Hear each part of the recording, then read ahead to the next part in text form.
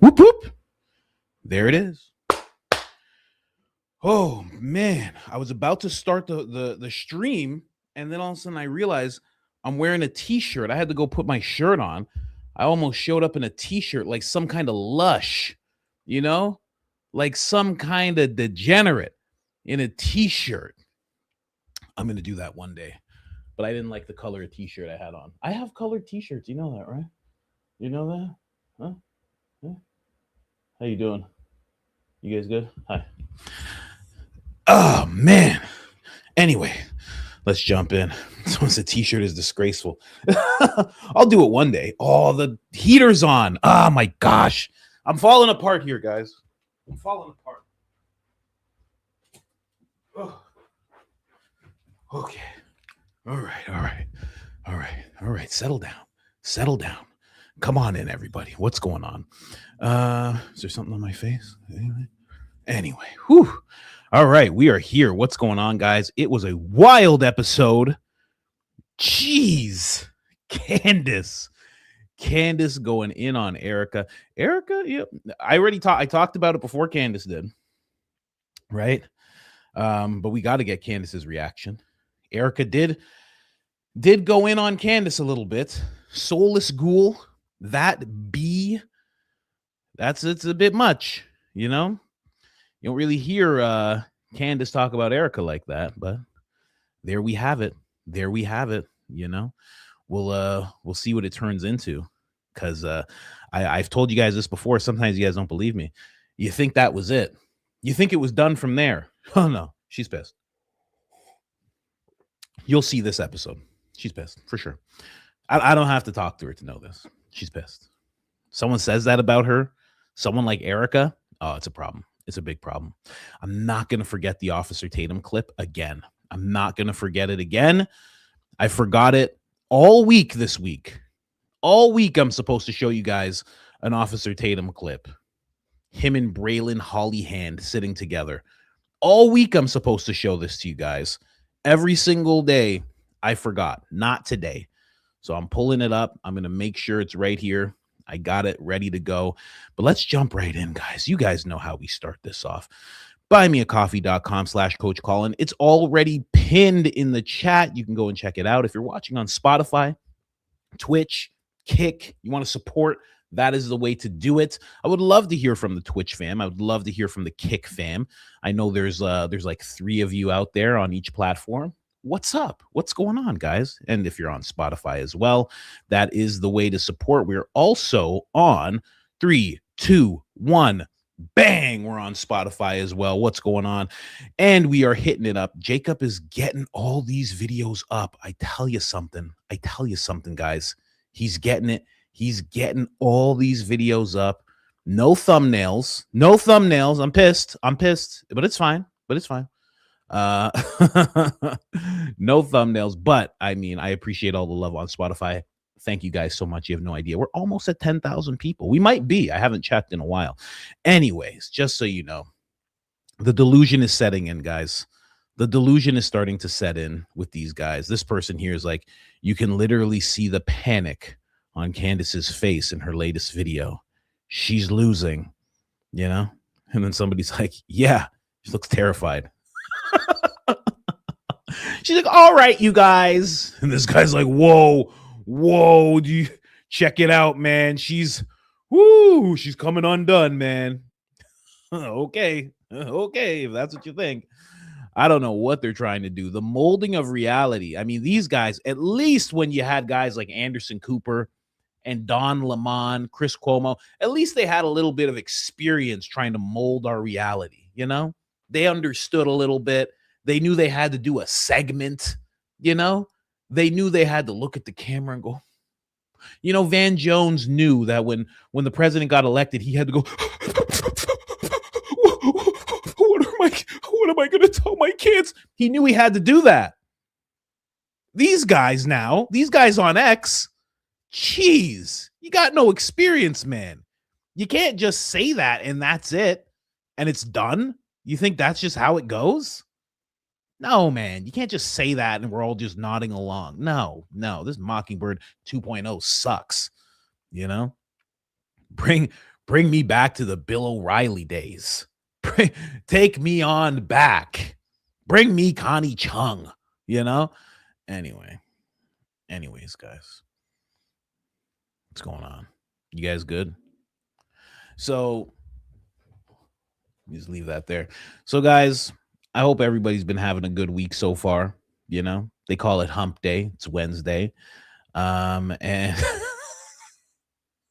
I'm just gonna leave this on. Whenever I'm just talking about something, I'm just gonna go ahead and throw this on. You know what I mean? I'm just gonna go ahead and throw that on there. Oh man, someone else said this. They said, honest to God, I thought this was Weird Al Yankovic. Yankovic? Weird Al? They thought that was Weird Al. Well, what can you do? Kind of is. A little bit, you know? Oh, I completely forgot. Oh my gosh, I saved this. Someone said, remember, maroon shirts in the pocket. Know you're stuffing one. I completely forgot. I have a t-shirt. Hold on. Here. I'll take my phone out of my pocket. Here. Can you see? I'm wearing all black. It's hard to tell. Here, hold on. I'm wearing all black. Hold on. Let me see. It's a thicker t-shirt, okay? Because your boy's like, you know, I got fashion sense, so I don't wear thin t-shirts. Oh, I'm gonna crease up my t-shirt, man. Here, let me see. You see that? Can you guys see the bulge?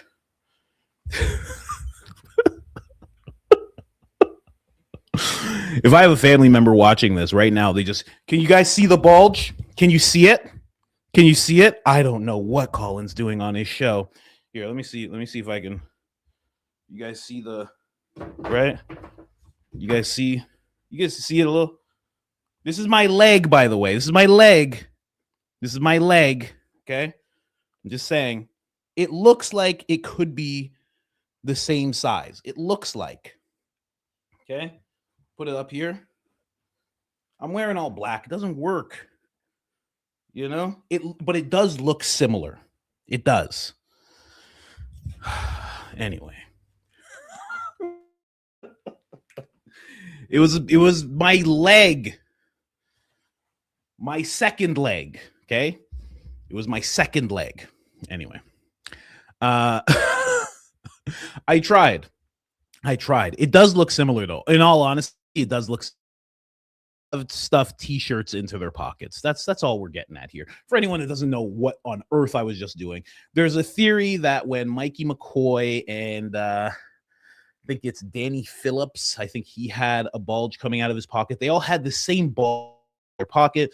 Some people were speculating perhaps they were wearing maroon t-shirts at some point and they had to stuff those into their pockets. Now that I'm saying it out loud, that doesn't make sense. They could have just left them in the car. Why would they stuff them in their pockets? But anyway, I tried, guys. I tried, you know. I'm not John Bray. I'm not one of these guys that can reenact things. That's not what this show is. I tried, you know. None of us are mature enough to do anything like that, you know. So anyway, let's get into it. Let's jump right in. Candace Owens, ladies and gentlemen. Candace is pissed. Now, through this episode, you know, it wasn't the first thing that came up on the episode, but we are going to be talking about it first, because why on earth wouldn't we? Why on earth wouldn't we talk about this first? Candace Owens, she did have a little bit to say about that article outside of the show. She said, LOL, I'm just glad you guys have finally dropped the fake Christian holier than thou grift. It was getting tiresome. She was saying that in response to Erika, but also in response to these people. They're called the chicks on the right. They're basically like, I don't know. They're like Gary. They're like two ladies who share a brain the size of Gary's. That's you know, if I had to break it down real quick for you guys, that's what they are. And they were just saying Candace is the ugliest person in the world. She is a soulless ghoul. She is a bee.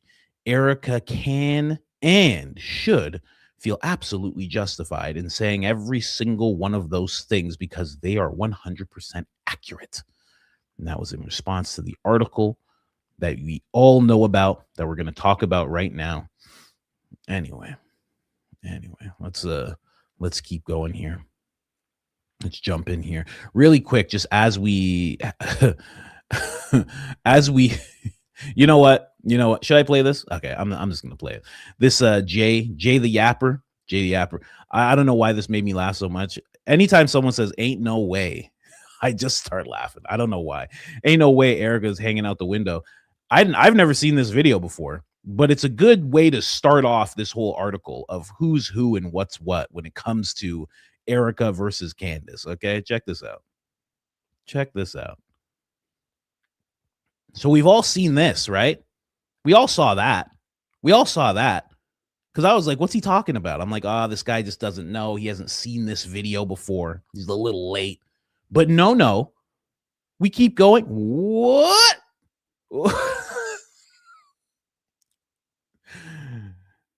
She hung out so she can maintain being seen. Now you think I'm making stuff up, but look closely, because she's going to look directly at the camera in 1 second. She looked back to make sure she was seen. Let me make that bigger for you guys. She's looking back, actually hanging out the window. What is going on? What on earth? I mean, what? Come on. I'd never seen that. And then when she was out of that range, she sat back up. I've never seen that before. I was like, what on earth are you talking about? Which again, when I read his tweet again, ain't no way she's hanging out the window. I just started laughing. And the other person, I'm so weak. I laughed way too much at that video. I mean, just wild. Look at this. Run it again. This is like the Zapruder film. You've never seen this angle before, ladies and gentlemen. An angle that you've never seen before. Check this out. We all saw that. We all knew that happened, right? I had that right there. You had to move up a little bit. She's not a tall lady. So she had to kind of, you know what I mean? If you're just like this and you want to hang out a little bit, you got to lift up a little bit to make sure, you know what I mean? And then looks back. The look back is crazy to me because she's just like this. She's just going. The look back is wild to make sure that they could see. Whoa. I can't believe it. That's crazy. I couldn't believe it. That's wild. Someone says she's 5'9". I don't know. That's small. My wife's taller than 5'9". My wife's almost 6 foot. She'll say 5'10", but she's like 5'11 and a half. You know? Look at that. Jeez, the look back. Just to make sure.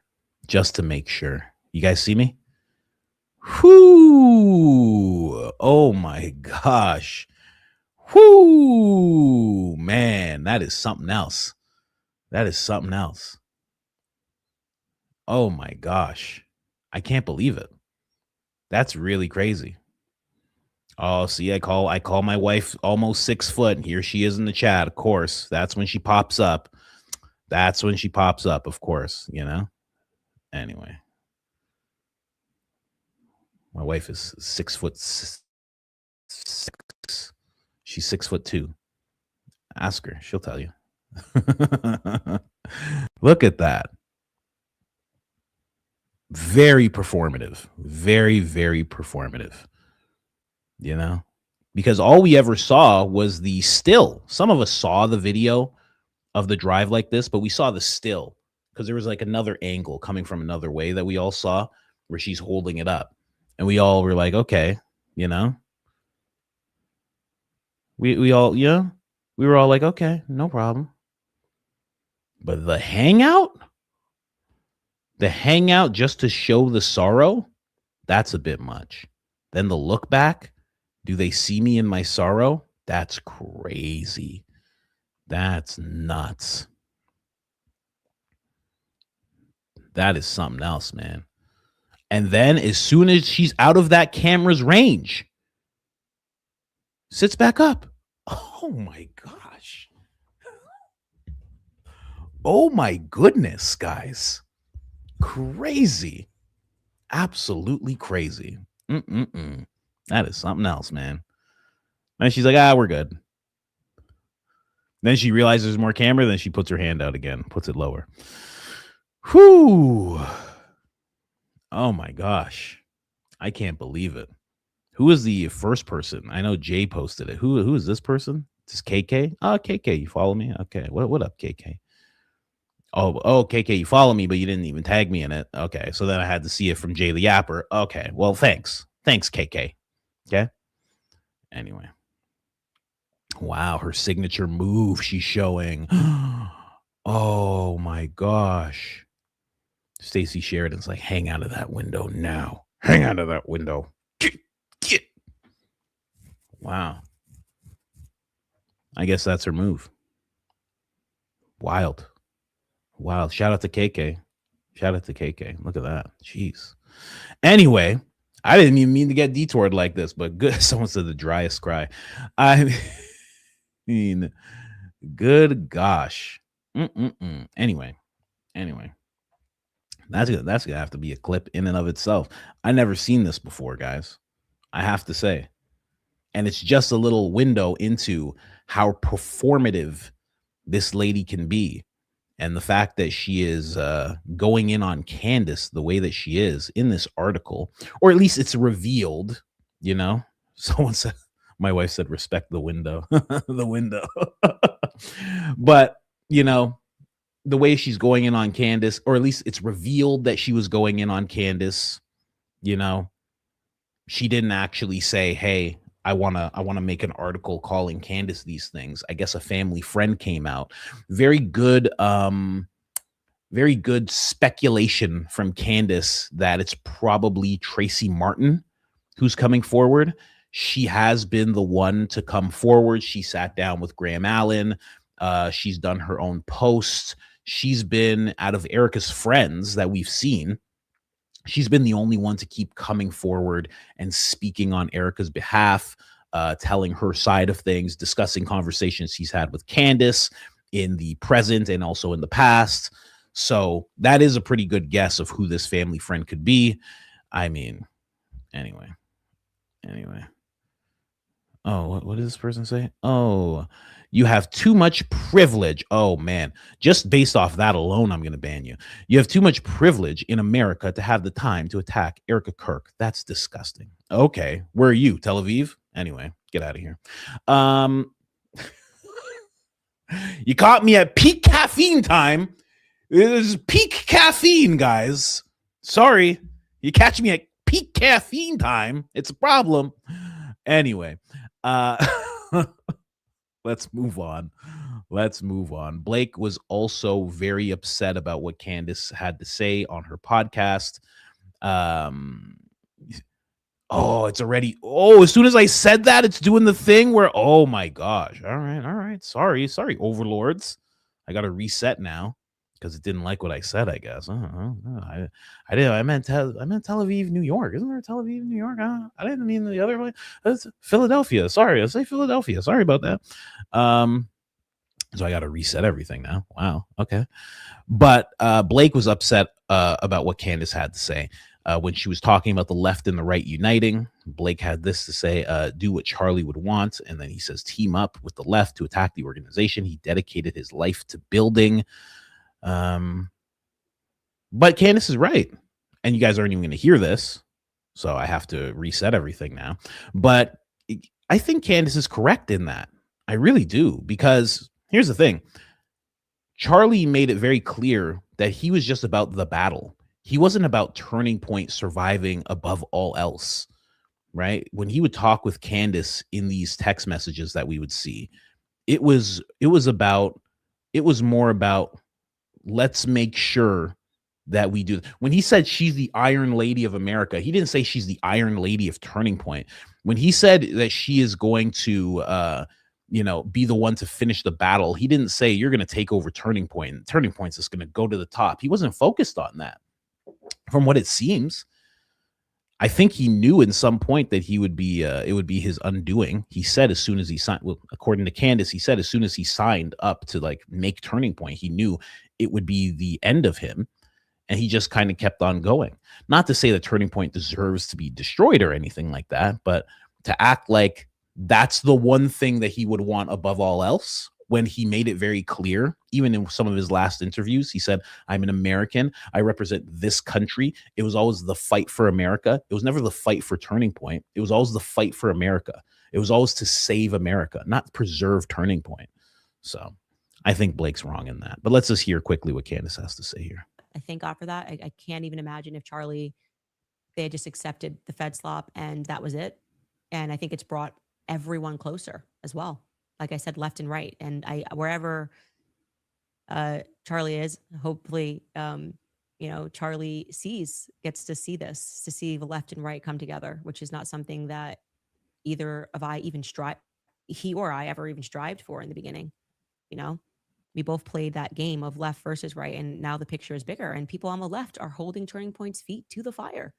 They're doing that.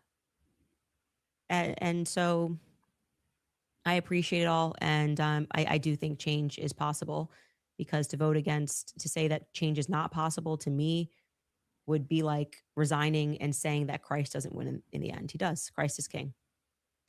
Anyway, you guys, if you would. Amazing. And the right and left is coming together in a lot of ways. It's not just calling out Turning Point. I mean, it's the administration. I mean, there's so many people that are just so disillusioned right now.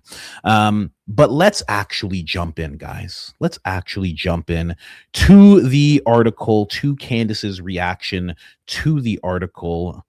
I just got to correct this timestamp. We're going to say out the window. That's what I'm going to call this segment. Out the window. That's what I'm going to call this.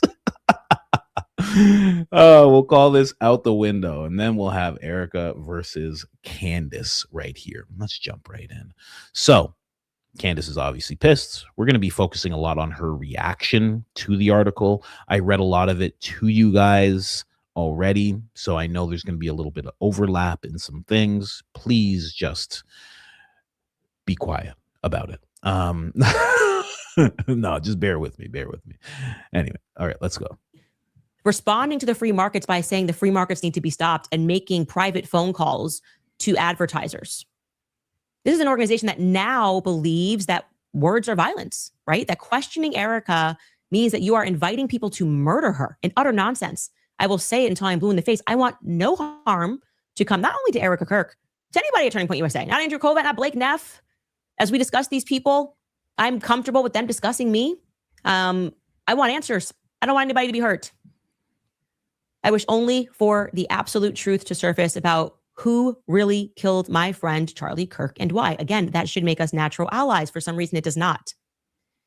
But I have to say that I did genuinely appreciate the article, which was dropped in the Daily Mail. It arrived as a breath of fresh air.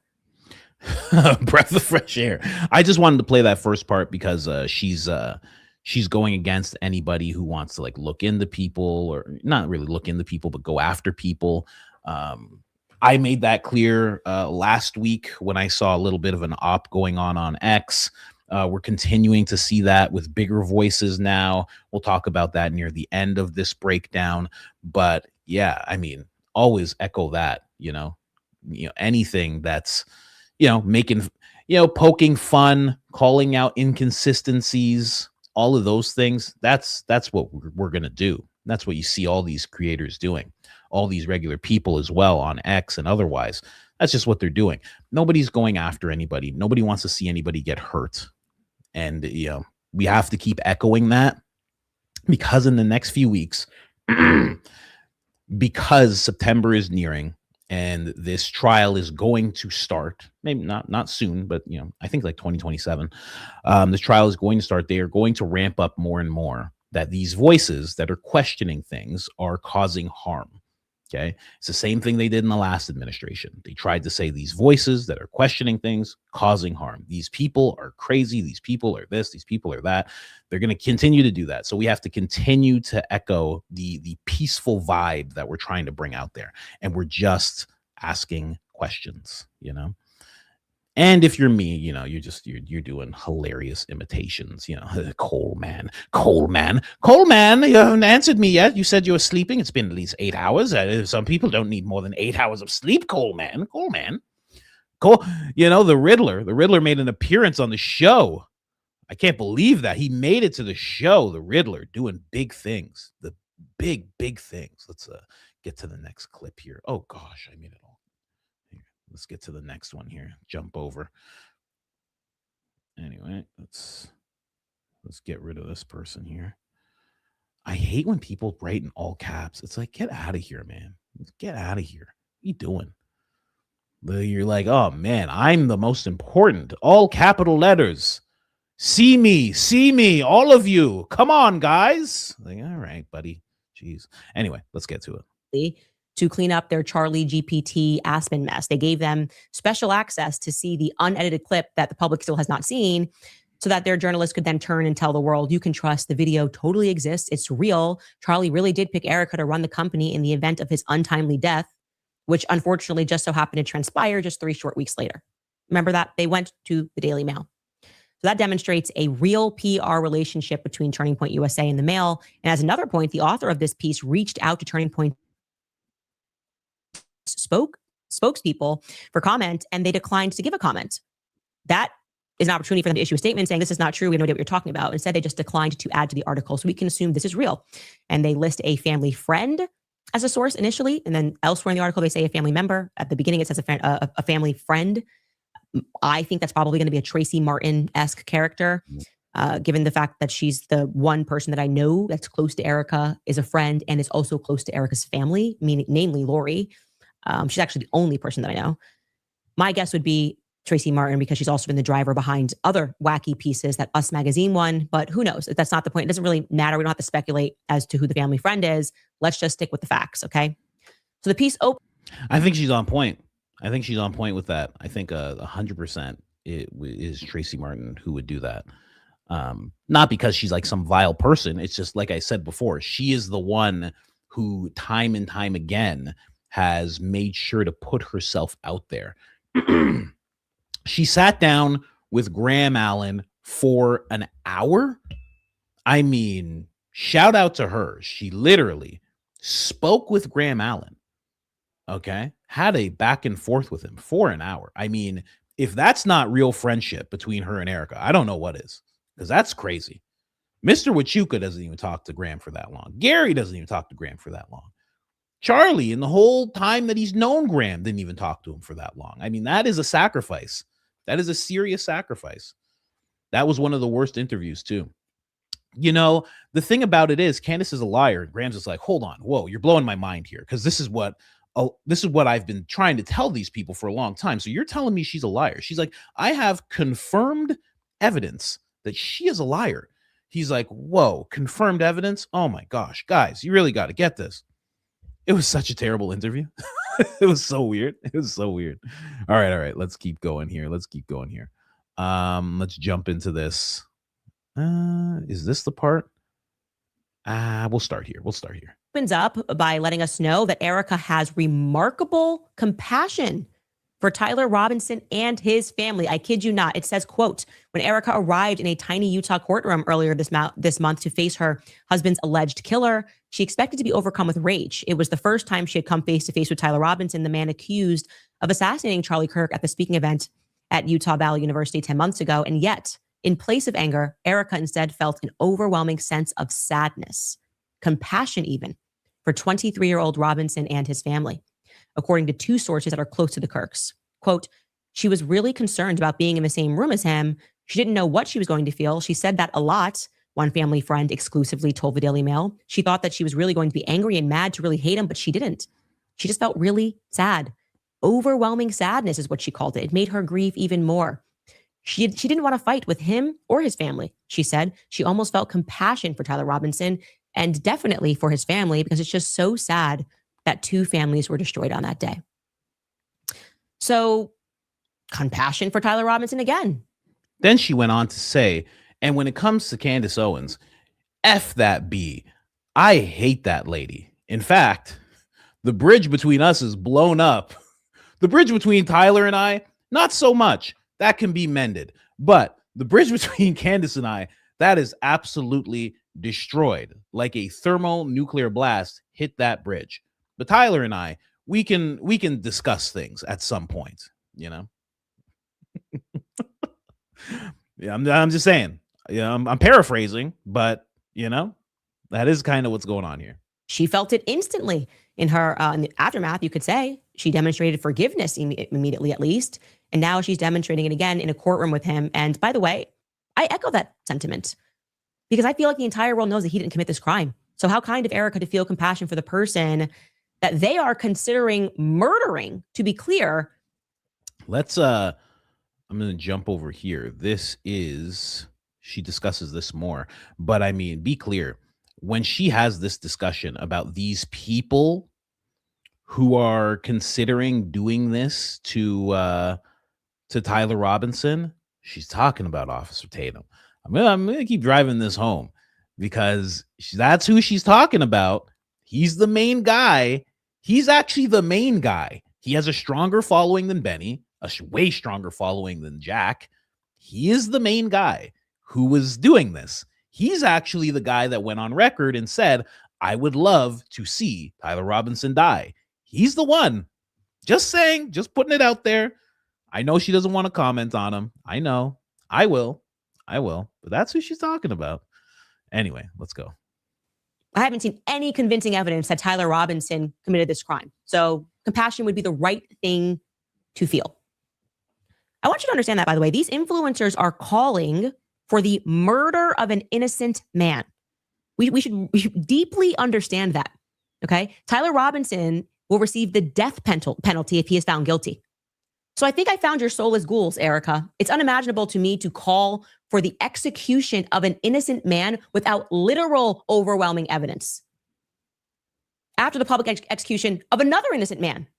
When they say these statements like case closed on the basis of one hearing where we are shown nothing close to concrete evidence, or when they pretend that they are being submerged, overwhelmed, that is precisely what they are doing. It is so evil. They are calling for the state to murder Tyler Robinson.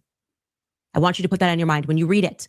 They want Tyler Robinson to be murdered. Case closed, murder Tyler Robinson. That's what they're saying. That's almost literally what Officer Tatum said. Officer Tatum right now, Mama, I'm listening to Candace right now, and she's saying people saying case closed, and I said case closed. And Mama, she's saying the people want to see Tyler Robinson die. I said I want to see Tyler Robinson die. Mama, I think she talking about me. Mama, she called me a soulless ghoul. I don't even know what that is, Mama. I can't pronounce that word. Ghoul? A soulless ghoul? I don't even know, Mama. Oh, baby, day after day, you become more and more soulless, baby.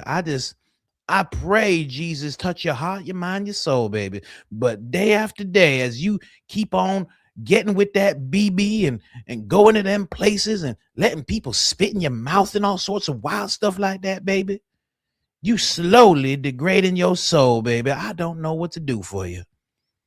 Mama, that's chosen spit. You don't be talking about BB that way. You know, Mama's upset. She prays for him, though. She's a good lady. She's a very good lady. So she keeps praying for her son. That's what good ladies do. Did Tatum respond to my tweet? No, of course not. I hope he just makes the video. He doesn't have to respond. I don't need a response. Just make that video. That's all I need. About the Canadian soul sword wielding man. That's all I need. Just make a video about it. Please, please, please, please. That's all I need. I don't need him to talk to me at all. But yeah, she's 100% right. It's Officer Tatum. I mean, it's Benny Johnson as well, but he is the focal point. And I get it. She can't talk about him. It seems like she really, really loves him. It actually seems that way. It seems like she genuinely loves him. It's like it's like the same type of relationship she's had with Charlie. I think she's known him for as long or even longer than she's known Charlie. So I get it 100%, but you know, I'll handle it. You know what I mean? She doesn't even have to say anything. I'll keep saying things about Officer Tatum. You know, she's trying to keep it nice. They got a good relationship, I guess. It's better on her side than on his side. That's for dang sure. But we'll see. We'll see. Anyway, let's keep on going here. Sick. It's really sick, and it's truly evil. What would make you call for that? It sickens me that so many people who I once respected are engaging in that. Guilty before innocent, right? Guilty before proven innocent. Then, of course, after this compassion that she displays, there is a guilty before proven innocent. Let's move on to the next thing. I'm just getting the highlights. Okay, you understand?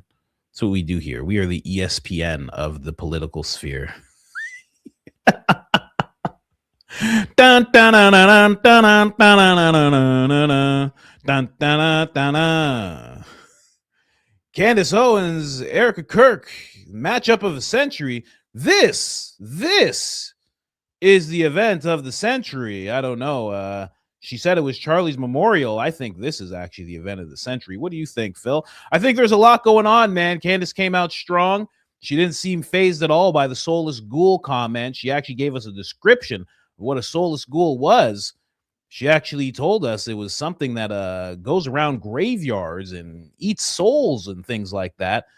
Found that very interesting. I don't know. She really fits that description. She took it on the chin pretty well. Erika's not going to be ready for what Candace has for her, Phil. It's going to be pretty wild. Oh, yeah. It's going to be crazy. I don't think she's really conditioned for this. Candace Owens, everybody knows her stats. She's been in politics for about 12 years now.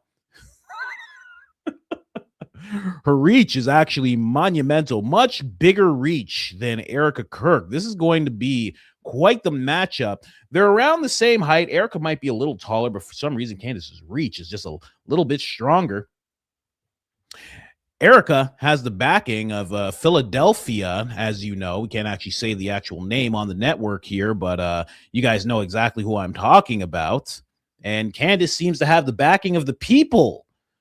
This is going to be quite the matchup. After being called a Soulless Ghoul, we're going to see how Candace handles this whole thing. Anyway, famously told Ben Shapiro to go F himself on behalf of the whole world. I can only imagine what she's going to say to Erika now, you know? Na, na, na, na, na, na, na. Okay. Let's keep going here. We got the next clip. Never speak to Candace again, ever, the family member said. Candace decided to make this her identity. It's a grab for attention, building her name and her brand and making some money off of it. That's what Erika thinks. Oh, brand being built? No, Erika, I had a name and I had a brand before Charlie Kirk was assassinated. In fact, ooh, you see that finger? That you're in real trouble. Black lady starts doing that with you. She goes, and then she starts doing that. Oh, you're in real trouble, actually. That's big trouble. That's big trouble. She's doing the black lady finger. I see that, Jim. I saw that as soon as it happened, the black lady finger. That means that something is about to go down. This is going to be very, very fierce. Notoriously, black ladies, as the people say, they dress people down when it comes to verbal altercations. This should be something to behold. Anyway, me and your husband built our names and our brands alongside each other and apart from each other. The world didn't know your name until he died. You attempted to build your brand thereafter, and you made an incalculable amount of money in the process. Do we all need a refresher on the things that she was willing to sell? The photos, the bloody mic in front of donors, the taken in front of it, the bloodied tent, people taking selfies under it. It took just 3 weeks after Charlie's assassination for Erika to file for 3 trademarks, granting her the right to his name on t-shirts, tote bags, any and all clothing. 3 trademarks. And those freedom shirts, which were sold immediately, remember everyone wanted a freedom shirt. They were actually very costly. Those were not sold through the charitable arm. Okay, former employees have confirmed to me that those profits went straight to Charlie Kirk Show, LLC. So that's for her personal profit. Once upon a time, Charlie told me Andrew Colvett owned a piece of that company too. Andrew Colvett's personal profit for Charlie. And of course, it wasn't for Charlie. So as a refresher, I already had it. That's crazy. That's crazy. She's pulling up trademarks. You can tell this is very prepared. I don't know if Erika was ready for this. I don't know if she's going to be really happy with that friend who let everybody know about this on the Daily Mail there. Tracy Martin, it might be Tracy Martin. We all know Tracy Martin's stats. She seems to be Erika Kirk's friend. An unusual amount of Botox, almost like she's a real housewife of Beverly Hills. I had seen that.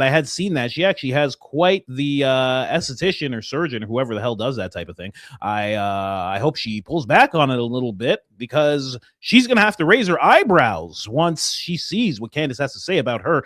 There's going to be a lot going on today, guys. And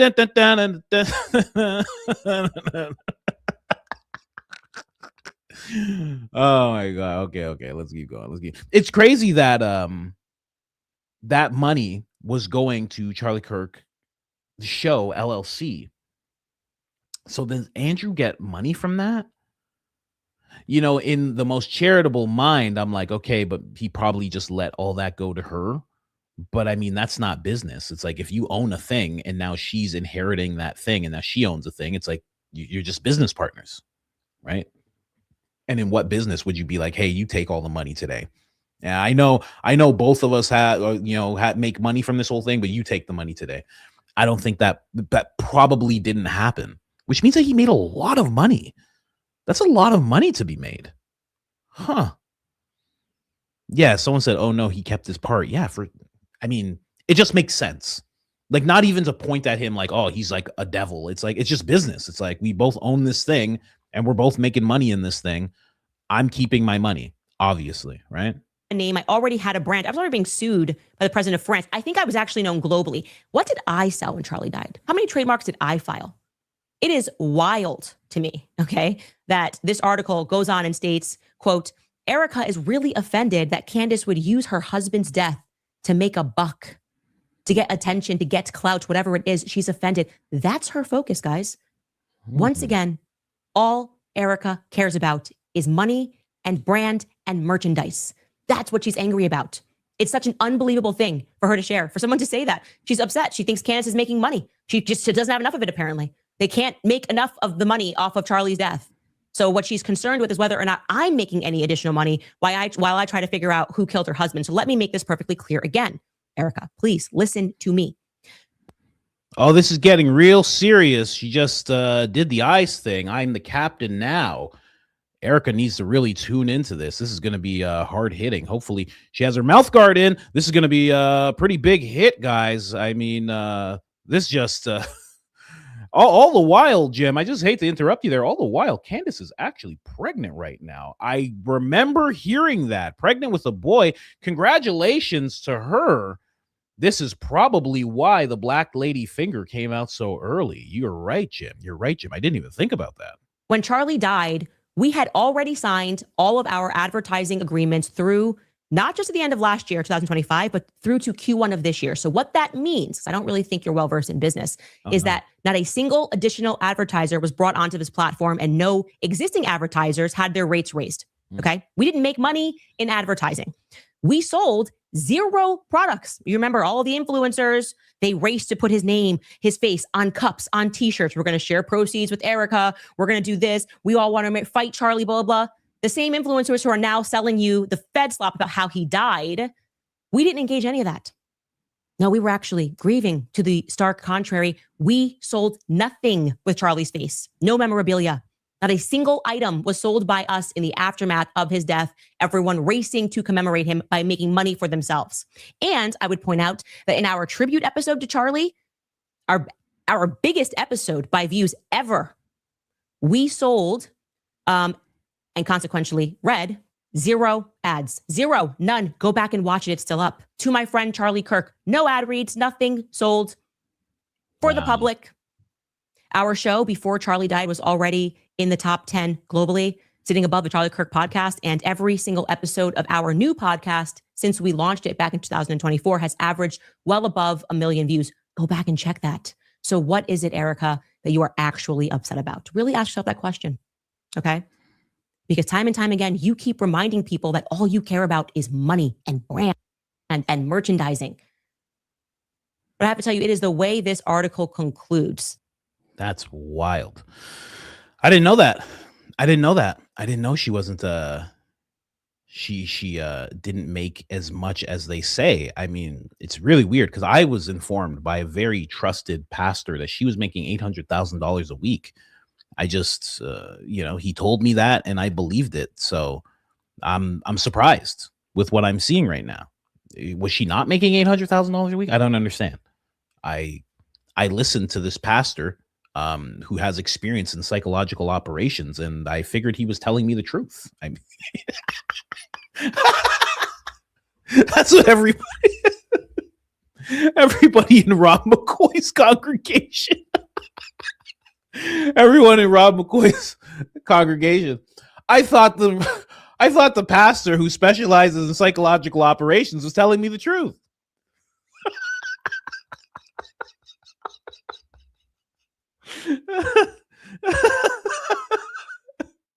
Is he not? I don't understand. What do you mean? Are you guys serious? It's America's pastor. What are you guys talking about? He's not.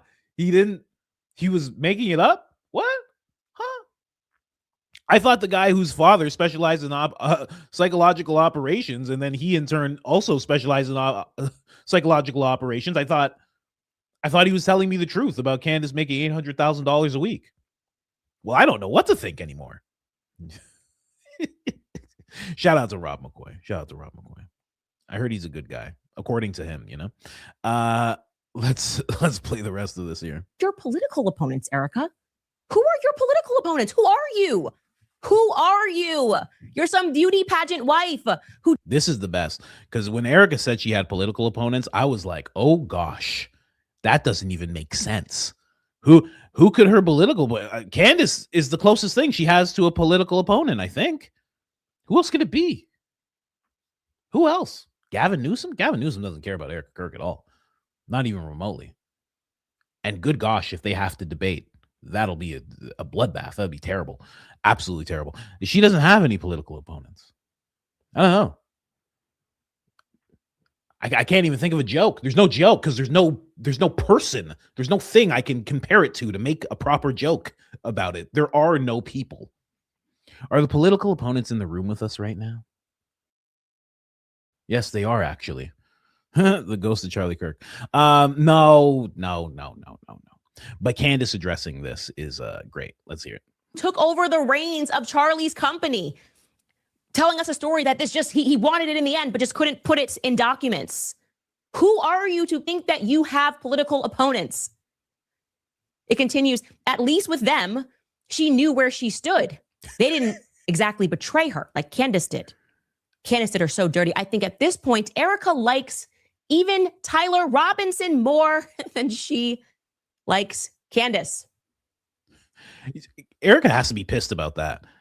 I mean, if I woke up and I was like, oh yeah, you did the article, right? That's good. Yeah, no, we didn't comment on it. Thank you for, talking about all that. We just wanted to put it out there without putting it out there. So I think that was perfect. Yeah, no, I don't really have to read it. I mean, I trust you. I mean, it's just, it seems like I like Tyler Robinson more than Candace Owens. Oh God, wait a second. What? Who? What? Did you say this to them? Listen, Tracy, I need you to put on this microphone. You're going to go speak at UVU, Tracy. Can you do that for me really quick?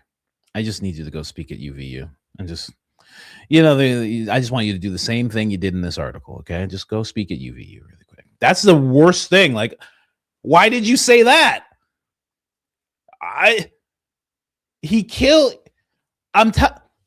We're telling people he killed my husband, right? You can't.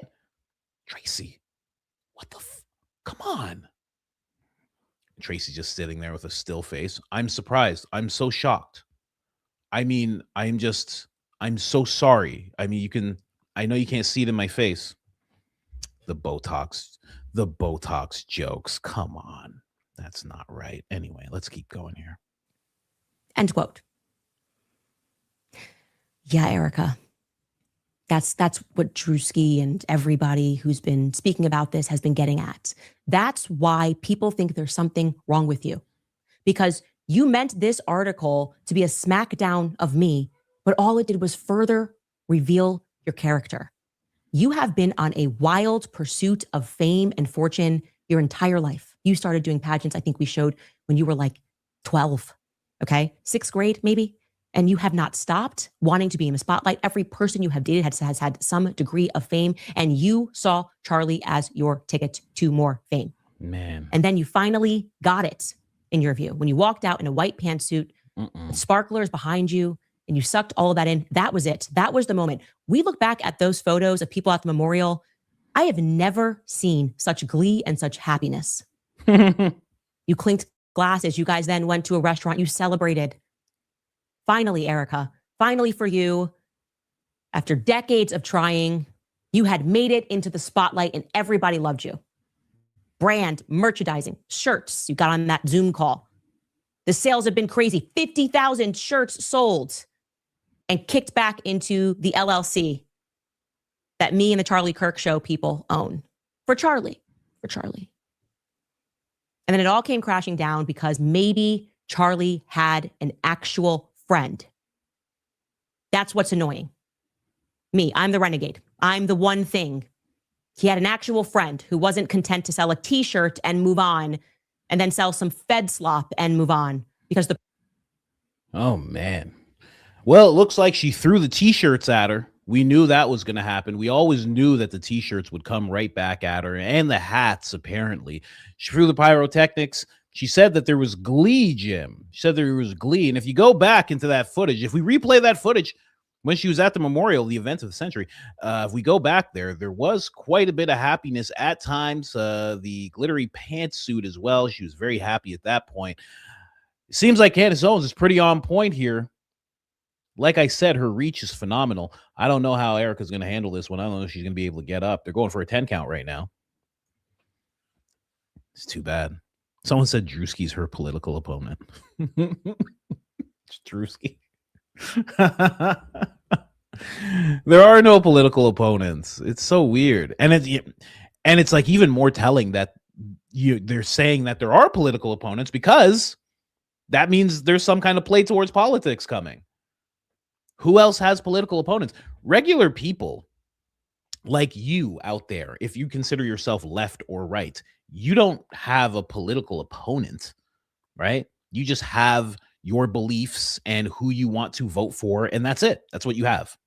You don't really have opponents. Some people are maniacs and they're like, oh, I'm going to go to this protest. There's stuff like that, but even those people aren't your opponents. Those are actually your fellow countrymen. You just have a thing. Some people have a thing in their mind where they're like, I have to attack my fellow countrymen because that's what they want above you, right? But who has... Only politicians do. That's it. The other side of the aisle, who they're trying to combat, they're trying to bring up their propaganda that they disguise as views and values and things like that. And the other side, that's it. That's all they have. So is there a play happening? I've said there is for a long time. That's what they're positioning her for. So we'll see, I guess. We'll see. Pretty crazy. Candace is pissed. Pissed, guys. Pissed. Price was right. That's what you're upset about, Erika. Money and fame. There was no substance in this article because there was no substance in you. And that's my opinion. Not a call for you to get hurt, but me demonstrating that you have a character flaw that you are not even aware of. We'll be right back after a brief break. It is wild. Exactly what she just described. This is always what Turning Point does. They make a thing that is supposed to do one thing. It's supposed to troll the trolls or own the lid. It's supposed to do something that's supposed to be an offensive, an attack of some kind. And it just blows back at them every single time. Blake in the spaces, Andrew and on X and everything that they say on the podcast, Erika dressing up like Tyler Robinson and doing that speech. It's just thing after thing after thing. She goes to Arkansas. She's supposed to make something happen in Arkansas. She does a speech, and the next thing you know, they're like, we don't want anything to do with this lady. It's just like, it just keeps happening over and over and over again. And this article is just one of those things. And the thing about it is, you know, because if you're looking at it from the outside, you could say that Erika Kirk had nothing to do with it. You could say Turning Point had nothing to do with it. But then Candace pointed out in the article, it says that they refused to comment. They could have just commented and been like, no, this is not true. This is not true. They could have said, this is not true. Erika Kirk does not speak like this of anyone, including people who she has issues with, like Candace Owens. They could have just said that. Classiest way. She wouldn't have been able to go on this rant because they would have had a thing put out there saying, no, we didn't actually say that. They could have done that, but they didn't. And of course, it's the Daily Mail once again. The same Daily Mail. I think it's the same Daily Mail that got access to the video where that, I forget what his name is. I think his name was Charles Sperling or something like that, where he was like, I've seen the photo, guys. You know, he worked for the Daily Mail, you know. So they have a good relationship with this company. Anyway, just wanted to show you guys that. I mean, we'll see where this goes from here. You think Erika's going to respond? I don't know, Phil. I don't think Erika's going to respond to this. If she does, it is going to bring about hellfire. I mean, she is going to have to really go at Candace Owens. She might have to pull out the N-word. The N-word, Phil. I don't know if she can pull out the N-word. I think that's the only way she can really salvage this whole thing. The N-word's like an uppercut. If she brings out the hard R, it will ignite a lot of people into saying she's racist, but it will galvanize a certain sector of the right-wing party who will stand by her because free speech is always free speech. You understand? Well, that is a good play. I don't know if that's going to happen. If she does it, it'll be the ballsiest move of 2026. How will Candace respond? You know, just kidding. She wouldn't say that. Maybe she would. Can you imagine Tracy Martin was like, in fact, when she's really mad about Candace, she calls her the N-word. Erika would be like, oh my God, what did you say? What did you put in this article? What is this? I didn't even, what? You told people? I just figured people had to know. They have to know she's terrible. But the N-word? Are you crazy? I want to be vice president. They're 13% of the population. They're the vote that we always need. Are you crazy? How am I going to talk my way out of this? I'm blonde and I wear blue contact lenses. Are you crazy? I just figured we like to be honest. We what? No, we don't. Who told her this? I'm telling Mr. Wachuka. Andrew, call Mr. Wachuka. This is crazy. You're out of your mind. You're out of your mind. You're off the team. You're off the team. Get out of here, Botox. You know. I want to see these gems when they pop up. I saw the one that said Uncle Alert. That was disrespectful. It's a very disrespectful gem. I saw it. Whoever put that there. I saw it. I saw what it looked like. Okay. I saw that. It was very disrespectful. It just flashes Uncle Alert. It's just so disrespectful. So if I'm saying something, so if I don't know something's going on technology wise, there's a thing pops up on the chat and it just says Uncle Alert. That's disrespectful. That's crazy disrespectful. Okay. I don't even know why that's a thing.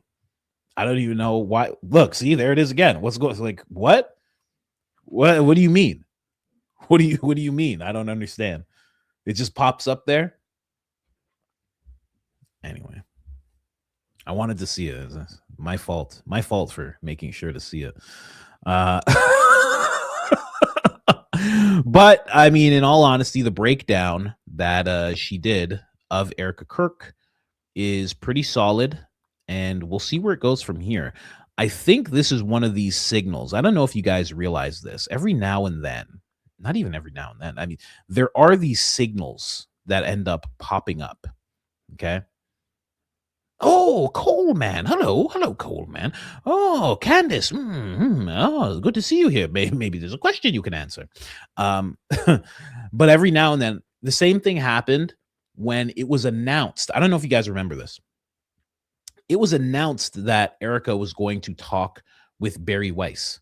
And as soon as that happened, there was this uptick in these attacks at Candace, like right away. It got way more aggressive just as they announced she was going to speak with Barry Weiss. Then she did. Then it upped even more and more and more. And this seems to be the same type of thing. Now that she has, now that Erika has made this article. Well, I shouldn't even say Erika. This family friend has made this article and has alleged that Erika said these things.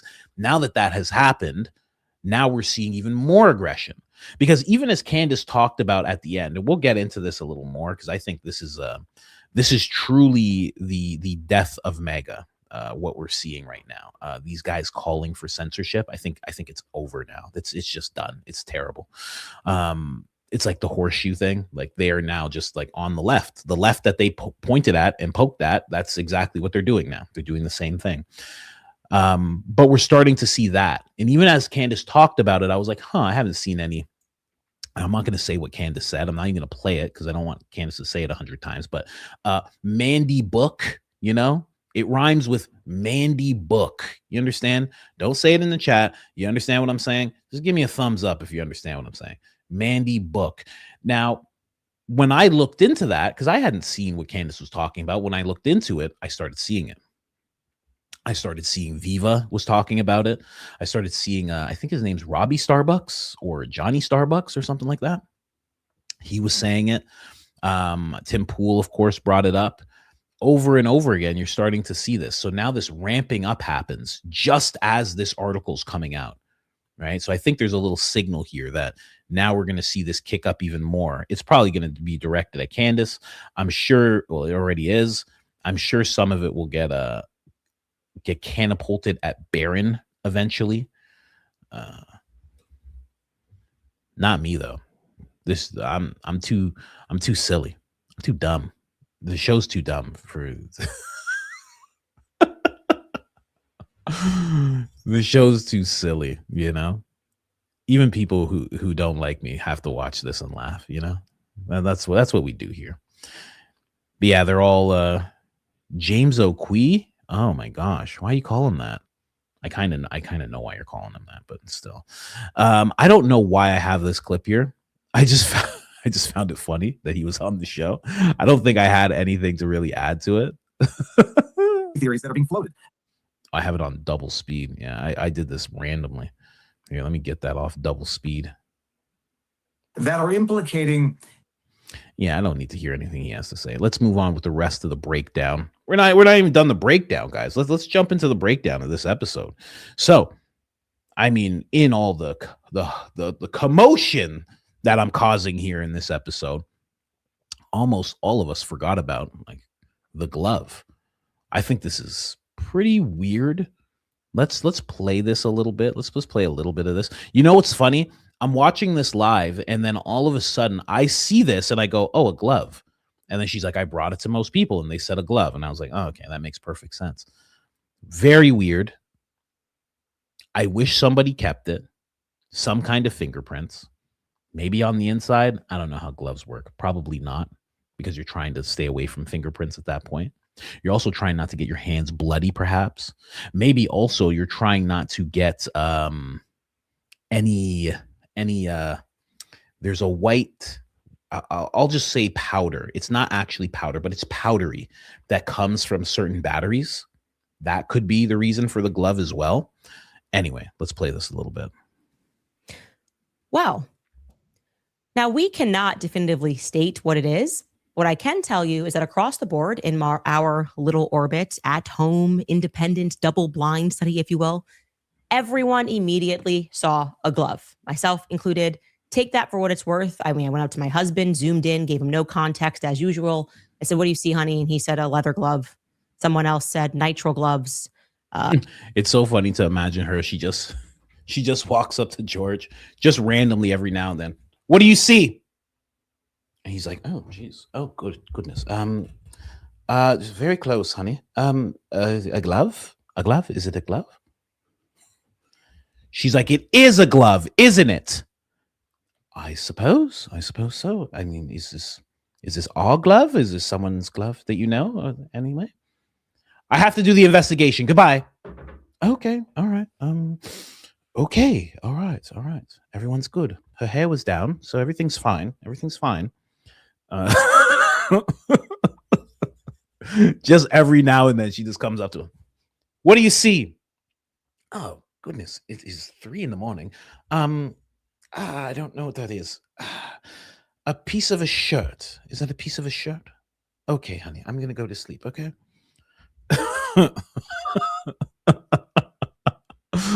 Oh, man. I sent it to Baron Coleman. He said gloves.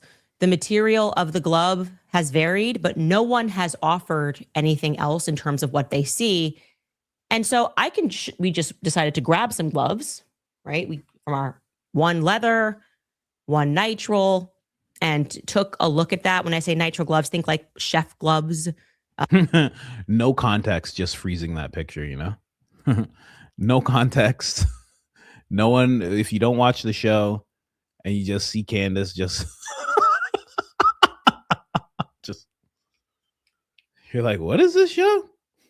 You're like, honey, she's a top investigator. You have no idea. No, she's incredible.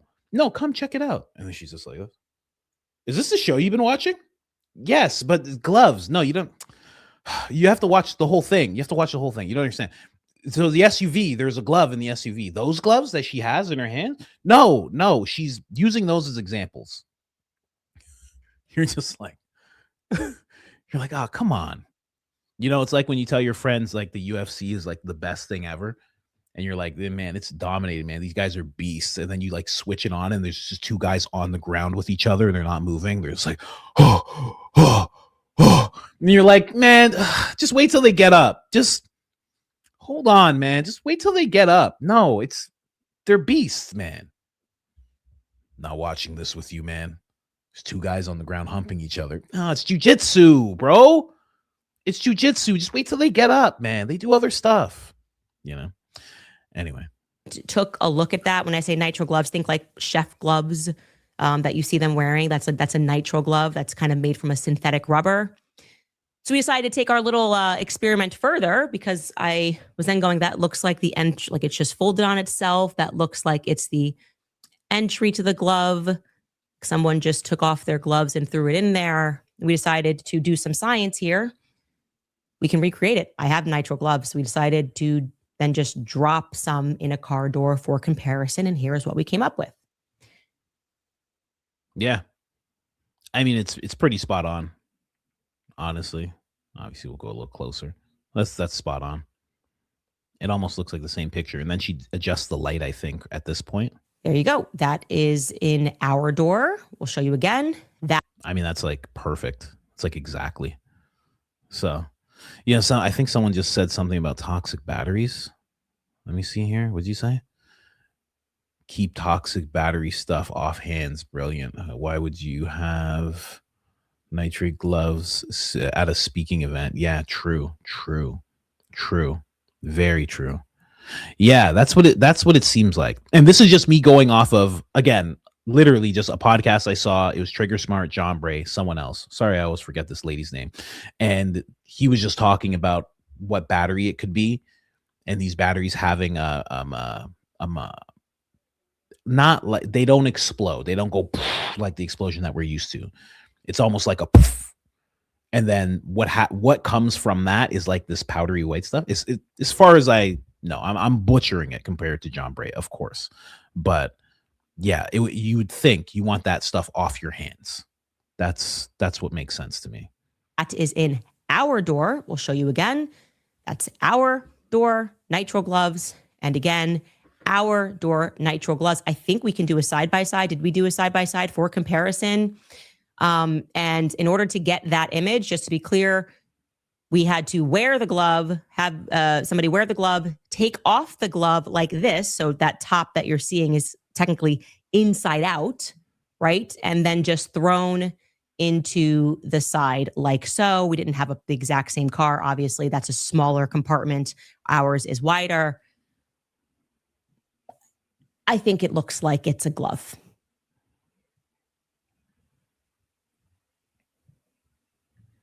Which, of course, leads us to the next question.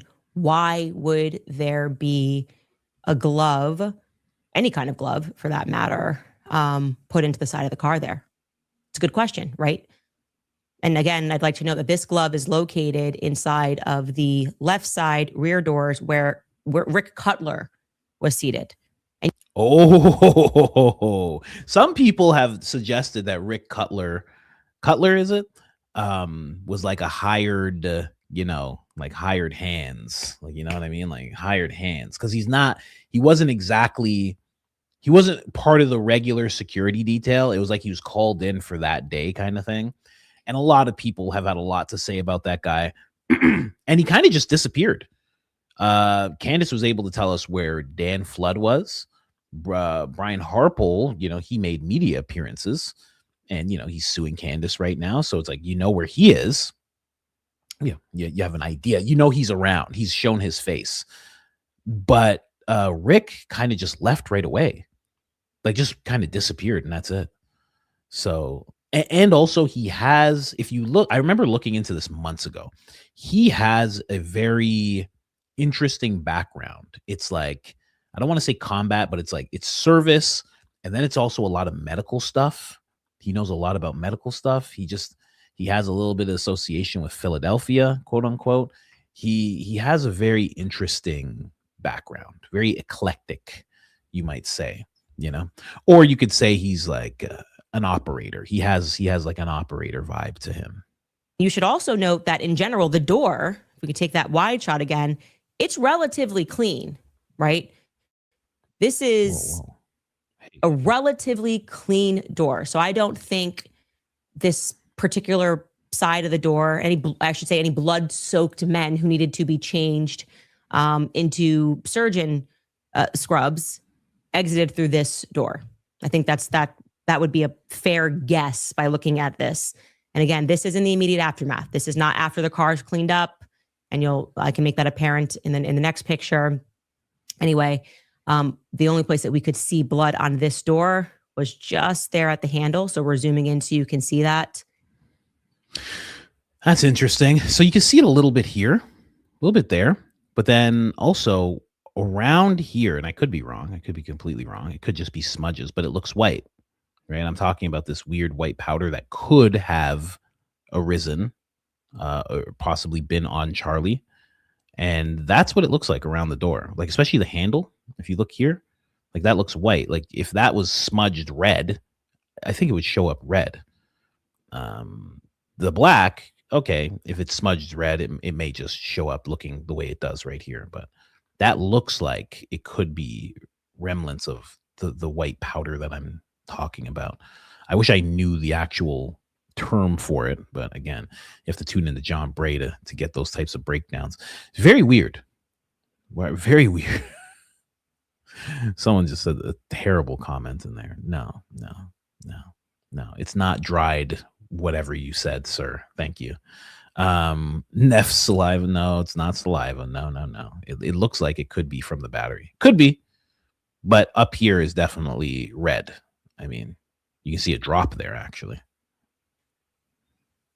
I'm not sure how nitro gloves would fit into the story. We were not going to say those are Brian Harple's. Obviously, his hands were already bloodied. Is he going to jump in and then put on talcum powder from the glove? After you take off a glove, yeah, you have this like powdery thing on you. I'm talking about from the battery, possibly, like if we're going with that theory. But yeah, it could be just from taking off the glove, the powder in the glove. True. Gloves, that makes entirely no sense. Why would you do that? Why would you then put on nitrile gloves and then hand them over to be put onto the opposite side of where you were sitting? That doesn't make any sense that he would have on gloves, in my opinion. Outside of keeping your fingerprints off of something, who would put on gloves? If those are gloves. You know what I was thinking? I was thinking, where are those scissors that Brian Harple used to cut Charlie's shirt? Did the Fed seize those scissors? He said he cut the shirt. Whose scissors did he use? Were the hospital scissors? That's a question I guess I could ask in court. Where are those scissors? Did Brian Harple cut the shirt? Did somebody else cut the shirt in the car? Because that was one of people thought that could have been a shirt in that back seat on the side, which, right, that would have been Rick Cutler's side in the back seat. Did somebody else cut his shirt? I don't think they seized anything. Someone just said the Fed. Yeah, they just said the same thing. Yeah, I don't think they seized anything. I don't think they grabbed those gloves. I don't think they grabbed those little pieces that you see. I think all of that just got thrown out by whoever had to clean out that car. They took out that middle seat and they sold that thing. They cleaned it, of course, and they sold that thing. That's it. I don't think the feds took any of that stuff. And you think they would, because it would solve a big mystery. But kind of like with the finding of a backpack, and they're like, well, it belonged to someone from Turning Point, so we didn't test it. It's kind of like the same thing. It's like, well, that's Charlie Kirk's security, so we're not going to test or look into anything in regards to them at all, which seems very suspect, right? If you wanted to be charitable about it, you would say, well, it seems really dumb, and it seems like a huge mistake to make. But I think most of us feel like things like that are done on purpose within this case in particular. Anyway, that's the glove fiasco. Let's move on to the timeline. If you're anything like me, someone will show you something that has to be read, and you'll be like, they'll show it to you for 40 seconds and they'll be like, you read that, right? And you're like, no, you'd have to leave it there for 5 minutes for me to read the whole thing, right? So that's how I feel with this timeline. She showed it, but I was like, hold on a second. So let's read this timeline together, guys. 12:02, Danny Phillips calls Mikey McCoy. 12:23, Charlie Kirk is hit. 12:24, Mikey McCoy calls Elizabeth McCoy. They stay on the phone for 10 minutes. 12:24, Blake Neff calls mommy. The call lasts 45 seconds. 12:25, Blake Neff's phone call with his mother ends. 12:26, Mikey McCoy adds Erika to the call. 12:28, Mikey McCoy drops Erika from the phone call. 12:30, Mikey McCoy adds his father, Rob, to the call with him and Elizabeth. 12:32, Mikey McCoy ends his phone call with Rob McCoy.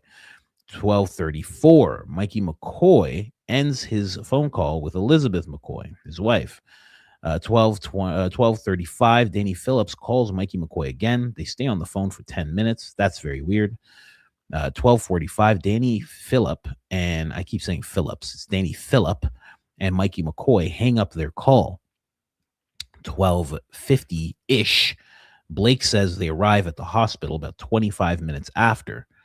102, the president tweets, pray for Charlie. 105 to 110-ish, Mikey, Danny, Nate, and Blake, looking thicker than ever, arrive at the hospital as per the live news. So just to break that down for you, I know I listen. You don't got to admit that you didn't have time to read it. It's all good. Don't even worry. That's why I'm here, guys. That's why I'm here. That's why we do what we do. That's why we do what we do, guys. Let's hear a little bit of this, though. So just 2 minutes after Charlie is hit at 12:25, Blake and Mikey are back together and they're speaking and coordinating. We know this because Blake, who now suffers from various bouts of amnesia, at one point remembered that part very clearly. Take a listen. Okay, when it comes to this part, I'm going to go over what actually happened, because what Blake is saying doesn't really make sense. Doesn't make sense based on what I saw with the footage. And I had to look at this footage quite a bit. All of us did when we were first covering this case. So I'm going to go over that because it's a little inconsistent with what I saw. I was not with Mikey, or I don't remember being with him. I think I was ahead of him as we left. And then we get out and I run for, can't have been more than 15 or 20 seconds. And then I realized there hasn't been another shot. So the shooter has likely been detained or stopped or something, not in immediate danger. I pause, I look around me and I see Mikey there. And I will never forget what I saw, because I've seen Mikey almost every day for the past 2 years. I know his personality very well. He's a very bubbly guy. He's a very happy guy almost all of the time. And I'll never forget what I saw, because it was clear in the moment that he was profoundly freaked out. What I'll always remember is the way his lip was quivering, which I'd never seen before. And you very rarely see from someone that he was freaking out. And then I think he literally said to me, I might be imagining this, but I think what he literally said was, he was looking around. I might be imagining this. Just say you don't remember, man. Look, I might be making this up. What? Hi, hold on a second. What? And then he says, I need to call Erika. And then he takes his phone and he begins calling Erika. And I don't want to disclose how that call unfolded, but he did that. Your mind extends all of this, but that is happening within a minute of all of this occurring. I remember he calls Erika. Around the same time, I pull out my phone and I call my mom just to say, Mom, there's been a shooting. You're going to see it on the news. I'm okay. I would love to hear the actual, he's like, I walk up to Mikey and his lips quivering. And then he says, I have to call Erika. When in reality, it's probably like he walks up to him and Mikey's like,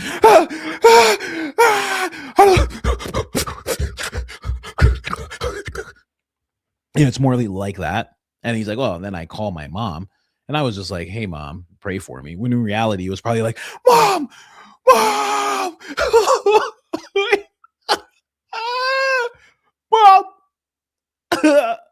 you're going to see it on the news. It's on the news. You pray for me. Bye. Yeah, you hang up. That's in a world where this happened, Pray for me. I've got to go. And I remember that call. And around the time I put that phone away, and then he immediately calls his dad. He calls Rob McCoy. And he says, Dad, someone shot Charlie. You need to call all of your pastor friends. Charlie was hit. We need everyone to pray right now. And that's what he told him. Now, with what Blake just said, this is what I recall with the footage, because I had to look this footage over quite a bit. And it's hard to find the exact moments because I'd have to go back so many months now. But Mikey McCoy, everybody knows this. He walked away for our sins, right? It's the second that it happens to Charlie. Mikey turns and he walks away and he's like this. And people are like, he's on his phone. And they're like, why is he on his phone already? How did that happen that quick? They end up telling a story. Turning Point. They tell a story where Mikey was actually plugging his ears, right? And then he just walks away. So it was because it was very loud. That was something that they actually, I forget if it was Andrew or Blake who said it, but somebody said this exact story. And I was like, well, that doesn't make any sense because even when he's past the SUVs, he's still walking like this, which would make sense that he's on the phone. It's too loud because he's on the phone. So he has to plug one ear. You guys know how you do when you're on the phone like that. So that would make more sense. It wouldn't make sense that he walked with both of his ears plugged the whole way because he's like, oh, geez, it's just too loud for me. Oy vey. That doesn't make any sense. Now, here's the other thing. Mikey walks just straight beeline past the SUVs. Then there's a sidewalk. He just does a little hop, skip, and a jump. He jumps on the sidewalk. He keeps going. You actually see, same time when it all happens, you see Blake, because Blake is where Mikey is. They're all near each other. Terrell, Blake, Mikey, Terrell's assistant, this black guy, then there's another guy. They're all like right by each other in a little cluster. So as soon as it goes off, Blake moves and you see him go behind the tent. But then there's a little space in terms of this recording where you can see behind the tent. You can see beside the tent, I should say. And then you see Blake move that way. So Blake kind of goes where Terrell goes, right? And while Blake is doing that, Mikey is already almost at the SUVs and he's almost past the SUVs. So for him to say, I ran and then I saw Mikey, like that doesn't make any sense because you can see Mikey go and you don't see Blake anywhere near there at all. So they didn't really connect within a minute. It's impossible. It's just not possible that happened. And then Terrell is up there. He's doing the whole thing that he's doing, the SD card guy. He's doing what he's doing. He's filming already, he's getting the perfect shot lined up somehow. How does he even know that's going to be a shot? I mean, who knows, whatever. But Blake's story doesn't make sense when you look at the footage. And again, if you see this footage, you'll understand what I'm talking about.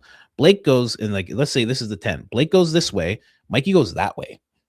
So there's no way for them to meet up. And you can see Mikey going, gone. You can see him. He walks all the way out of the camera shot. But Blake is around there.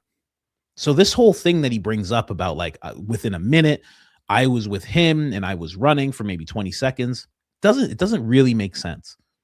And I'm pretty sure if you watch the footage, if you keep watching, you will see Blake somewhere around the SUVs. Mikey's past the SUVs. So it's just, I don't know. It doesn't line up. It doesn't line up really. Could be wrong. Like maybe he ran, maybe he just made that thing that's behind him just start bouncing and jiggling and he just ran. Maybe that's what happened. I don't know. Could be wrong. Cake Neff speed. Oh man, Cake Neff speed. Okay, let's hear a little bit of what Candace has to say about that. Someone says, I remember Blake doing an interview from inside the SUV after the Big Bang, then never seen it again. I don't know if he was in the SUV. I know he was in a car. I don't know if he was in that specific SUV, but I know what interview you're talking about.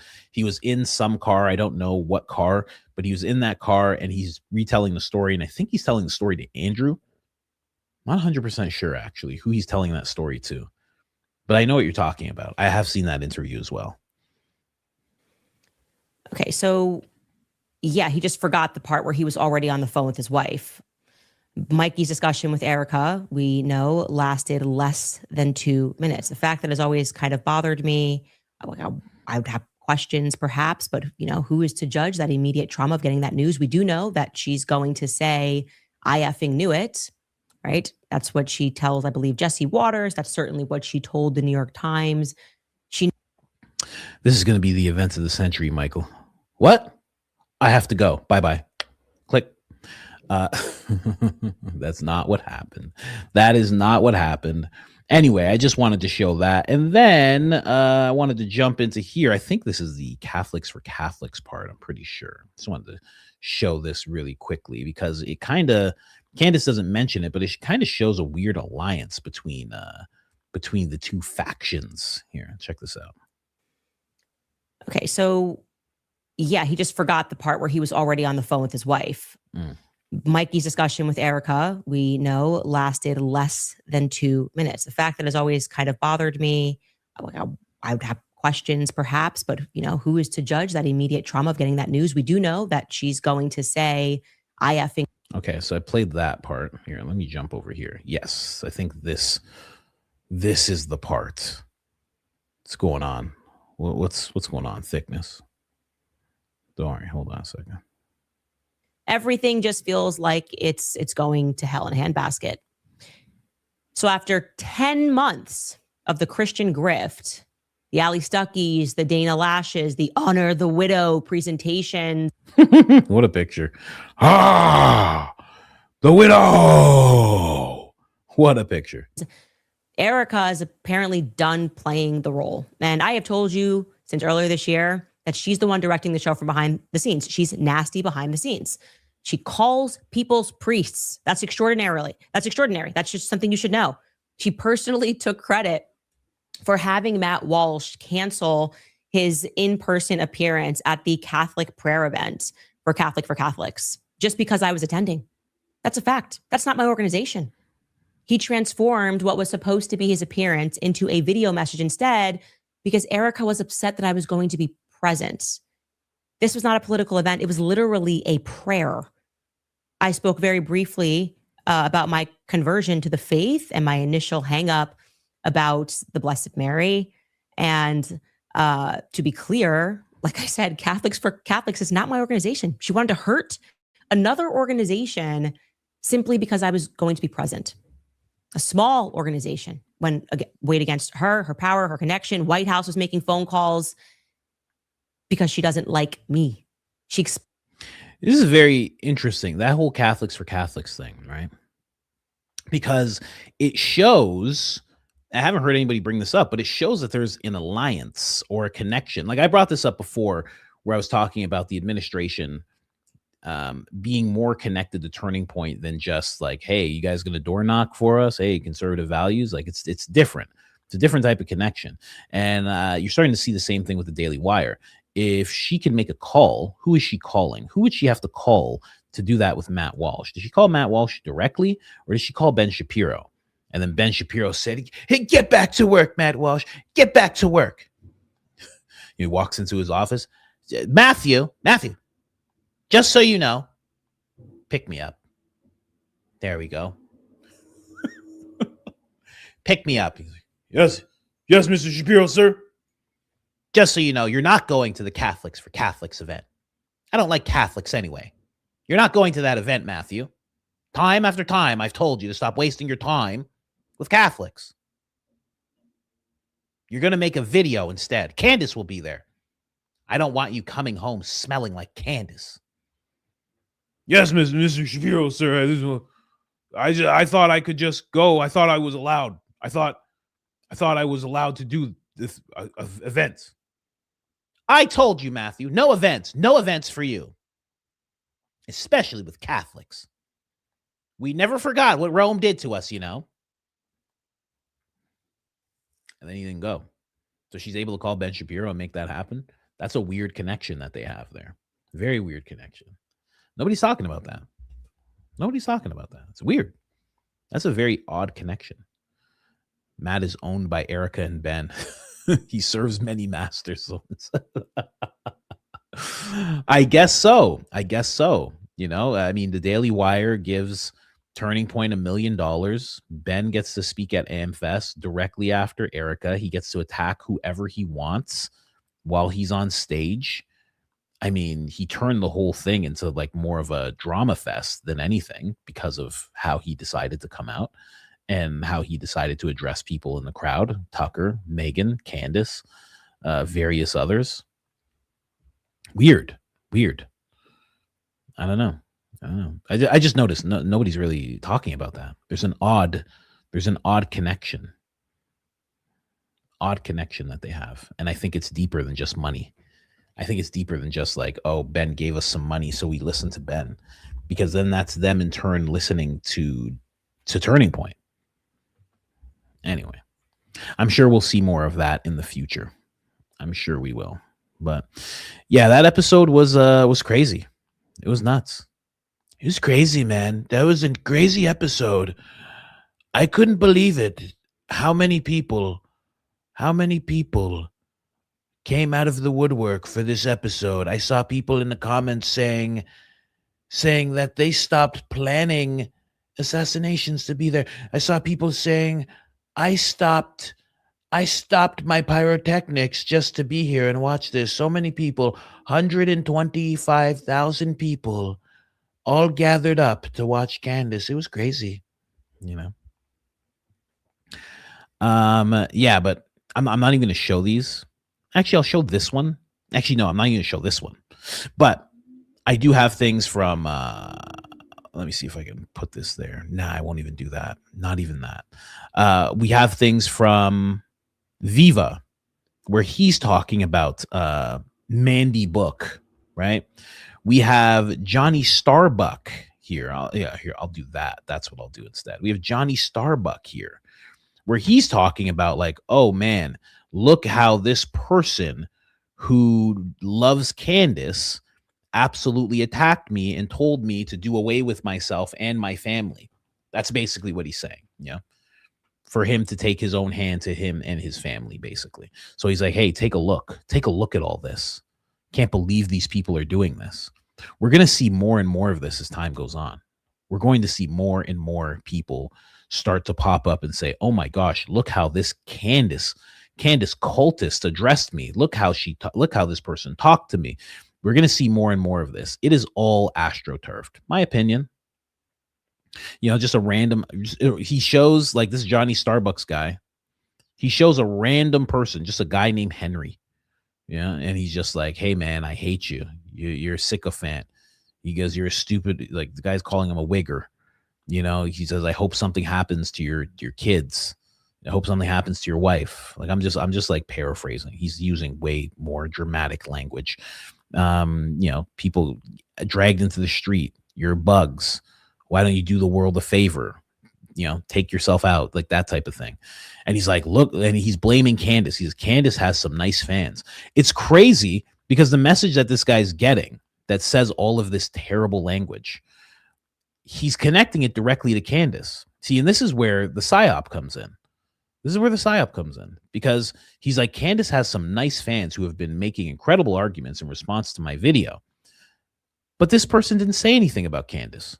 He didn't say he was a fan of Candace. It doesn't even show that he's following Candace. Nothing. Just nothing. But that's what you're going to see more and more. They're going to show you attacks. They're going to show you attacks, and they're going to say, well, this is because of Candace. Look what Candace did.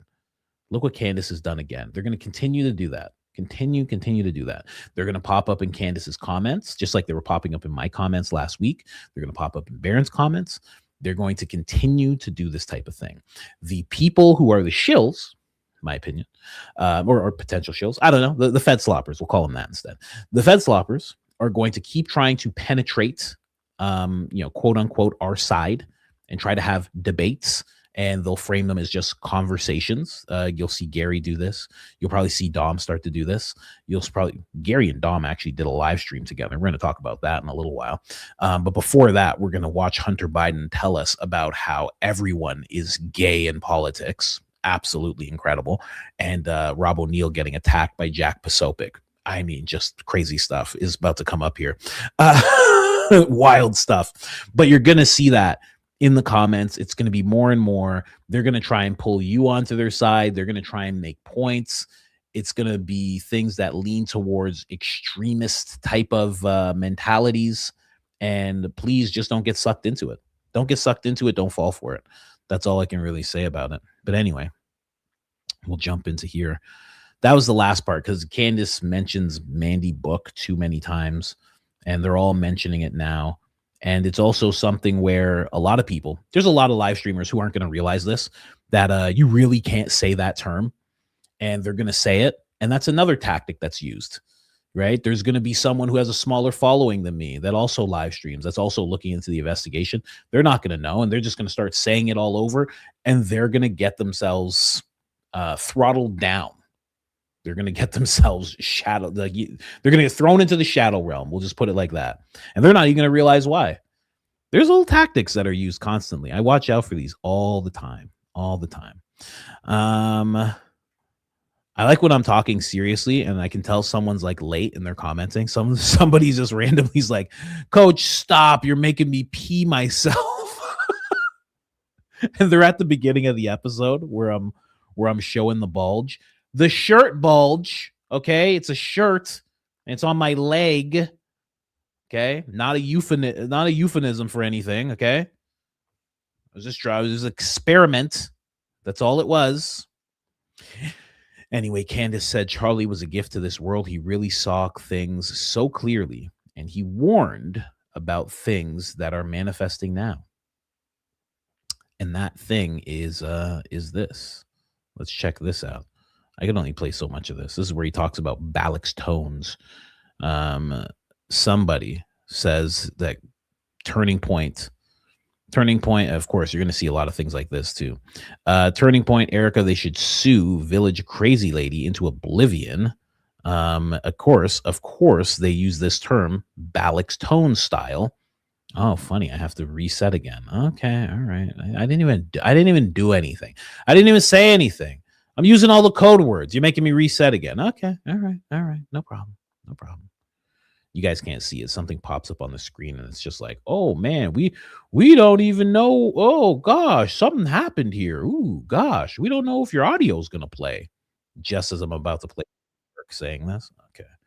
Okay. It's a coincidence. It's complete coincidence. That's all. Anyway, let's add it to the stage again and give me a thumbs up in the chat if you can hear it. Or go absolutely mental if you can't. Patient zero for the censorship regime back in 2018. And now Alex, of course he is. He's a quasi-entertainer. That's one of the reasons why he's so popular. But Alex Jones has been right about a lot of things. And I listen to these people. I'm not going to put up with another bad precedent being set because I'm told that I should hate Alex Jones. He's outlandish. He's wild. He's entertaining. I don't agree with him on everything. They're doing this to be able to show it's a spectacle. And some people say, look, Charlie, this isn't about the regime doing a spectacle. It's about the families of murdered. I think it's not right what Alex Jones said, what he did. He agrees with that. Should you be able to shut somebody up because of it? Rachel Maddow accused One America News Network of being funded by the Russian government, and a judge tossed that away because under free speech provisions. $1 billion? We're going to talk about this in the next segment throughout the hour. This also is an opportunity that I hope all of you take. Watch carefully today. The podcasts you listen to, the radio shows you consume, the TV shows you watch. This is a scorecard moment. Yep. If your favorite conservative commentator is silent on Alex Jones, that is There is the main part that I wanted to play, because it's like he's prophetic in this moment where he just says, this is a scorecard moment. And we're facing that once again. I believe we're facing that when it comes to Candace Owens in general. When people start to make sure to not even just stay silent on Candace, because this is a different day. They're not staying silent on Candace. They are going as hard as they can. And this is our, as he called it, a scorecard moment, because that's exactly what's happening right now. You're seeing all these people step up. You're seeing all these people start to go on their rants and start to attack Candace over and over again. This is the scorecard moment. I've talked about it before, where I talk about, Joe Rogan, and he has this moment where he's talking about Harris and interviewing Harris, and he's just talking about interviewing people in general. And he says, you can BS somebody for the first hour of a podcast. You can BS someone for a second hour. But once you get into that third and fourth hour, who they are will really come up. The mask will start to slip. And that's what we're seeing in a lot of these people's careers. We're seeing them in the third and fourth hour of their podcast, in their career. And the mask is starting to slip, because you can only put up the facade for so long before you get figured out. And that's what we're seeing right now. We're seeing it. We're seeing a lot. It's pretty crazy. Pretty crazy. Anyway. Thank you, Charlie, for that. I mean, wow. The fact that he knew to say that, the fact that he understood that that was happening. I mean, a lot of stuff, not to put him on a pedestal, not like I'm comparing him to Jesus or anything like that, but I mean, very prophetic in a lot of things he had to say, a lot. So anyway, you want to see John Bray's new video? Let's check it out. Let's jump over to John Bray, kind of staying in the same vein of things. Then we're going to jump over to, Rob O'Neill, because Candace was right. Candace was like, I can't wait for people to start attacking this SEAL Team 6 member. And I was like, well, I don't think that's going to happen, but it's happening. It's happening. I'll show you guys that in a moment. But John Bray says, Rode Wireless Mic Pro Transmitter glass face shattered. The fragments seen in the floorboard are undoubtedly fragments from the Rode Wireless Pro glass face. This glass face has an adhesive backing that shatters into jagged fragments which adhere to fabric and need agitation to break free from the threads. So I'll just show you what he's showing here, what that looks like. And then we'll get into what he's actually showing us. But he made a YouTube video. So I'm going to show you the YouTube video instead. This is a YouTube channel. Oh, now he's at 15,000. Let's go, John Bray. This is his YouTube channel. If you don't know, that's John Bray. That's JONBRAY. John Bray. He made this video just a while ago. Just this quick 2-minute video. Let's play this. Let me see. It's bigger on the other one. Anyway, here, let me just play it, and then we'll go to the bigger version in a second. Hold on. It's him showing all the parts of it.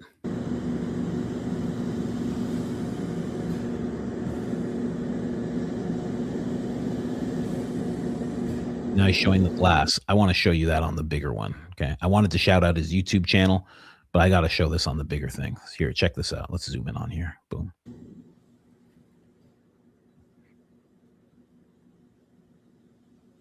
That's the battery there. Now we're going down to the glass face that he has shattered.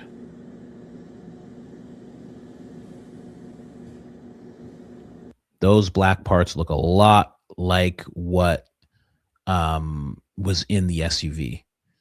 A lot like it. Wow. Crazy. Crazy. Hopefully Candace finds this.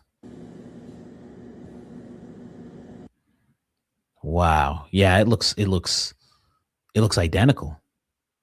It looks identical, man.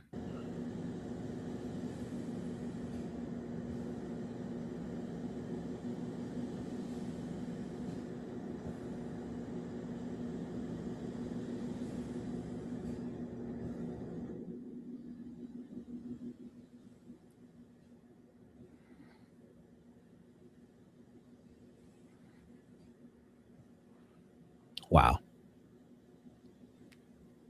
Very interesting. Zooming in. Trying to zoom in.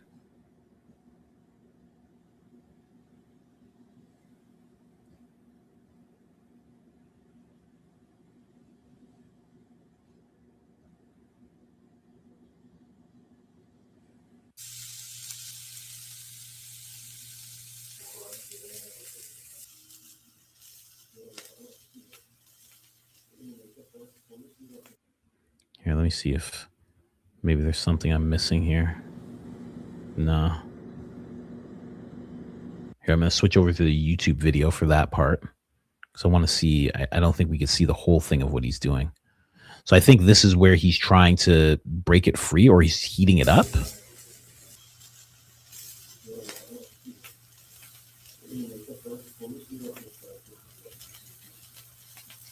So he's heating up the glass here.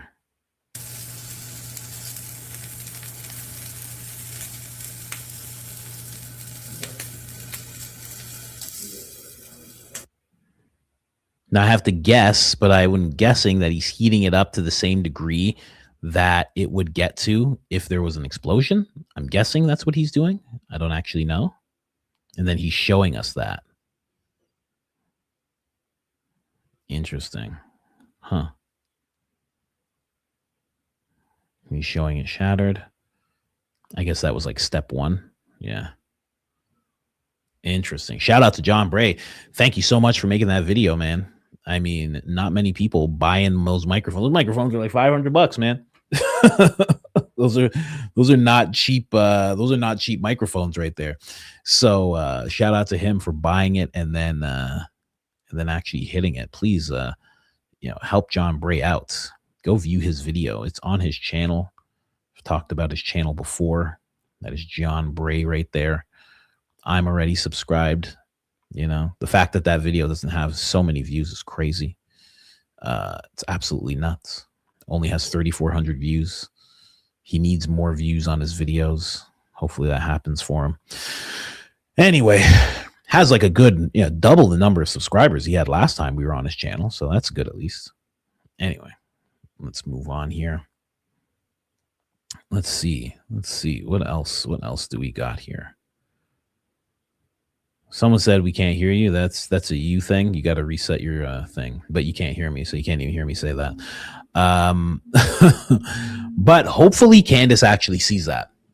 That's my hope. I hope Candace actually looks at that and brings that into her investigation, does that little comparison, because man, oh man, is that that is a dead ringer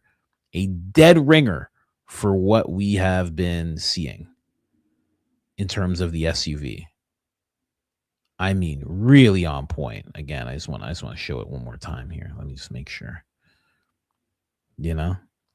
Dead ringer.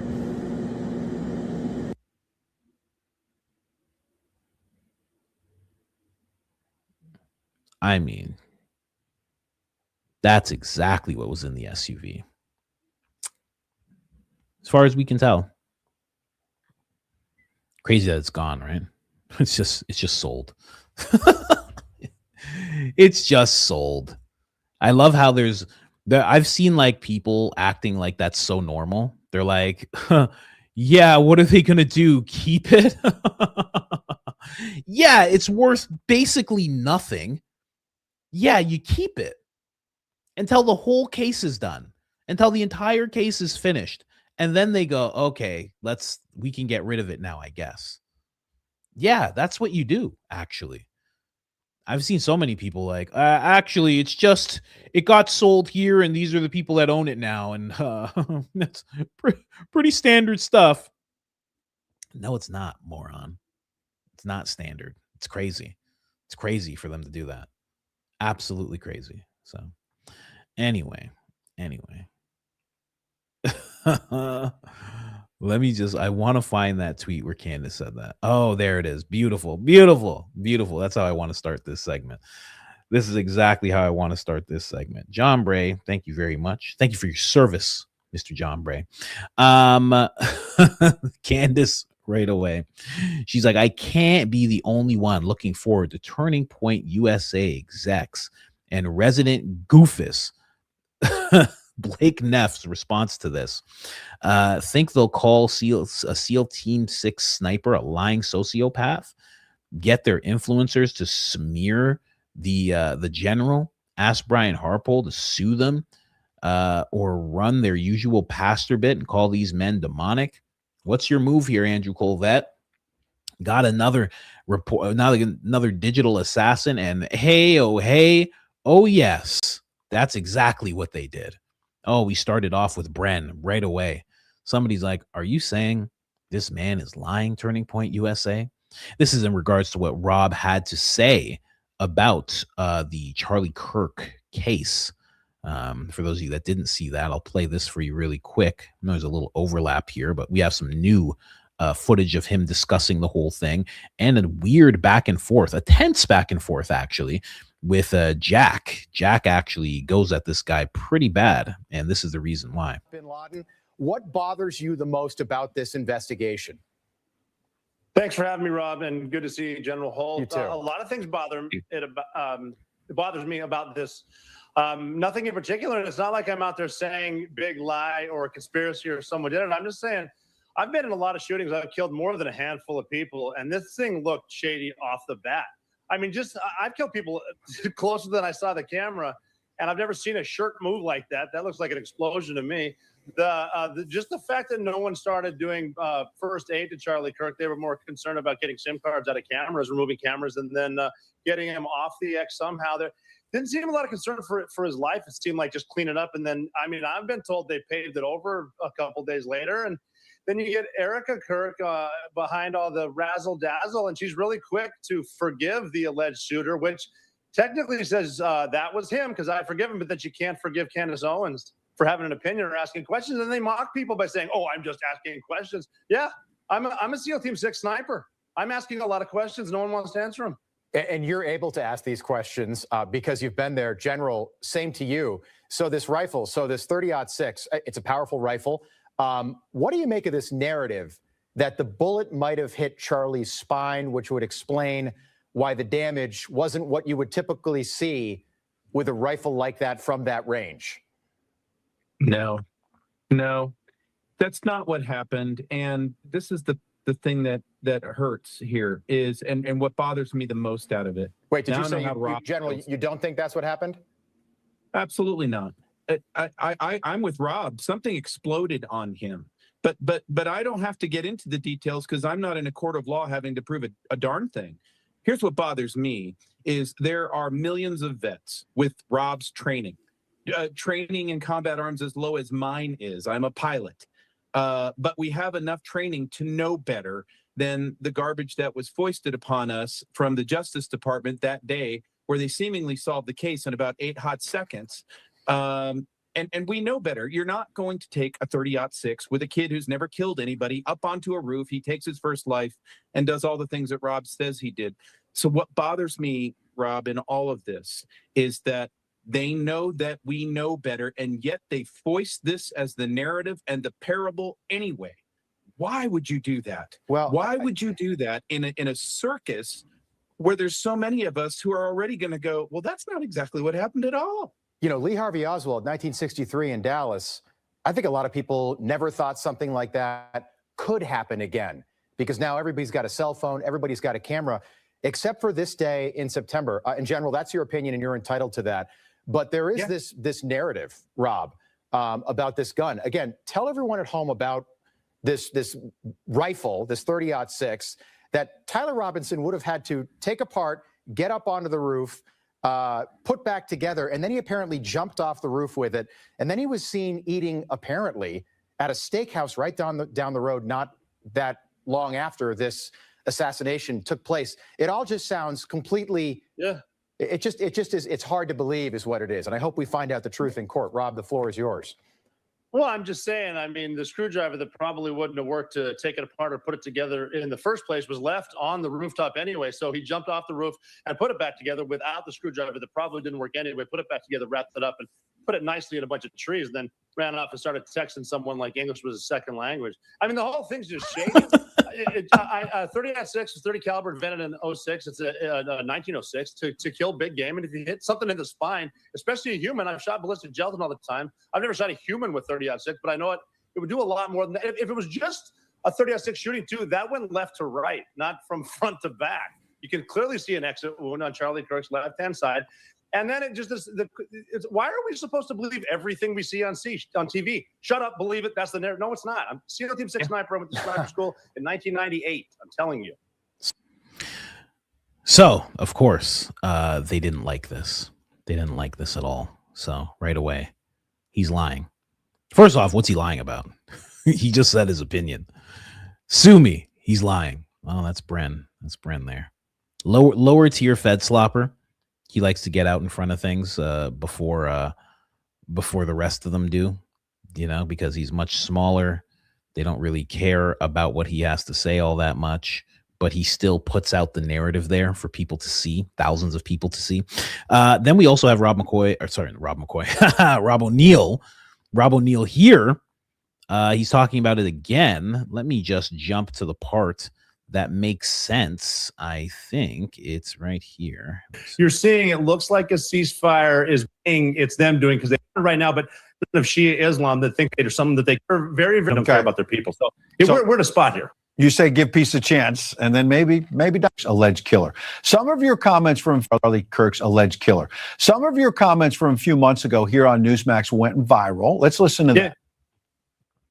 And I'm just saying, I've been in a lot of shootings. I've killed more than a handful of people, and this thing looked shady off the bat. I mean, I've killed people closer than I saw the camera, and I've never seen a shirt move like that. That looks like an explosion to me. Just the fact that no one started doing first aid to Charlie Kirk, they were more concerned about getting SIM cards out of cameras. A lot of people have had skepticism. We've now had these preliminary hearings before the trial, and earlier this hour, we had Jack Posobiec, one of Charlie's friends, here live. We played that clip. Here's what he said. Yeah, well, I mean, I just love to ask Rob if he has any evidence to back anything of that up. I mean, we saw from the autopsy that it was a 30 caliber bullet. Those fragments were recovered. A 30-06 rifle was recovered. The DNA was a match to Tyler Robinson. So as I said, you spoke in April. Let's be fair that now it's the summer. We've seen some evidence. Is what Jack's saying, what we heard in court, does that alleviate any of your concerns, or are you more skeptical than ever that it might not be Tyler Robinson? No, it could be Tyler Robinson. I just don't think he got shot. I don't think Charlie Kirk got shot the way they're saying. That's all. As a sniper with a bunch of kills up close, and Jack having, I don't do the research on this either, but Jack has 0. So let me be the man in the room for a second. It looked off. Jack has 0, so let me be the man in the room for a second. That is such a squared away white guy way of saying you need to shut your effing mouth and sit the F down. Very, very nice, squared away. That's like, let me tell you something, pal. You know, that's how they don't say I'm gonna slap you in the mouth. They don't say you shut the F up. They don't say stuff like that. They say, let me tell you something, pal. They say you're cruising for a bruising, buddy. Okay. They say stuff like that. Let me be the man in the room for a second. that is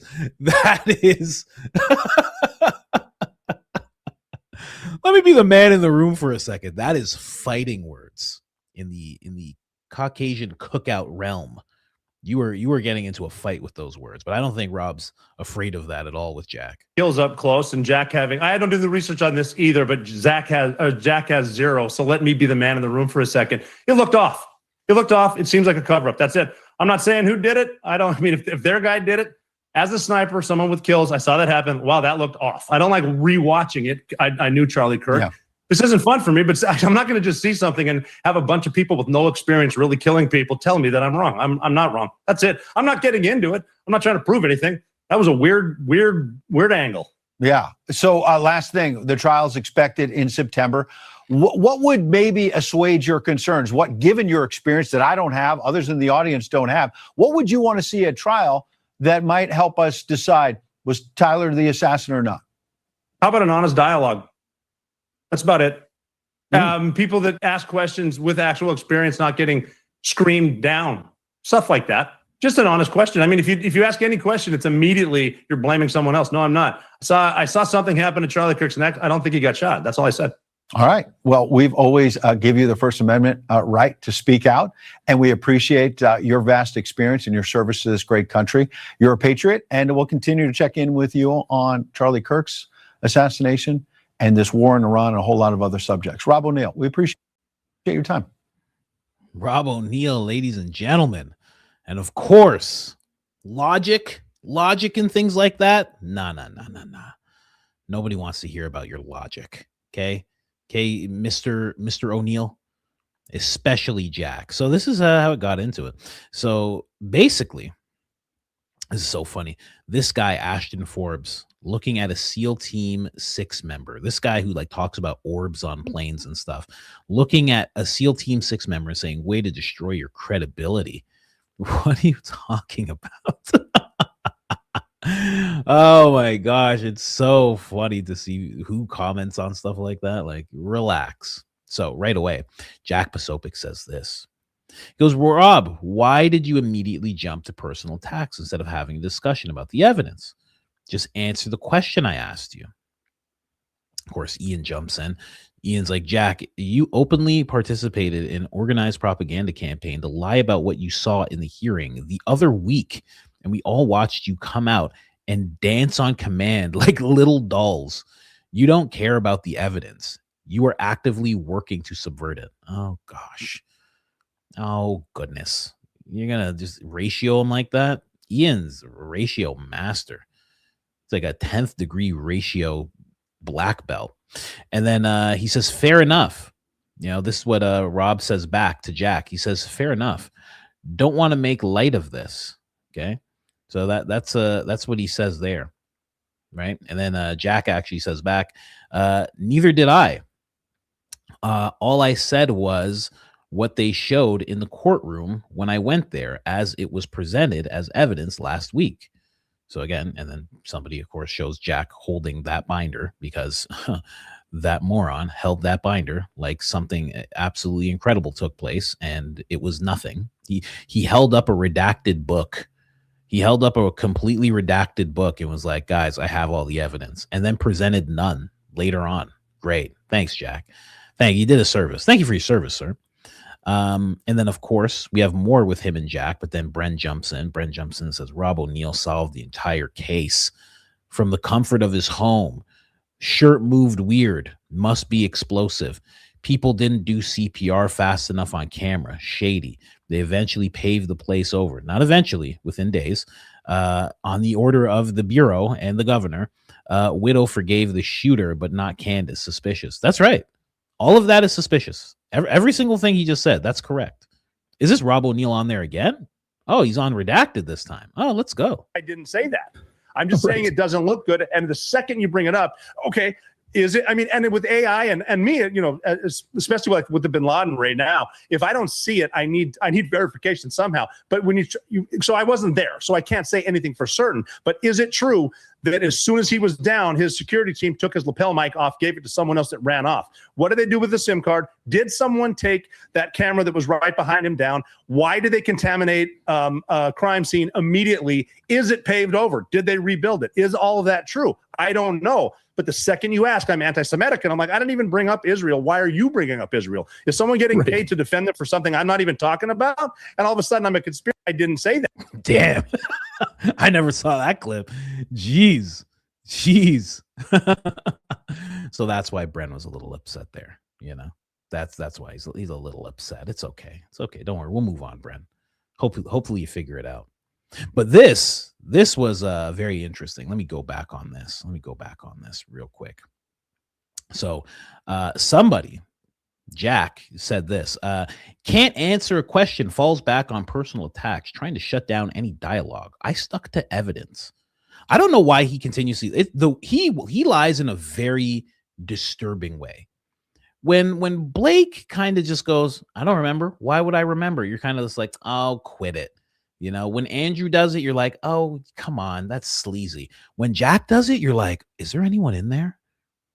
You know, it's like there's something wrong when he does it. Really weird. Someone said, Luna said Jack is sick. Something like body snatchers type sick. You know what I mean? Like there's something wrong inside of him. You know, like they got him. Something. It's weird when he lies. Then somebody said, I'm a sniper who's killed people up close. What? So they didn't understand that, you know, snipers do all sorts of things, especially when they're SEAL Team 6 members. They get up close, they go from far away, they do all sorts of stuff. So he says that. Then Jack comments on this person and says he micked too much hoo-yah there right away. And then that got Rob's attention right away. Someone even said this is a B move by you, Jack, because you're not supposed to say that to a SEAL Team 6 member. You're not supposed to make fun of that hoo-yah. Then Rob jumps in. He says, it means I'm a sniper and I've offed people up close, Jack. Stop being cute. This isn't an effing game. Oh, how I would go and lock all my windows and doors if someone who was a part of SEAL Team 6 said that to me. Oh, how scared I would get. Oh gosh. Oh goodness. How frightened I would be if someone said that. Oh, how quickly I would try to make calls with friends that I have in the military to be like, can someone please help me solve this? So he's in the SEAL Team 6 and he said this isn't an effing game. Can I write an apology and you send it to him, please? Anybody? Can I get help? Something, you know? You can't even call the police. If one of these guys doesn't like you, you can't even call the police. You can't even call the bureau. There's no one you can call. They'll just pop up like ghosts. Pop up like ghosts under your bed. I mean, it's terrible. It's terrible. I check under all the beds before I go to sleep because of men like this. I'm not even kidding. I do. You can ask anybody. I look under all the beds because you just never know with these guys. They're ghosts. I don't know. I don't know if I've said any of them. I don't think I have. Kind of respectful. My dad has served. He was a paratrooper. Oh, I froze. Oh, hold on. Hold, please. Hold, please. Hope you can hear me. I froze somehow. Let me just, let me handle this. Boom. Boom. Come on back. There he is. There's the boy. Unfroze myself. Hello. Hello, everybody. Froze for a second there. My apologies. See, and it's because I'm talking about those guys. You see what I mean? Like, see what I mean? They froze me. I don't want any problems. Yeah. So that's what was said to Jack. And Jack didn't respond to that one exactly. But he did end up, you know, because you don't want to respond to that one exactly. You kind of want to just move on to the next thing because somebody said, you're effed, Jack. Like, it's a bad thing. It's a bad thing. Jack is the only person who is so desperate and dependent on FedSlop that when a clearly more qualified person put him in his place, he instinctively got on his knees and started begging. Oh my God, dude, no one will ever listen to Jack Posobiec ever again. These people have lost all credibility. So has our gov. Watch every Republican lose going forward. It's a sad day for conservatives. I mean, it's getting crazy. It's getting really crazy. Uncle Tom there, Mr. O'Neill has entered the chat, right? I mean, a lot of people were like, whoa, like what's going on? I don't know, man. It's crazy. It's pretty crazy. You don't want that type of smoke. You don't want sniper smoke, especially. I saw this guy. I follow all these military guys. I watch their podcasts, everything. That in reality, like it's very different. That in reality TV. I love listening to those two things. And there's a guy called the Reaper. He's a black dude. He's a sniper. He's a crazy sniper. And I feel like I might be wrong. He said he sniped someone from, I think he said kilometers. It was like a mile away. It was such an insane distance. He was like, yeah, I think my longest snipe, it was like something like a mile. It might even have been more. It was crazy. Yes, Nicholas Irvin. Yes, the Reaper. And he sniped someone from such an unbelievable distance. I was like, what? I'm like, they can do that? So yeah, someone said it was a mile away. He was just like, here it is. Oh, there he is. Oh, right there. Yep. Yeah, I got it. Go ahead. In a ghillie suit, just covered in branches and stuff. Just, yep. So far away that you go, and then it goes, bing. It's like 5 seconds before the person drops. It's crazy. Don't play around with snipers. This is, oh my gosh. I should cover some of the Reaper. I should show you guys something. He was on Sean Ryan's podcast. Crazy story. He has ghost stories. He has tearful stories. I think he even dabbled in psychedelics. Like, I mean, that guy is wild. He's a wild boy. I mean, they call his nickname's the Reaper. It's not because he likes spicy food. Okay, it's because he offs people. It's nuts. It's so nuts. Anyway, I get pumped up about these guys. But either way, it seems like him and Jack came to like a little bit of an agreement, in a sense, where Rob is saying, I can have a conversation with you, if you want. Like, we can do that, but it doesn't seem like there's going to be an actual conversation because, let's be honest, that's not what Jack's after. Jack is after molding reality. That's what Jack's looking for. I'm even going to like his latest post between the two of them. Jack doesn't even answer. Maybe they had a private conversation. Maybe the SEAL Team 6 guy was like, yeah, you know what? I'm tired of these Twitter fingers. Maybe they had a real conversation. I don't know, but it's pretty crazy. Pretty crazy that Jack, even to this extent, will go, okay, like we have to now attack this guy, we have to attack this guy now. So then another person piped up, this person's like Green Beret nap time, right? He started talking smack about Rob O'Neill. He says, you have my team's attention now. You want me to tell you your credit score. I mean, just terrifying, just terrifying, just terrifying. They can figure out whether or not you're going to get approved for that car loan. That's too much. That's too much. Yeah. Ian just laughing. It's bad. It's bad. There's a lot of people coming out of the woodwork for this guy, and he's really not having it. He's really not having it. He's getting pissed. He's getting pissed. So we'll see what happens with that. We'll see what happens if Jack actually has a civil conversation with the man. We'll see what happens here. I doubt it, though. I really doubt it. Because again, Jack's not after that. He's just trying to mold people's reality. He is a textbook, like even more so than Gary. Gary says a lot of things that aren't true. Gary almost seems believable, like he really believes what he's saying. Jack is just an old school propagandist, real old school. He's not looking to use the platforms really well. He'll say the same things over and over and over again. He doesn't care who can see it.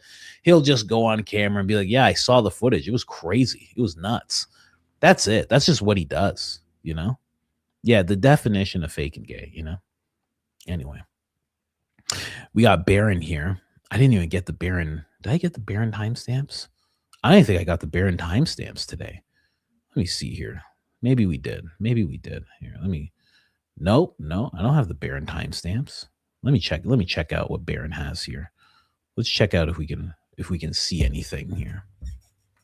I didn't get to catch the episode yesterday. I didn't get to catch any of it. I see he's talking about a screwdriver here. Let me see here. I saw he was talking about some stuff here. Let me see. Nah, we don't have it. We don't have it. Hopefully, let me see here. Actually, you know what? I should, while this is playing, we'll move over to a different segment. This segment's more fun anyway. I think. I don't know if Barron was doing anything like Hunter Biden was doing. Hunter Biden was on another podcast, guys. Okay. I'm not the greatest fan. I'm not the biggest fan of Hunter Biden. I'll be honest. I'm not the biggest fan of Hunter Biden, but boy, oh boy, am I a fan of what he's talking about here. Okay. That coffee's hitting me a little bit. I'm going to rewind. This is where Hunter Biden is talking about, quote, this is not me saying this, the gay mafia that runs politics. Or vice president or president all my whole life, since for 54 years of my life. And everybody knows there is like this closeted gay mafia, largely Republican, that exists in Washington, D.C., and everybody knows every single one of them who's gay. And so it's and what I believe, the only reason that is relevant is because I believe that internal conflict creates so much vitriol inside a person that they take it out on the rest of the world.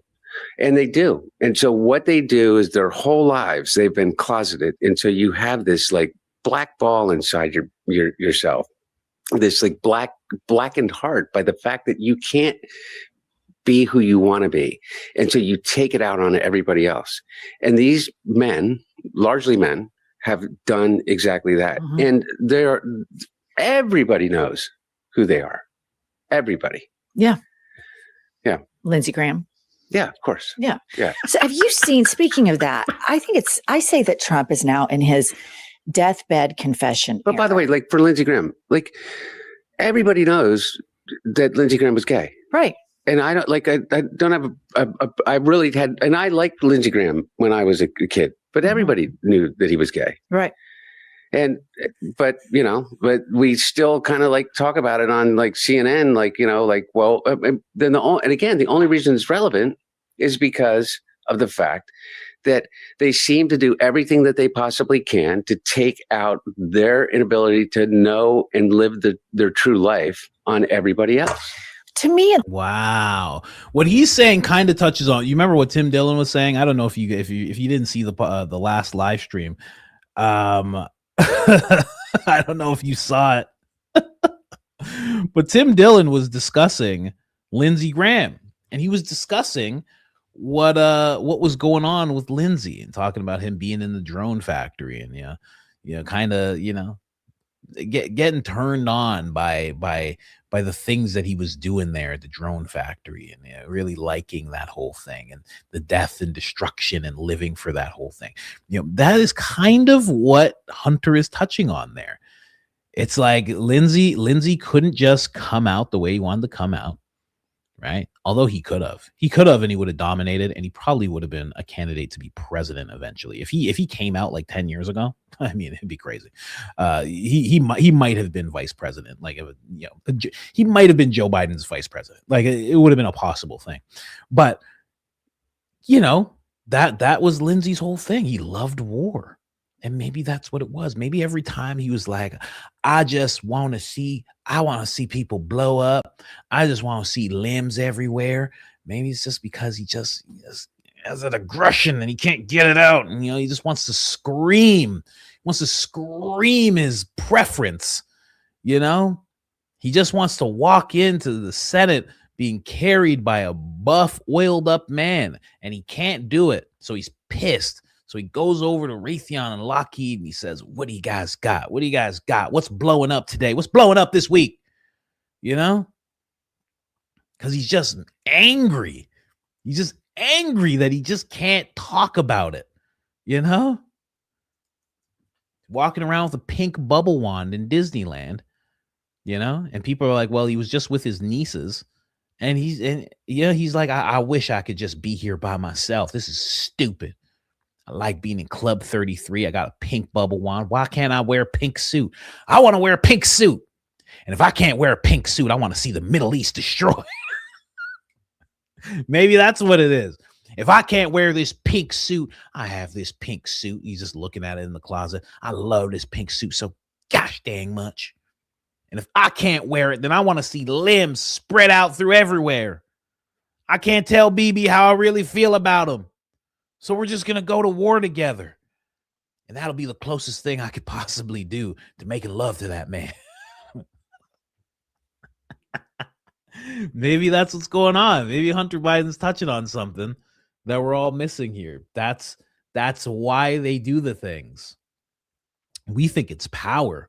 We think it's power and money. Maybe it's not power and money. You know, maybe they're just angry. You ever notice Benny Johnson nowadays? And Benny Johnson nowadays is kind of like, I want to see this happen to this person. Matt Walsh too. You ever seen how tight Matt Walsh's pants are? They're obscenely tight. I mean, they're way tighter than Benny Johnson's. It's absolutely ridiculous. You should find a picture of Matt Walsh in his pants. It's crazy. It's crazy. You could. We would not expect it at all. I'm telling you. If you don't know what I'm talking about, it'll blow your mind. Maybe that's what's going on. You know, maybe that's why Benny Johnson's like, firing squad. I want to see it happen to Tyler. I want a bunch of men to shoot rounds all over Tyler's chest. And you're like, oh, that's weird. Why are you getting so passionate about this? Maybe that's why. Maybe that's what's going on. I don't know. I have no idea, man. I have no idea. Anyway, let's hear some Hunter Biden wisdom. Some wisdom from Hunter. Someone do a wellness check on Benny as well. Make sure he's okay.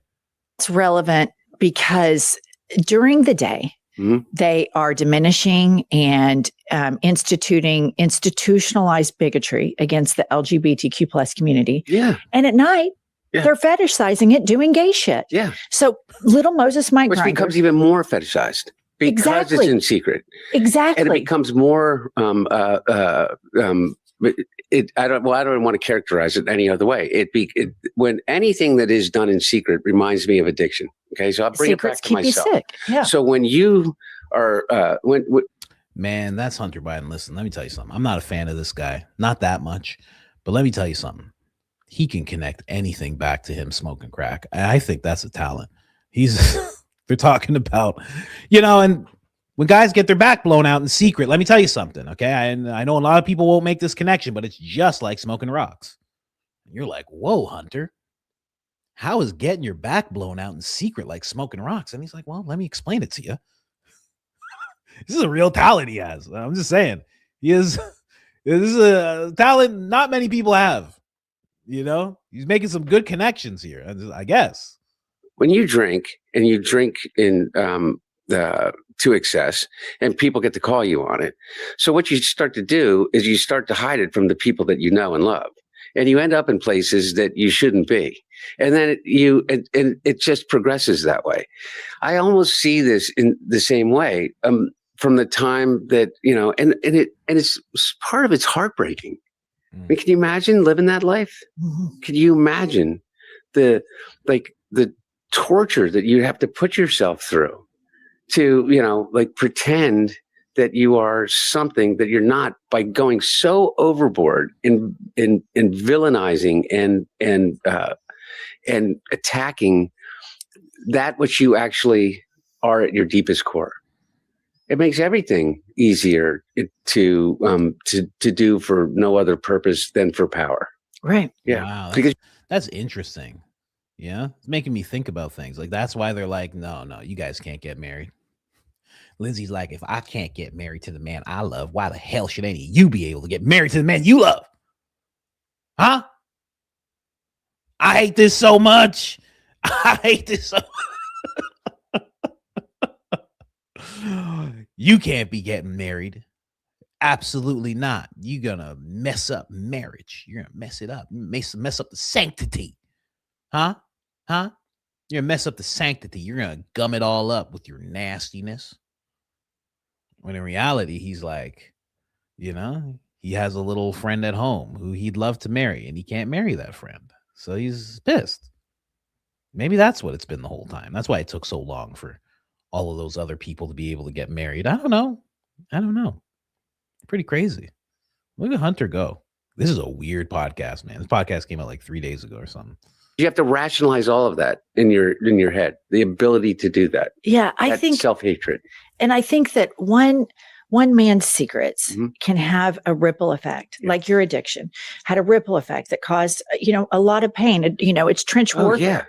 The same with, one of these closeted Republican men, but when they all collude together, and the ripple effects, and then they, my opinion, my theory on this is coming from the Bible Belt. You have all of these closeted men or men that have just like some really fucked up sexual proclivities about which they feel shame. Some kink that in another world they wouldn't feel shame about, but in their world they do. So they latch onto this Christian nationalism. And the bargain that they've made is like for little Moses Mike or for Josh Hawley or for Samuel Alito. Josh Hawley? How dare they say that about Josh Hawley? Not my Josh Hawley. What? He's the guy always tearing people up inside of congressional hearings. How dare they say that about Josh Hawley? What are they talking about? Oh my gosh. How dare they? They're talking about Josh Hawley. They actually have a crazy picture of Josh Hawley. I wonder if it's going to come up at all. They got a wild picture of Josh Hawley. Oh my gosh. Yeah, I think it comes up a little later. I think. We'll see. If I can deliver America as a Christian nation, that will make me right with God, because they can't ungay themselves. That's exactly right. And so they have made this existential bargain and anointed themselves with all this power that they are going to deliver the United States to God as this Christian nation. And then it will wipe away all of their gayness. And I think we have a huge grouping of these men that do this. I was on that Steve Schmitz podcast. You know what? If that is their notion, I say let them have at it. I like that. That's fair trade. It's a fair trade, right? That's a pretty valiant trade.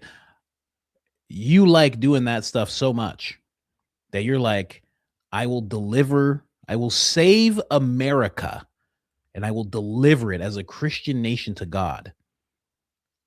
Also, I can get my back blown out on Sundays. It's pretty crazy. Deal. I say deal. I'm biased. I'm a Christian, but I say deal. If that's what it is, I think I'm completely fine with that. Go ahead. That makes sense. Go ahead. Perfect. Right? I'm just saying we get the great nation delivered by a bunch of guys who just want to get their backs blown out. Fair trade. Let me tell you something. You deliver America to Christ, you deserve to get your back blown out whenever you want. That's what I say. Okay? These are my campaign promises. You get your back blown out as much as you want. You deliver America to Christ? What? Let's go. Let's go. What are we talking about here? I got no problem with that. I hope that is what they're doing. I don't know, man. Seems like a fair trade. They still go to hell after, though. I'm kidding. These guys are looking so deeply into it. Like, this is why they imbue themselves with the power and they want to deliver America, because they're so gay. Like, come on. They're just in politics and they're politicians. This is what's really happening. They're politicians, and politicians do whatever they can. They hide their private lives. They're all into some freaky stuff, whatever it is. It's all sorts of things, I'm sure. And they know what they can and can't do, just like they know what they can and can't say. That's what it really is. Just like there's probably some guy who's a Democrat, and when he is, sees two guys kiss, he goes, mm. But he doesn't actually say it out loud. He goes, oh, ew, what the heck? Ugh. But he knows he can't do that. So he's like, ha ha, oh, fantastic. High five, gentlemen. High five. I support what you're doing. Politicians are liars. They're just liars. Doesn't matter what orientation they are, what preference they have. They're just liars. They lie. They lie about everything. They lie about their wives. You know, I saw someone said, Coach Colin 2028, blow your back out to 2028. There you go. You know, I saw Byron Donalds on stage, and he like has this thing where he's on stage and he goes, oh, my mom's calling. Oh man, Mom, I'm right in the middle of a speech here. And he's like, that's just completely like, oh, that just happens because, you know, Mom loves me so much. And then there's more clips of him doing it. He does it all the time. Oh, guys, it's my mom. I'm a mama's boy. You know how it is. Just family oriented. They're liars. They make things up. It's what they do. They lie about whatever they can all the time. You know, that's just what they do. Well, one time I saw there was fires going on. Some lady runs up to Gavin Newsom and she's like, oh my God, there's just so much and it's terrible. What are you doing to fix this? And he's like, I'm on the phone with the president right now. And she goes, let me see. And he's like, I can't let you see, but I gotta go. He wasn't on the phone with anybody. He wasn't on the phone with anybody. He just wanted the lady to get away from him. That's how it is. That's what they do. They don't care. They don't care, man. You know, they don't. You think they care about you think any of them care about delivering a nation to Christ? I don't think maybe there's three in the whole government, in the thousands of positions. Maybe there's 3 guys who are like, I really want to deliver this nation to Christ. Maybe, but you think they really care about that? They don't care about that. Come on. It's crazy. It's crazy talk.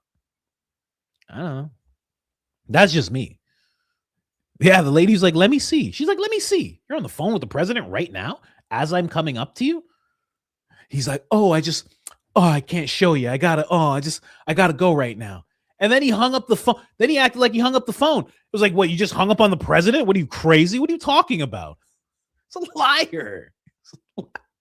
He's just making it up. You think he called the president? He doesn't care. Anyway, you know. That's how they are. What can you do?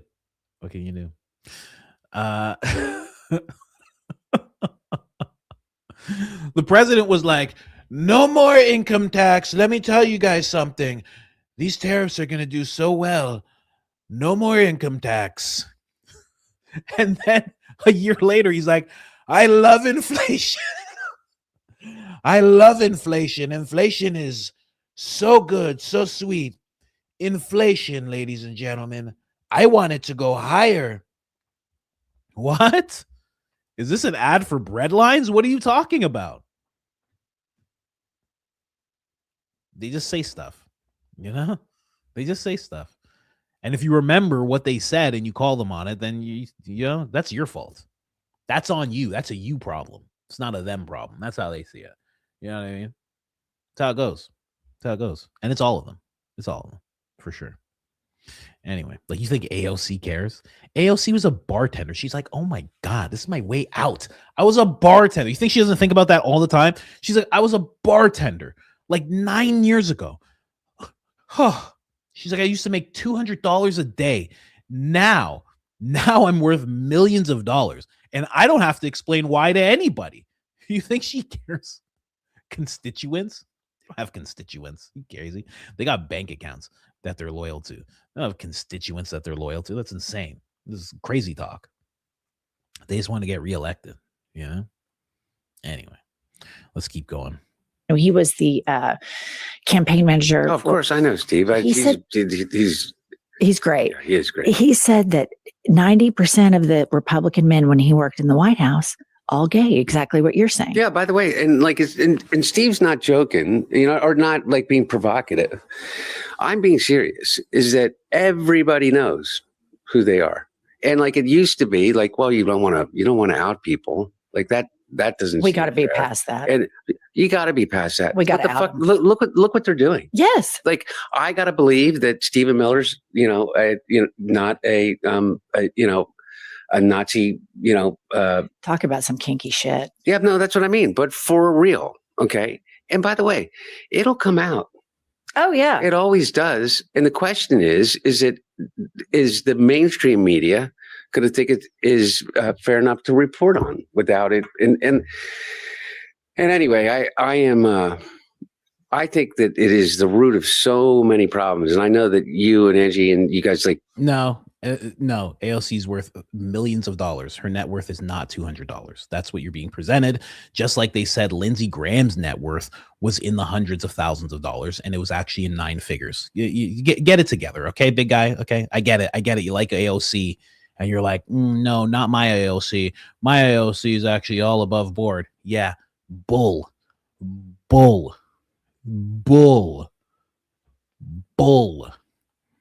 I think it's in the range. I think it's anywhere from $8 million to $13 million AOC's worth. Believe you me. And again, Officer Tatum already showed us the programming. This is to somebody who's like, AOC's net worth is like $200,000. You're 100% wrong. It's not 200 million, that's for sure. Lindsey Graham was almost 200 million. Nancy Pelosi is almost 300 million. And those aren't even high numbers. There's people who are in the Senate and Congress, Senate especially, that are worth more than that. Way more than that. It's crazy. Me and my wife, when we used to do episodes together, we did a whole breakdown. There were people that would double what Nancy Pelosi's worth. It's crazy. You just don't know who they are.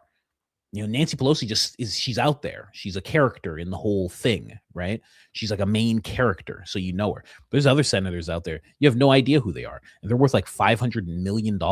Easy. And you don't know who they are. Officer Tatum already showed us the play about, I have a company that owns a company that gets money to me. Just like Oprah Winfrey. Oprah Winfrey's like, I didn't take any money from Kamala Harris. And people are like, really? That's really nice of you. She's like, yeah, my production company got paid by Kamala Harris. And people are like, huh, but who owns it? And she's like, well, I own it, but that's not my money. And you're like, what are you talking about? That's the game that's played. So please spare me, whoever this is. Who are you? There's not even a name, just letters put together. ARA, whoever you are, please spare me. Nice try though. Try again another time with someone else. There's a game afoot, guys. There's a game afoot, man. Anyway, don't fall for the game. Officer Tatum had to show us the game. He's like, I own a company that owns a company. He's like, so when they pay the real Brandon Tatum, that's a company. That's not me. That's not money that I get. But it's money. He owns the companies. Come on, get your act together. Like, I have a corporation and I have a personal account. The corporation has a certain amount of money. The personal account has a certain amount of money. So I can say my net worth is X amount of dollars, and I don't have to talk about the corporation because the corporation's its own entity. I explain that to you. You don't have parents you can ask about that. Anyway, let's keep playing this clip here. Joke about it in terms of like, well, maybe not really joke about it. I think that it is an actual problem. We joke about it and both report on it. Yeah. I mean, both. I mean, I think we use humor a lot in our podcast because what's happening is so fucking depressing. I know. That's exactly. It was the only way that I could listen to the news for a period of time. Yeah. Or listen to political discourse at a time, because I knew that I would be chuckling as much as I would be crying. Yeah. Yeah. You know, it's kind of like, you know, you've made some jokes that remind me a lot of Josh. Josh. Is this where they talk about Josh? Hold on, let me see here.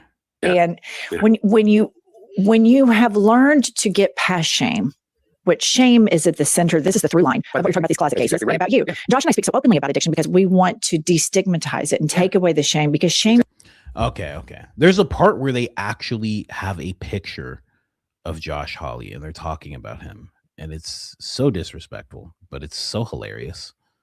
And I like Josh Hawley. I think Josh Hawley's, when I see him in the congressional hearings, you probably haven't seen it. You probably don't know what I'm talking about. But when you see Josh Hawley in the congressional hearings, oh, there it is. This is actually funny. Check this out. Looks like a gay engagement photo. I mean, that's how dare they? How dare they? Those are patriots, man. Those are patriots. What is wrong with these two? It's really gay. Ryan, on a scale of 0 to gay, how gay is that? Gay. Yeah. I just feel like when rubber hits the road, so to speak. Exactly. these two That was actually pretty funny. Not a Hunter Biden fan, but that was pretty funny. That was pretty funny. When rubber hits the road, so to speak. Hey, listen, we appreciate a booty hole joke every now and then. were not thinking about women. Here he is attempting to have a heterosexual kiss. That's my guy. That's Josh Hawley. Oh, come on. Don't be like that. Don't be like that with Mike. That's my guy right there. Listen, he's a modest man. That's all it is. How dare they? Someone said lips curled in. That's my guy. Don't talk about Josh Hawley that way, man. Okay? Wait till you see him in the congressional hearings. God. Come on. I'm getting hoodwinked again? No. Not that. Listen, I don't even care. Let him be whatever this is. Fine. This is a crazy. My wife would pull back and be like, "What's wrong?"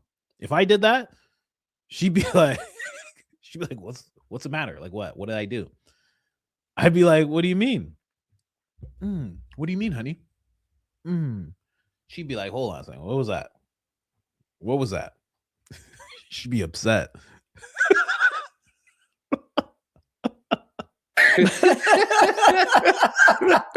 That's Okay, number 2, Hunter. Holly's number 1. Number 2. Ted Cruz, of course. 100%. Oh my gosh. How dare they?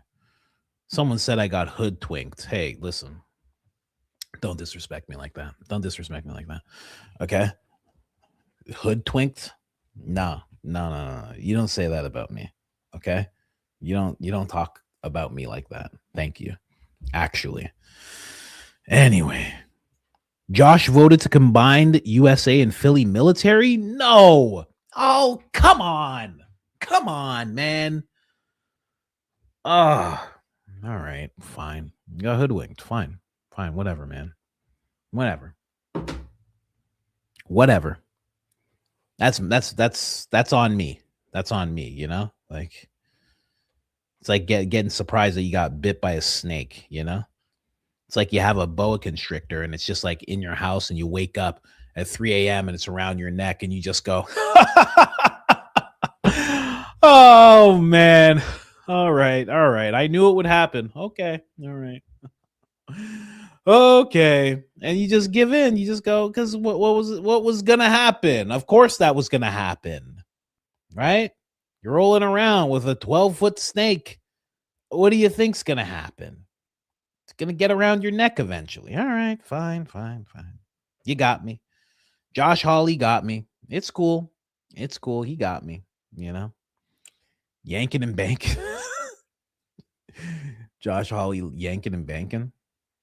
Oh, this is crazy. This happens a lot. Hold on. I have to. Oh, out of nowhere, it says I have to reset. Oh, it doesn't like something that we were saying. It doesn't approve of here. I was just going to talk about Benny Johnson a little bit because it does make me think about Benny Johnson. Although, you know, I think Benny Johnson is I think he's a solid guy, right? I don't believe the stories. Ashley St. Clair tells all these stories about Benny Johnson and all the things that he has been seen doing. This is wild that this happens. Like, I just pulled this clip up this morning. Here, look. Just this morning, I pulled this clip up, and now it's like the page doesn't exist. Like, what happened? And it was just a page that was like talking about Benny Johnson. So here's another one that I have to go with instead. Really weird that happens all the time. Yeah. But then it becomes, because when I first heard the stuff about Benny Johnson, I was like, that's not true. And these people are liberals and they don't like Benny. And because Benny is such a, you know, patriot conservative, and that's why they're saying these things about him. But then Ashley St. Clair started saying stuff about him. And I don't particularly like her all that much. Well, I don't know her. I think it was odd she had a baby with Elon Musk. I found that to be very odd, the way that happened out of nowhere. It was the whole thing was very weird. But then she started talking about Benny a lot. And here, let's just talk about it. Well, there were a few chapters. I worked at a company co-founded by Benny Johnson. Oh my God, he's gay, right? There are people. I'd be surprised if this dude wasn't. This Hassan dude? Oh, he for sure is. There's no way he's not. All I know for a fact that he is not allowed to go on work trips without his wife present now. Now? Because he used to. Yeah. He used to. He used to go on work trips without his wife. Mhm. I wonder why he's not allowed to go on work trips without his wife any longer. He used to. Maybe there's more. 2021, 2022, he used to. Yeah. He's like a psychopath though, like incredibly like verbally abusive, horrible person to work for. That's so funny. It's you just not. I can't see him being verbally abusive. Yeah, because he puts on like this front, but he's psychotic. He would make me cry. It takes a lot to make me cry. He would. Yeah, you can say that about Hassan if you want, but you also have to look at how he dresses and what he looks like. Yeah, you also have to consider the fact that he looks like it and he loves fashion. He just loves a moment. He's like, do you guys like this? There's a little Versace moment I'm having here, guys. Think again, lady or guy. Who is this? Emily. I assume that's a lady. Think again, lady. You know, I lost Josh Hawley. You're losing Hassan. That's how this works. Okay, we get hoodwinked together. Okay, when we get hoodwinked, we get hoodwinked together. Okay, I lost Josh Hawley just now. You lost Hassan. Okay, that's how this goes. Called me screaming, saying that I owed his wife and his newborn baby an apology for he was psychotic. Wait, that's wild. Has to go on vacations with his wife. See, like every time I see this stuff, I'm like, oh, this is not real. This is like made up nonsense. But then you start hearing what Hunter's saying. And the thing about it is, the reason that I'm even considering what Hunter's saying, it's not because Hunter's some like voice of reason, is because people have said the exact same thing that Hunter Biden was just saying about hip hop. The exact same thing. They say the exact same thing, that all of these guys who are like tough and pants all low and gangster and big and built and intimidating, all of them are like that. It's like an open secret in hip hop, which is becoming even more open now with the next generation. They're just very open about it. It's weird, you know? Like there was some rapper who like he was like wearing a skirt, right? And it was like a McQueen. I don't know much about fashion. I think it was called McQueen. I think that was the fashion brand. He's wearing a skirt and he was just like, he's like, and I got paid $200K to wear that skirt and I do it again. And it's like, oh, that's weird. Like, that's not what they used to say back in the day. They would be like, oh, I'm just trying a fashion thing. And oh, it's not really a skirt, it's a kilt. Like, that's what Lil Wayne and like Kanye West used to say. They'd be like, this is a kilt, this ain't a skirt. And it's like, bro, you sashaying around in a skirt. This is ridiculous. But it's the exact same thing in hip hop. So if I believe it in hip hop, why wouldn't I believe it in politics? It's not a crazy thing. There's been so many people that have talked about this in regards to hip hop. So many closeted men in the Republican Party. The people who want government out of their lives are obsessed with controlling other people's love, bedrooms, while lying about their own. We see you. We see them. And guess what? If you're a hypocrite, I'm going to out you. The ones who legislate against who they are, I'm looking at you. Allegedly, reportedly, Mike Johnson. I'm looking at you. Allegedly, reportedly, good sources, Benny Johnson. Oh my God. Don Lemon saying that about Benny? How dare he? Listen, I'm no fan of Don Lemon, okay? That's why I call him Don Lemon. It's a shout out to Tucker Carlson. If you know, you know. If you've been in the movement for a long time, you know what I mean when I say Lemon. How dare he? This is crazy because everybody knows Don is like that, right? Everybody knows that. The fact that he's saying that about Benny Johnson, the fact he's saying that about Mike Johnson too. Come on, man. What are we talking about? This is crazy. And why does Don how does he know? How does he know? Who told him? Who told them? Who can't keep their mouth shut? What's going on with these guys? This is crazy. That's nuts. Same holds true for Lindsey Graham, Tim Scott. They're terrified of mirrors. Tim Scott? Jeez. So they turn their shame into policy. So many closeted men in the Republic. They turn their shame into policy. Don Lemon, how dare you? How dare you? Can you imagine Don Lemon's just like, I know for a fact. The people that I just listed, I've had my back blown out by many of these names that I just listed, okay? I went undercover. I went deep undercover. I'm a double agent, you know? Who knows? Who knows, man? I don't know, man. Then you hear from Don. When you hear from Don Lemon, you're like, whoa, Don. How do you know that? But Don's a liar too. You know what I mean? Don lies like he wants to be a senator one day. You know what I mean? Don lies about all sorts of stuff. And then somebody showed this of Benny. I think Benny's straight as an arrow. Let me tell you something, man. It takes a lot. Benny has like 5 kids. It takes a lot of work to have 5 kids.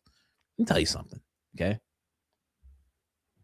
I don't want to put too much information out, okay? But my dad was Cuban and Jamaican, so I'm a sniper. I'm a sniper when it comes to kids. When it comes my wife, I'm not gonna go into it too much, but I don't have to try too hard. I have Cuban and Jamaican blood. It's different. It's different than the rest of the bloods, okay? But I mean, some guys to have 4 kids, that takes a lot of work. I'm saying it takes a lot of work. You got to be kind of invested. You got to really like what you're doing to have 4 kids. You know what I mean? I'm just saying. That's hours. That's hours of work. I'm just saying. Just putting it out there. I'm gonna shoot my boy Benny Johnson a little bail here. You got to put in a lot of work to have 4. You know? 4, you can't be like this for hours and hours.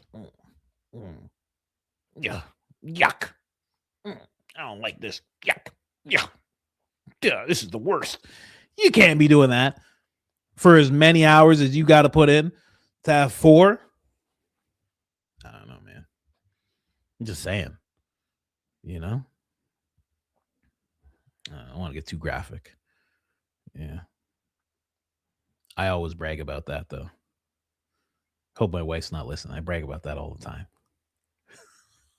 The first time we had a kid, the first kid, I was like, just like out in public with people, I'd be like, I got it done in 1 try. She'd be like, oh my God. She'd be like, what's wrong with you? I'm like, that's something to celebrate. I was like, 1 try, bro. You know who I am? Pow, I'm Rob O'Neill. Hey, I'm the Reaper. Pow, you know, 1 try.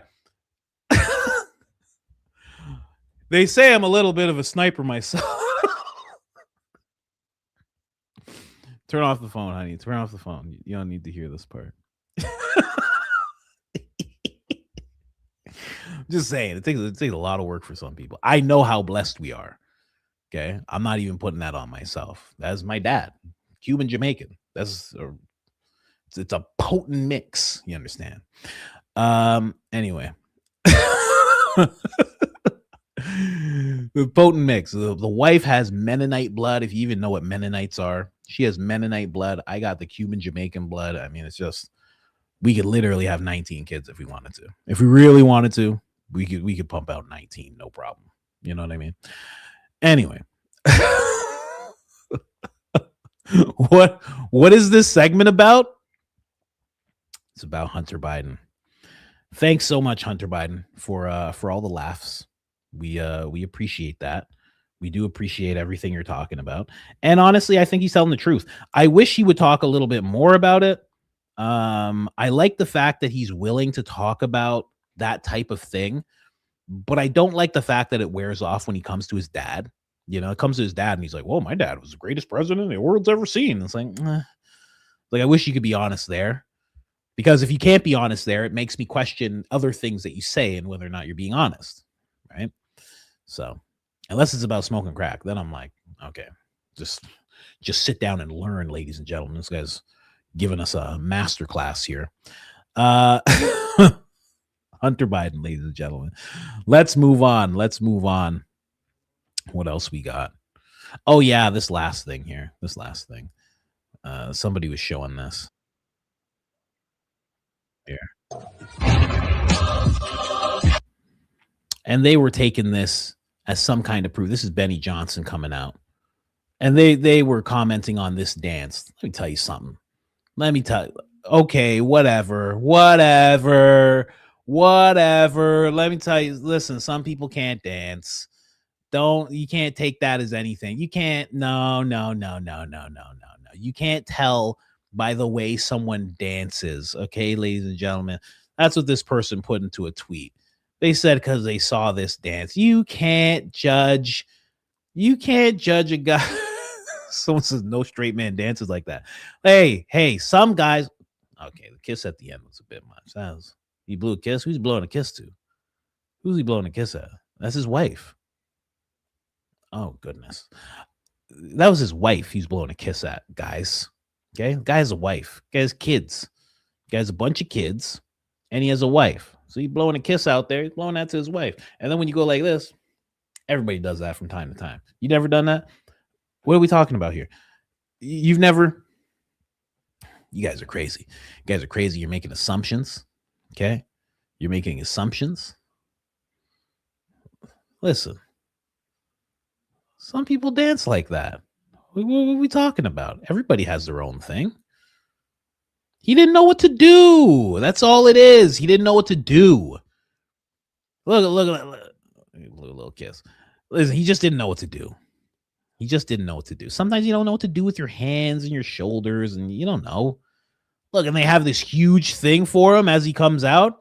It's a lot of pressure, man. That's all this is. It's a lot of pressure. Look at that. Look, it says Benny John, huge letters, pictures everywhere. It's a lot of pressure, guys. You guys don't get it. You guys don't get the pressure. Come on. Don't be like that with him. He's okay. That's big. That's big dog Benny. That's big dog Benny.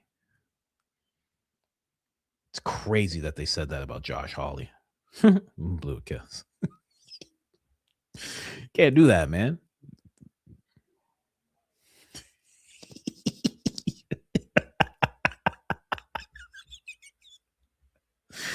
It's a lot of pressure, man. Come on. Guys are immature. Everybody's immature, you know? Just stop being so immature. Anyway. Well, let's jump. It's big dog Benny. That's not what you said, Mike Riley. You said big something else. How dare you? How dare you guys, man? That guy's the voice of the conservative movement. He's the new Rush Limbaugh. Gosh darn it. I'm kidding. I think Barron's the new Rush Limbaugh. Barron's something else. I was going to say Barron's like the new Rush Limbaugh because I'm thinking about playing this clip here because I was told by Rosie that we actually do have the Benny timestamps and I just didn't see them. And she is correct. She does have the timestamps and I didn't see them. How about that? That's how it usually goes. But before we get into Barron, we'll get into Barron. But before we do, let me close this Hunter Biden claptrap here. All this murkiness, you know? And you know what? This could be Hunter Biden just trying to drive a divide in the conservative movement. You know that, right? Okay? I'm just saying. Could be propagandas. That could be what's going on here. You never know. Anyway. So funny. Let's get into Gary and Dom sitting down together.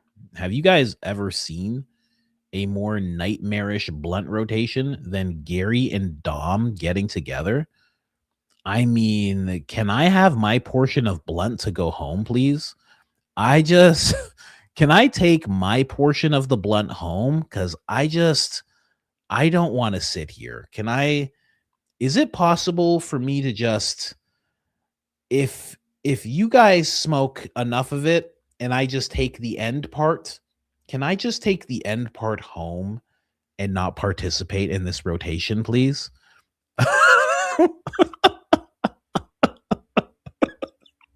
So I'll take that blunt to go. I'll take that blunt to go. Can I have it to go? Yeah, because the people I'm with. If you could just, you can.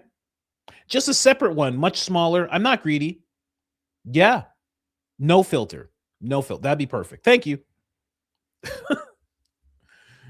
Oh my gosh. Okay, let's hear what they have to say. I think I brought it to a timestamp where they're talking about Gary wishing that that Dom was Candace instead of Candace being Candace. I think that's what they're talking about here. And that's the issue that they hate with me. Like, you can't really label me as like a conspiracy theorist or some crazy conspiracy theorist that's trying to manipulate the masses and I look like I do. You see, they've created the reality where people that look like me are supposed to be in a specific position. That's the reality they created. I just take advantage of it. It's 2016 talking points here. People who look like me. You still talking about black and white? Oh gosh, have fun. And they don't know what to do with it. They don't know how to make headlines for me. They can't give me the same labels they can give to a clean-cut black conservative. I've even been a part of the culture, embraced by the culture, you know, been with the rappers back in the past when I was doing music. So it's not really like I'm someone that's alienated from it. So they don't really have as many titles as they can place on me. Yeah, you know, I can't help but think right now, man. I wish, and I don't know if you ever met him, but I wish that Charlie Kirk had found you instead of Candace Owens. And seriously, let's have a longer conversation after this. I was just talking.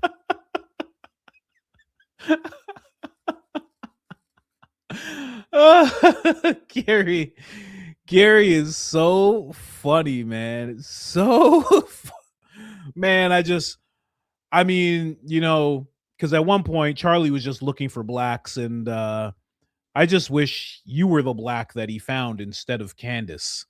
I think it would have gone much better.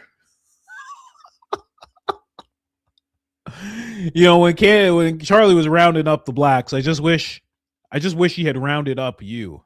That's a compliment. That's a compliment. So silly. So silly. Oh my gosh. That is so funny that he said that. I just wish Charlie had found you.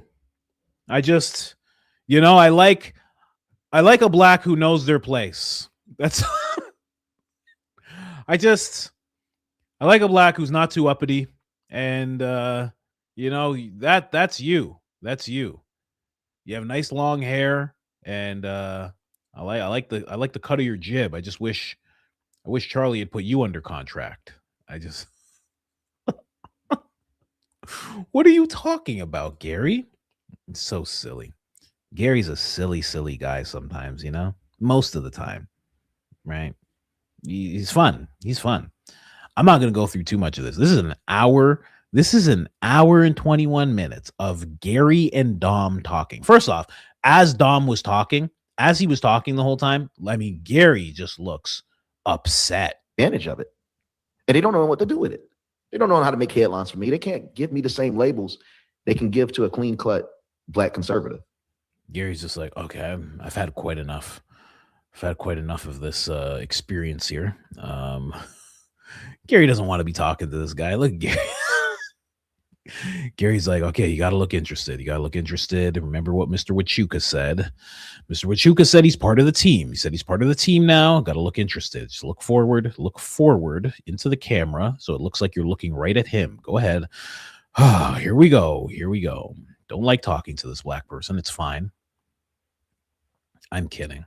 It's not because Dom's black. It's just because Dom is Dom that you wouldn't want to talk to him. Let's be honest here. Has nothing to do with the color of his skin. And they understand that. They're greedy. They understand that if you have a black person that's calling them out, able to reach their masses, that's all it takes. It just takes one good black conservative to destroy the entire Democrat Party. It's a theory I still believe. Just one. There's a reason why they go so hard to make sure, don't listen to that nigga, don't listen to that nigga, don't listen to that. I mean, they will do anything. They paid me so many labels. They couldn't label me anything at first. It was like, he got dreads, he dressed like us. I made sure that when I first came in the game, they start saying, well, he posted something and got banned on X. Okay. You're saying that, and the XAI said it was a mistake. Doesn't matter. They're going to stay on that. Or they tried it with the conspiracy theories. That didn't last. There's no way he's enjoying this conversation. There's just no way. There's absolutely no way. Because I don't. And I enjoy every conversation. I love it listening to anybody talk about anything. I don't even care. I love it. I love it. I love playing it in the background. I'll listen to something in the background while I'm listening to something on my phone while something else is playing. I love just hearing people talk. This is just, it's literally like a blunt rotation. It's like Gary's just waiting for his turn. He's like, this is crazy. And Dom is like the kind of guy that holds it until it goes out. And then he goes, oh, it's not lit. And then he takes, oh, you guys got a lighter? And then he lights it again. He takes a hit and then he talks for another 5 minutes. And you're like, hey, man, hey, you're supposed to be handing that over to someone. To the left-hand side? What are you doing? And then he holds it for 15 minutes. And then when you get it, it's wet. It's wet. And you're just like, ugh, man. And then you don't know what to do, right? It's the worst. That's exactly what Dom is. Dom is that guy completely. He just talks and talks until you're like, are we smoking? Were we smoking at one point? I don't remember. Right? I still have vivid memories of being a smoker. I still have vivid memories of doing it. And I know this situation, you know, this is like two guys, they're at a bar, you know, he doesn't really like this guy. He doesn't really want to talk to this guy, but this guy has the blunt. He's like, well, you know, I've drank a lot and I could use a blunt right now. You know, he's like, I can use this right now. I don't want to really talk to this guy. Now this guy's like, you know, they can't put a number on me. You know what I mean? It's just, they can't really, cause I got dreads and then it just takes one man like me. It just takes one black man like me. And I wreck the whole conservative movement. Cause it's a plantation over there. And you're just like, oh, man. Gary's just like, okay, well, it seems like he's on my side. I don't really like him all that much, but fine. It's terrible. Not fun. I don't even want to find another timestamp. I know I have another one. Whatever. It's a show. I can't just be like, I'm not going to find the timestamp. Fine. I will look up another timestamp for this. Only if they talk about Candace. I don't really, and I know he's going to lie, but still. That's, you know. Yeah, okay. We'll go to 53 minutes. We'll do one more timestamp. Then we're going to get out of here. I mean, this is such a bummer, you know? It's like two guys nobody likes just coming together. And then also, it's so funny. It's so funny because these two talking right now, literally, and I'm not saying Gary's paid, but Dom has a website where he says he charges $15,000 to say breaking on a post. And he will post anything that anybody wants as long as they're paying him. And now they have to have a conversation like as if that's not true. It's the weirdest thing to watch because you know he has a website. You know the website says he gets paid. If someone wants him on a monthly retainer, he says he charges anywhere. I think it was like $50,000 to $850,000. It was like, what are we talking about? This is crazy. He'll post whatever somebody else wants him to post. And then we're going to have this conversation like as if he's an honest guy. Anyway. Here, what's this one about? But that's Candace's kind of origin story. What do you think was the motivation behind this? And ultimately, what do you think is the main goal? I mean, I have my own thoughts on it, but I'd like to hear yours. So the cold hard truth, I think Candace Owens everyone's talking about Erika Kirk, all that. They're not looking at the business. Who has a long history of having business with Turning Point? Candace, from there, almost from can't say day one, but she was there from quite the beginning. And who's the person that's alienated in all of the exec roles? It's her. And I think that she felt entitled to having a leadership role in Turning Point USA. I think that position as CEO of Turning Point was the next position that she possibly wanted in her life, which is crazy. I don't know if she's possibly gearing herself up to run for president one day or what. You never know what these people are trying to do. But I feel like maybe her being CEO of Turning Point would have put her in a position to reach that next goal that she might have had dreams for. But there is no other thing other than I wanted that. No one else can have it. And I'm saying that because of what I went through with her before. She will burn that whole shit down if she can't have it. If she can't have it, no one else can. Like, well, she and will there's make a sure. lot of, well, I can tell you, I've had these rumors substantiated by people behind the scenes. The reporting isn't fully out, but she was running Blexit into the ground. And then Turning Point USA came in and bailed them out and basically bought it from her. And I think that included a lot of NDAs and non-disparage agreements, among other things. And there was still some sort of a relationship there where she was still useful and she was still talking and going to speeches for Turning Point USA. There's no doubt about that. But we do know that Charlie Kirk definitely by 2024 had broken off any sort of relationship with her. I know that for a fact. I can't do it. It's too much. It's too much because I have to go over things over and over again. She already released text messages from 2025 with Charlie Kirk. I mean, it's like, what are we talking about here? This is getting obscene. It's getting obscene. Somebody wanted me to translate for Dom. I don't even know what he's saying. I think she just wanted a real estate. I think she wanted a leadership role, and I think she wanted the CEO, and I don't think there's anything else. I mean, unless you're running for president, I don't even know what you're saying. What are you saying? That's why I compared it to a blunt rotation, because it's just one guy droning on, and you don't even know what he's talking about. And you're just like, I should quit smoking. I should quit, because then I won't be in these situations. See, this is exactly what Hunter Biden was talking about. When you got an addiction, you end up in places you shouldn't end up. And then the next thing you know, you're with Dom and Gary in a blunt rotation, and you're just like, oh, man, I should go home. I should go home, but I can't because I really want to smoke. You see, I don't have the money, and I've had a couple drinks, and this guy even bought me a drink, and maybe I'll just stay here. And it's just like, ugh, it sucks. It sucks. I can't do it, man. I can't do it. I was gonna listen to a whole bunch of this. I can't believe this. Can't believe it. 18 hours, 3,800 views. Yep. Checks out. Makes sense. Makes perfect sense. It's crazy. It's so crazy. Who wants to listen to this? Let me check out just a little bit of Barron. No DNA on the ledge. There's no DNA on the ledge. None on the fingerprints. None of them exist. Oh, really? Let me see. 27, 24. Let's check this out. A little quick Barron clip here. Then we got to jump into like supers and stuff. Here, let me check out. Is he muted? What? Here. But he said that, it's crystal clear. You can't see him up there. You can't see him up there. There's no DNA on the ledge. There's no fingerprints.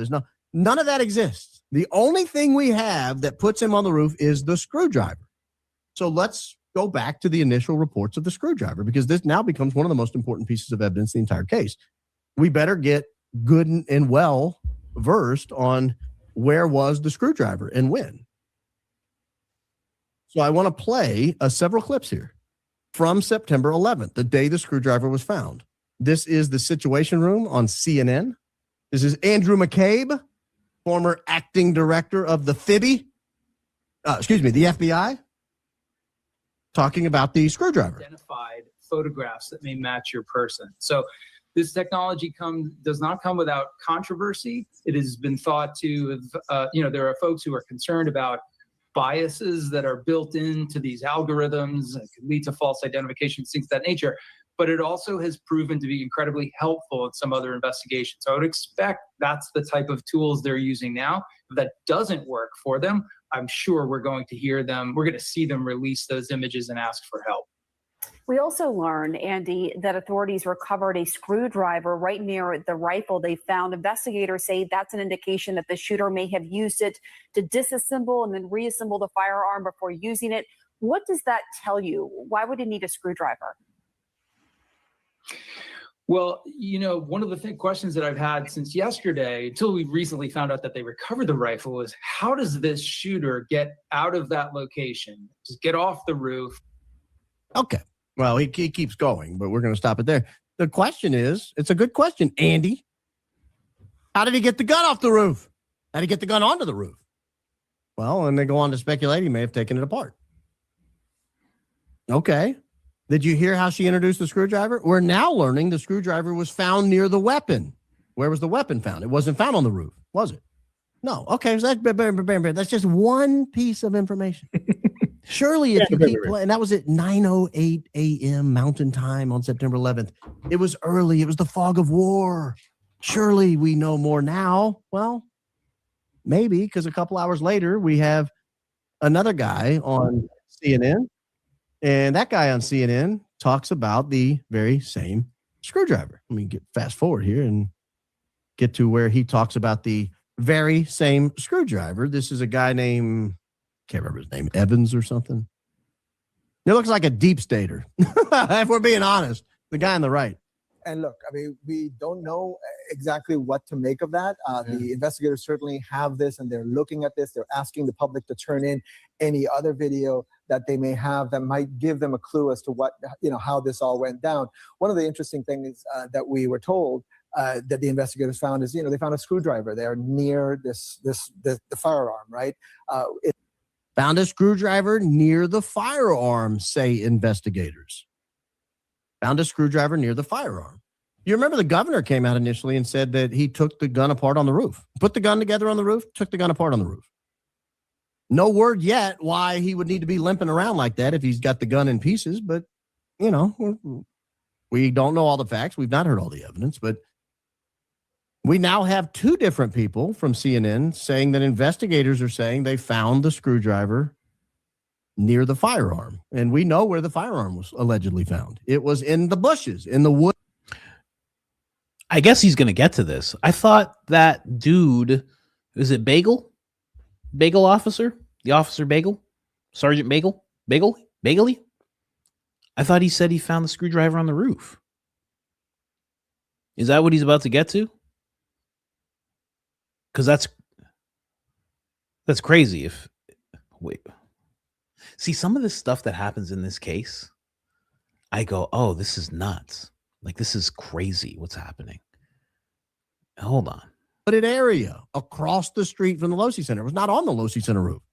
The firearm was not found on the Losi Center roof. The screwdriver was found near the firearm. This is September 11th. This is the day after. They're citing investigators. No. They have good sources. That was 11:07 a.m. 12:08 p.m. 12:08 p.m.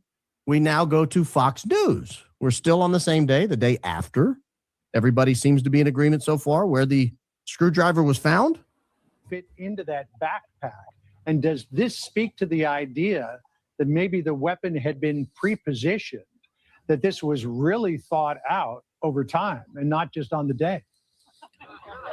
Yeah, I think that's a salient point. The received wisdom a little bit upon the discovery of the screwdriver was that it was used for breaking down the rifle and then getting out of there, or bringing it broken down and assembling it on the roof. That leaves a lot of vulnerability. I mean, for all we know, the screwdriver was used to jimmy the lock to get up onto the roof.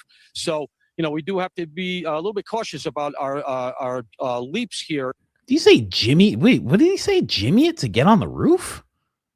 What? There's a little fence to just hop over to get on the roof. What's he talking about? Oh man, see, this is what happens. CNN and Fox don't correlate. They don't get together and say, "Hey, let's game plan this whole thing." They're on different sides, right? So they don't get together and say, "Okay, what are we talking about today, folks?" They maybe should have for this instance, because that's bad. In logic, but certainly a possibility. You could have had it secreted there without question. So we do know that the person left the campus holding the rifle because they have it. By now, they will have matched it to the round that unfortunately took Charlie's life. So they know they got the gun, and they're saying that. So I think we can lean on that heavily. So there's likely images of him leaving with that gun. So they're talking about the screwdriver, and they don't really know what to make of the screwdriver. And they didn't say the screwdriver was found on the roof. Maybe it was to jimmy the lock. Yeah, you see? He had a very strong New York accent there. Very strong. For those of you in our New York audience, I'm sure that sounded completely normal to everyone else on the planet. That sounded really weird.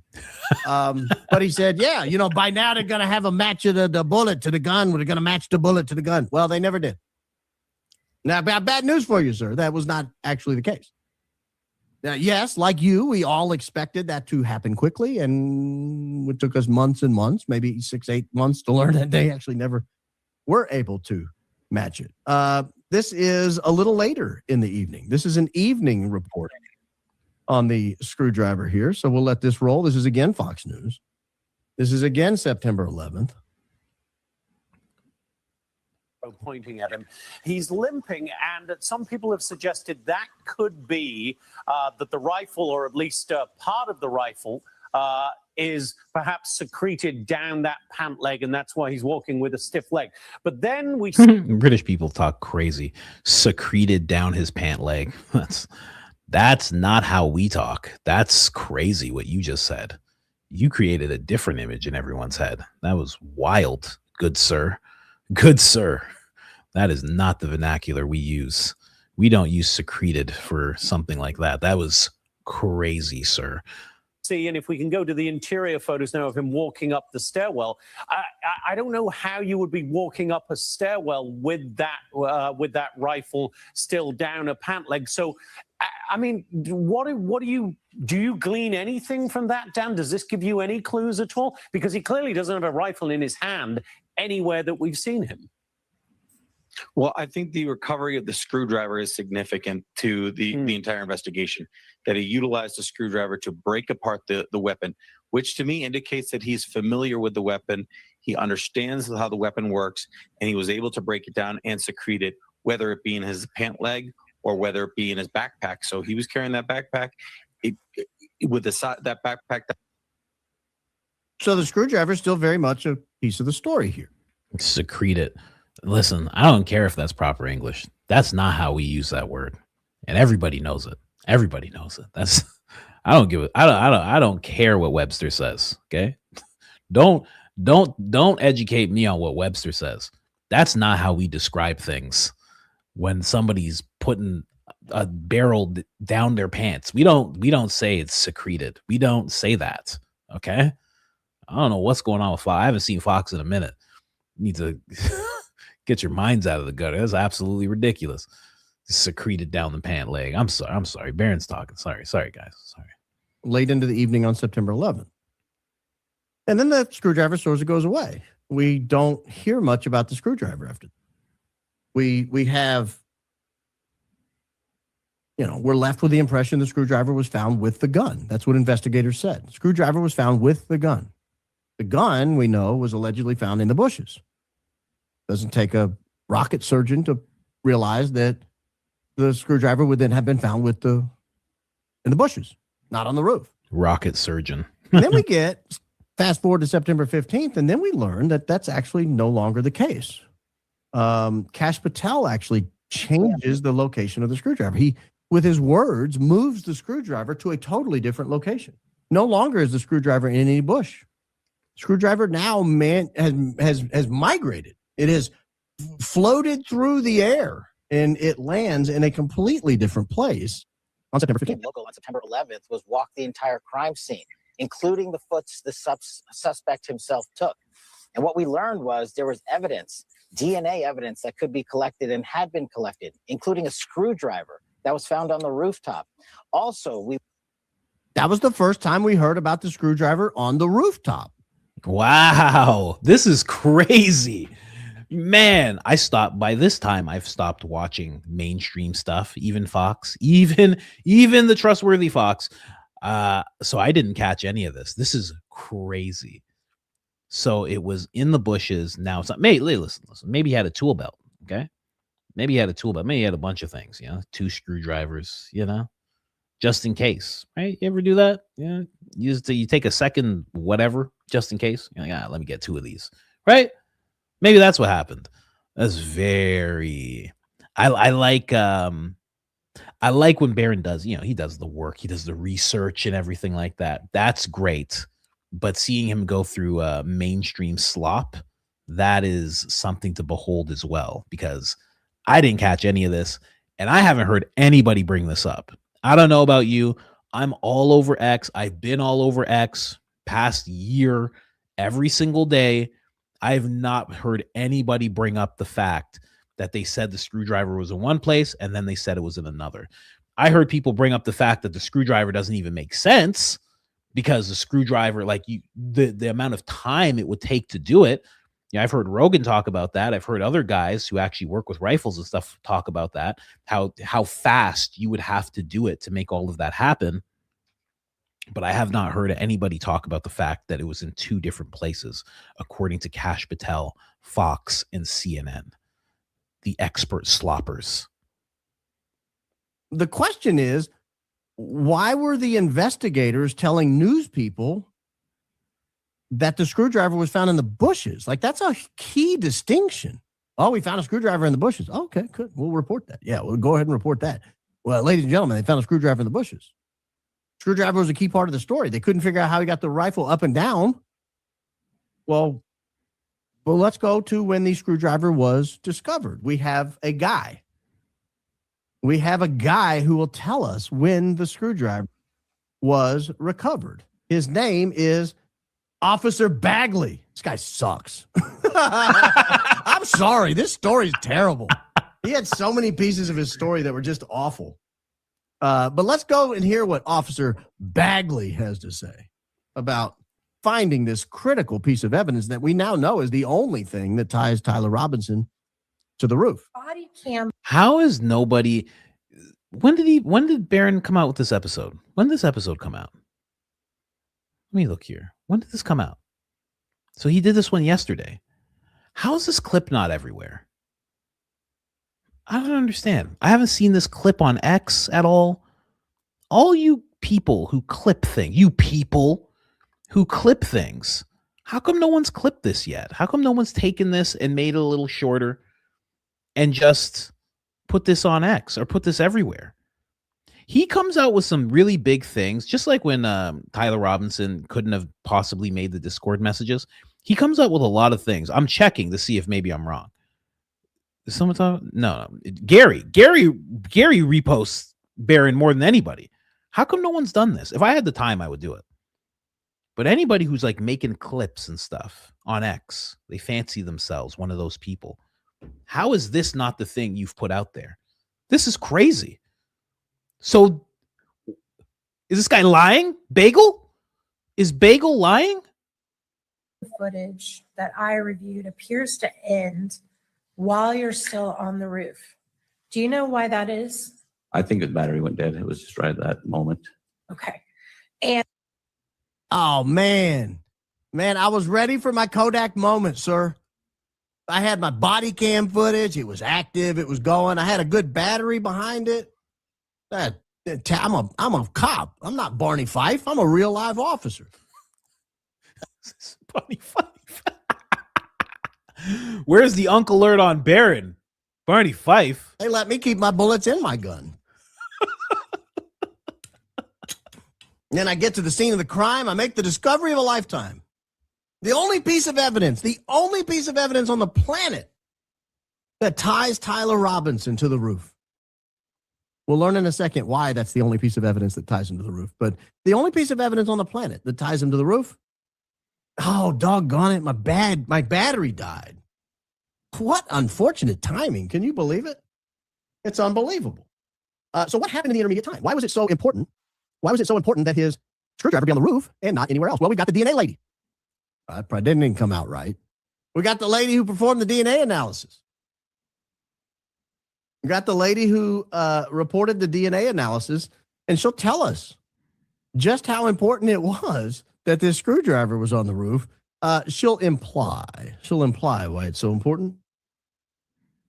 So for the first 6 items, those were swabs that were taken from the northeast corner of the Losi building, correct? correct, yes. And you used all of the swabs, and you concluded that there was no DNA present on.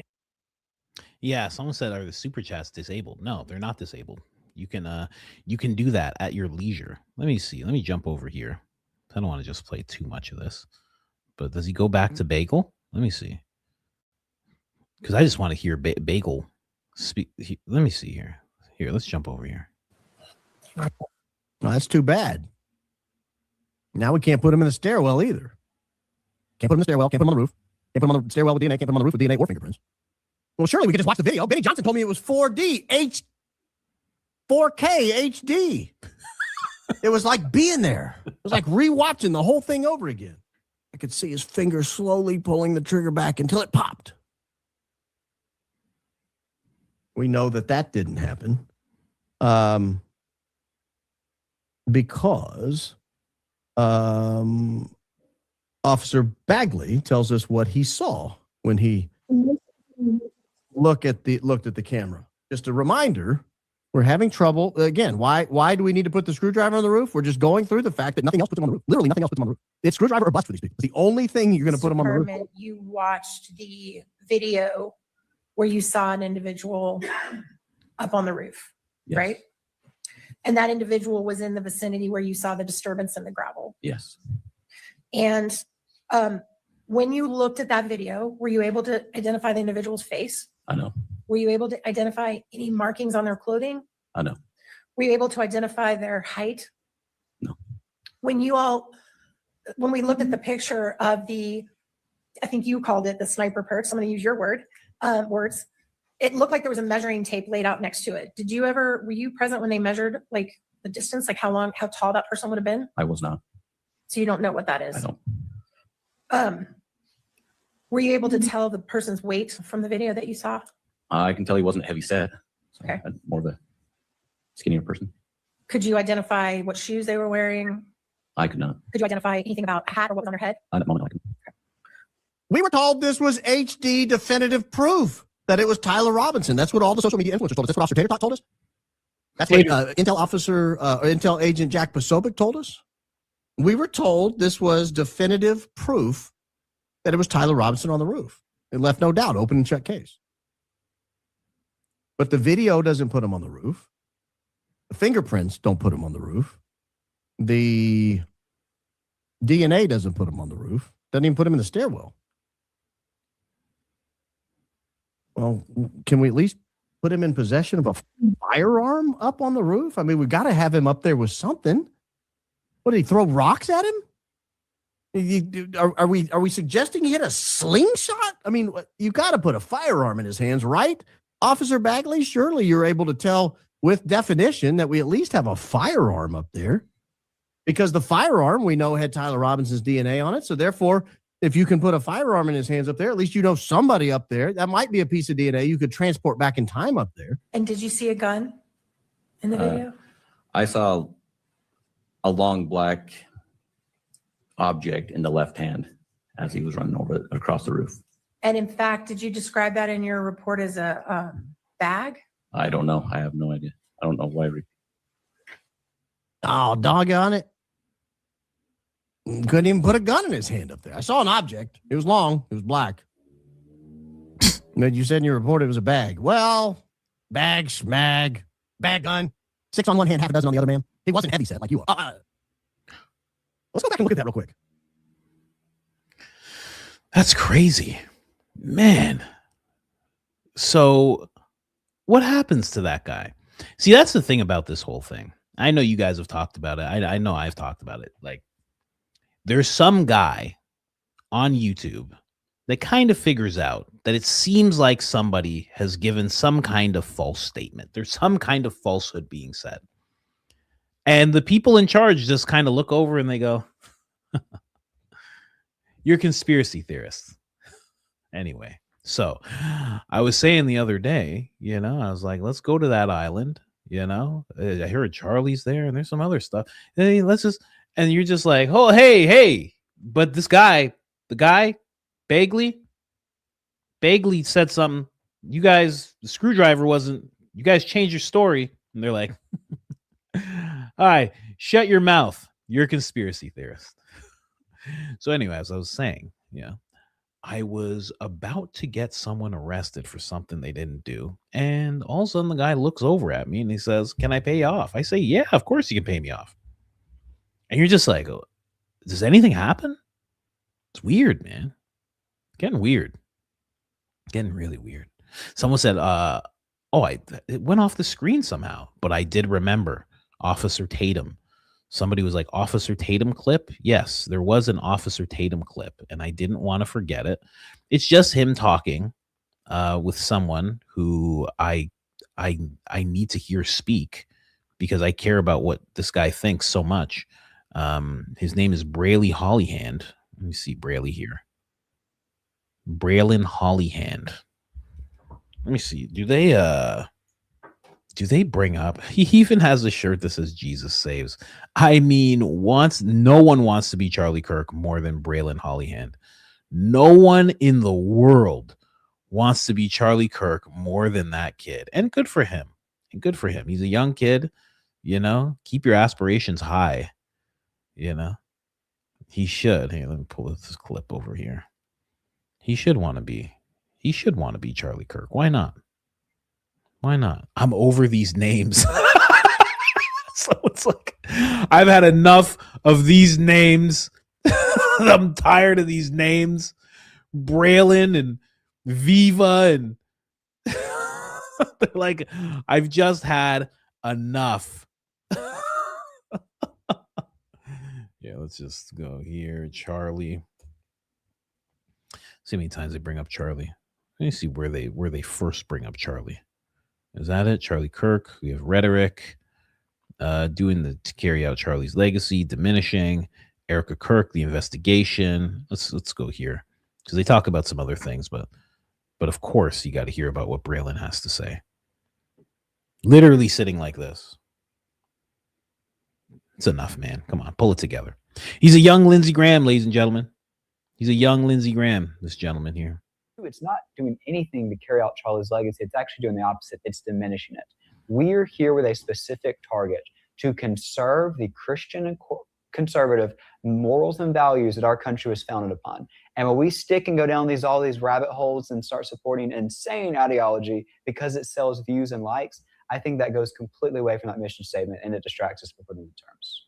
I couldn't agree with you. That is incredible. For this kid to talk like he's a boomer, sells views and likes, doesn't even know who are you? Are you a clone? How do you not even know how to speak like a regular guy? Is that mega Harry Sisson? That's exactly what he is. He's Harry Sisson, and then he's like a Pokemon. He's Harry Sisson mega version, and then as he gets older, he slowly transforms, and his final form is Lindsey Graham. That's his final form. It's his final form. He turns into Lindsey Graham. He gets zesty as all get out, and that's it. That's how it goes with this guy. Let's keep going here. More, I had a gentleman. I consider him a friend. I've seen some of his stuff online, and of course, I don't blast him on there, because we're friends, and I try to avoid it unless I have to. I've been able to avoid this, and he said a lot of things that were very hurtful, in my opinion, towards Erika Kirk and the investigation into Charlie's death. And the interesting thing is that he messaged me, and it was an accident because there's a invisible option that you can put on your Instagram where stuff could disappear or whatever after you write it or something like that. And so it somehow notified me that he put the setting on, and then he put a question mark because he thought I would message him, and somehow we connected. And he had made mention that Oh, that doesn't make sense. Oh, okay. So you lied. Why don't you just make up a story? Why did you have to do all that to just make up a story? None of that made sense. He sent a question mark, and what are you talking about? How does this? That's not how phones work. What are you talking about, man? Someone said, "Is that Lindsey Graham's niece?" How dare you? How dare you? Like what? Me that he put the setting on, and then he put a question mark because he thought I would message him, and somehow we connected. And he had made mention that we let's stop the infighting, man. We need to come together. We're gonna lose our country. And I thought that was very honorable of him to do that. And it reminds me of what you're saying here is that we gotta get away from the extremism and come back to knowing and appreciating the people that are in the movement. And many of us have had relationships and friendships that have gone beyond, this current situation. And we need to get back to that, because we're not fighting against each other. We're fighting against leftist nut jobs that are trying to ruin this country. And I'm saying we, meaning everybody else that understand that socialism does not work and free things are never free. Like the rest of the population that's normal, whether they're Republican or Democrat or whatever, that are sane, are fighting against that. So another situation that I want to talk about, because this is one that's less political and more cultural, and that is the Nolan Wells killing. I just want to know, like, we all got to come together and know that, you know, fiber in the booty hole, in the intestine lining, right? We got to fight against that, right? And that left and right is the only way. There's no middles in left and right. You only got 1 foot and you got 2 foot, and that's it. You got left and a right one, just like your hands, just like your elbows.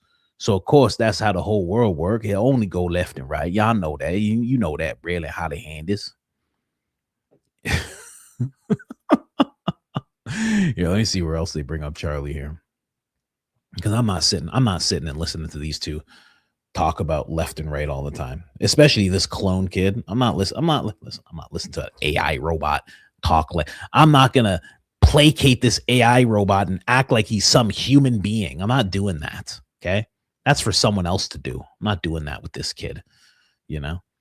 And it's crazy because we're talking about, you know, Hunter Biden talking about closeted people. And then this kid pops up and you're like, oh God, his shirt says Jesus saves. And it's just like, oh man, like now I gotta live in a world where I say Hunter Biden's right. I have to live in that world. You know, it's like these guys just keep doing it to me, man. It's just every time they're hoodwinking. Every time. Fool me once, shame on you. Fool me 7 times. What the F, man? Okay. Fool me 24 times. It's still shame on you, because why are you doing that to someone like me all the time? Huh? Leave me alone at that point, right? Jeez. Anyway, let's see what else they have to say about Charlie here. Because we both know when Charlie was assassinated, his videos went crazy. Like people from all over the world that never heard of Charlie, never listened to Charlie. People in my family were like, I ain't had Charlie Kirk. I ain't never heard of the guy. But then I start watching this stuff. I agree with everything he say. And so social media can be used as a success tool in the communication era that we're in right now. And what's the favorite part of your book? You know, I wrote a book a while back, and obviously when you write a book, you have a topic, you have instructions in your book. But there is always a part of my book, or at least when I wrote my book, and I think others probably have the same idea.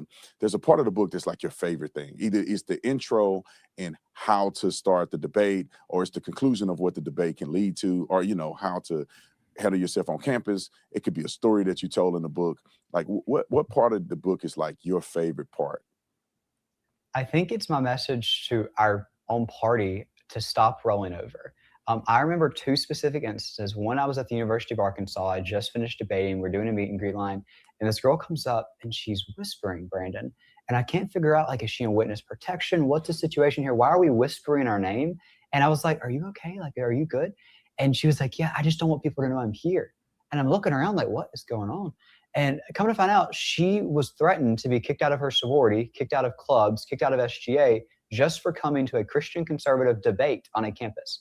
And I'm looking at her. So she walked around. She walked around whispering because she didn't want people to know she was here, because this girl was so dumb that she thought if she whispered that people wouldn't be able to see her. Hey, man. Hey, stop making things up. Okay. Stop making things. This is why I won't listen to this whole episode. I refuse to. Stop making things up. Brandon makes up one thing. Mr. Tatum, this guy brings up another thing completely made up. Guys, stop making up completely fake things. Stop doing it. Just say your thing. Just be like, this was my favorite part of the book. Okay. When the ghostwriter came to me and showed me this part of the book, I said, wow, this is my favorite part. That's it. That's all you got to say. This is getting crazy now. Jeez. What's wrong with these guys? Got to put up with this. I didn't used to get this mad when I used to have to watch Rachel Maddow and stuff. I used to have to watch Rachel Maddow all the time. She never pissed me off the way these guys piss me off. This is absolutely horrendous. This is absolutely horrendous how they've done. have they done this here? Let's just go right back to this really quick. Let me just see if there's anything here. Incidents that have come up that I want to hear from you on. And the first one is Charlie Kirk. We've seen the rhetoric go out of control, which led to him being killed allegedly by Tyler Robinson. I'm pretty convinced after the trial that Tyler Robinson is more than likely the one that did it, but you know, he's innocent until proven guilty. But then after his death, we see rhetoric and high charge, lack of conversation happening within the conservative movement, where you have conspiracies versus people who are led by the investigation. What are your thoughts on that, and how can America talk again related to that situation there?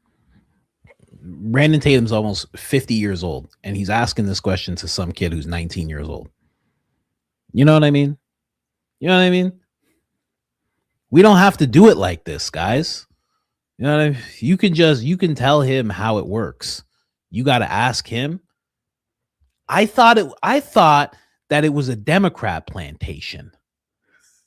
That's what I thought. I didn't realize there was a Republican one. Mr. Hey, boss, what's going on, Braylon, boss? Can you let me know how it work?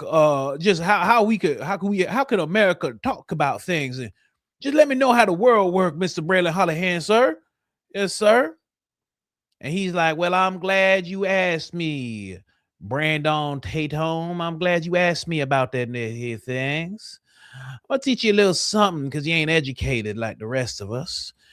When I was going to white school, I could teach you exactly how we talk about America, how we gonna heal things. Oh, appreciate you, boss. Appreciate you, boss. Let me know exactly how America work, boss. The kid was 10 years old 9 years ago. What are we talking about here? You crazy?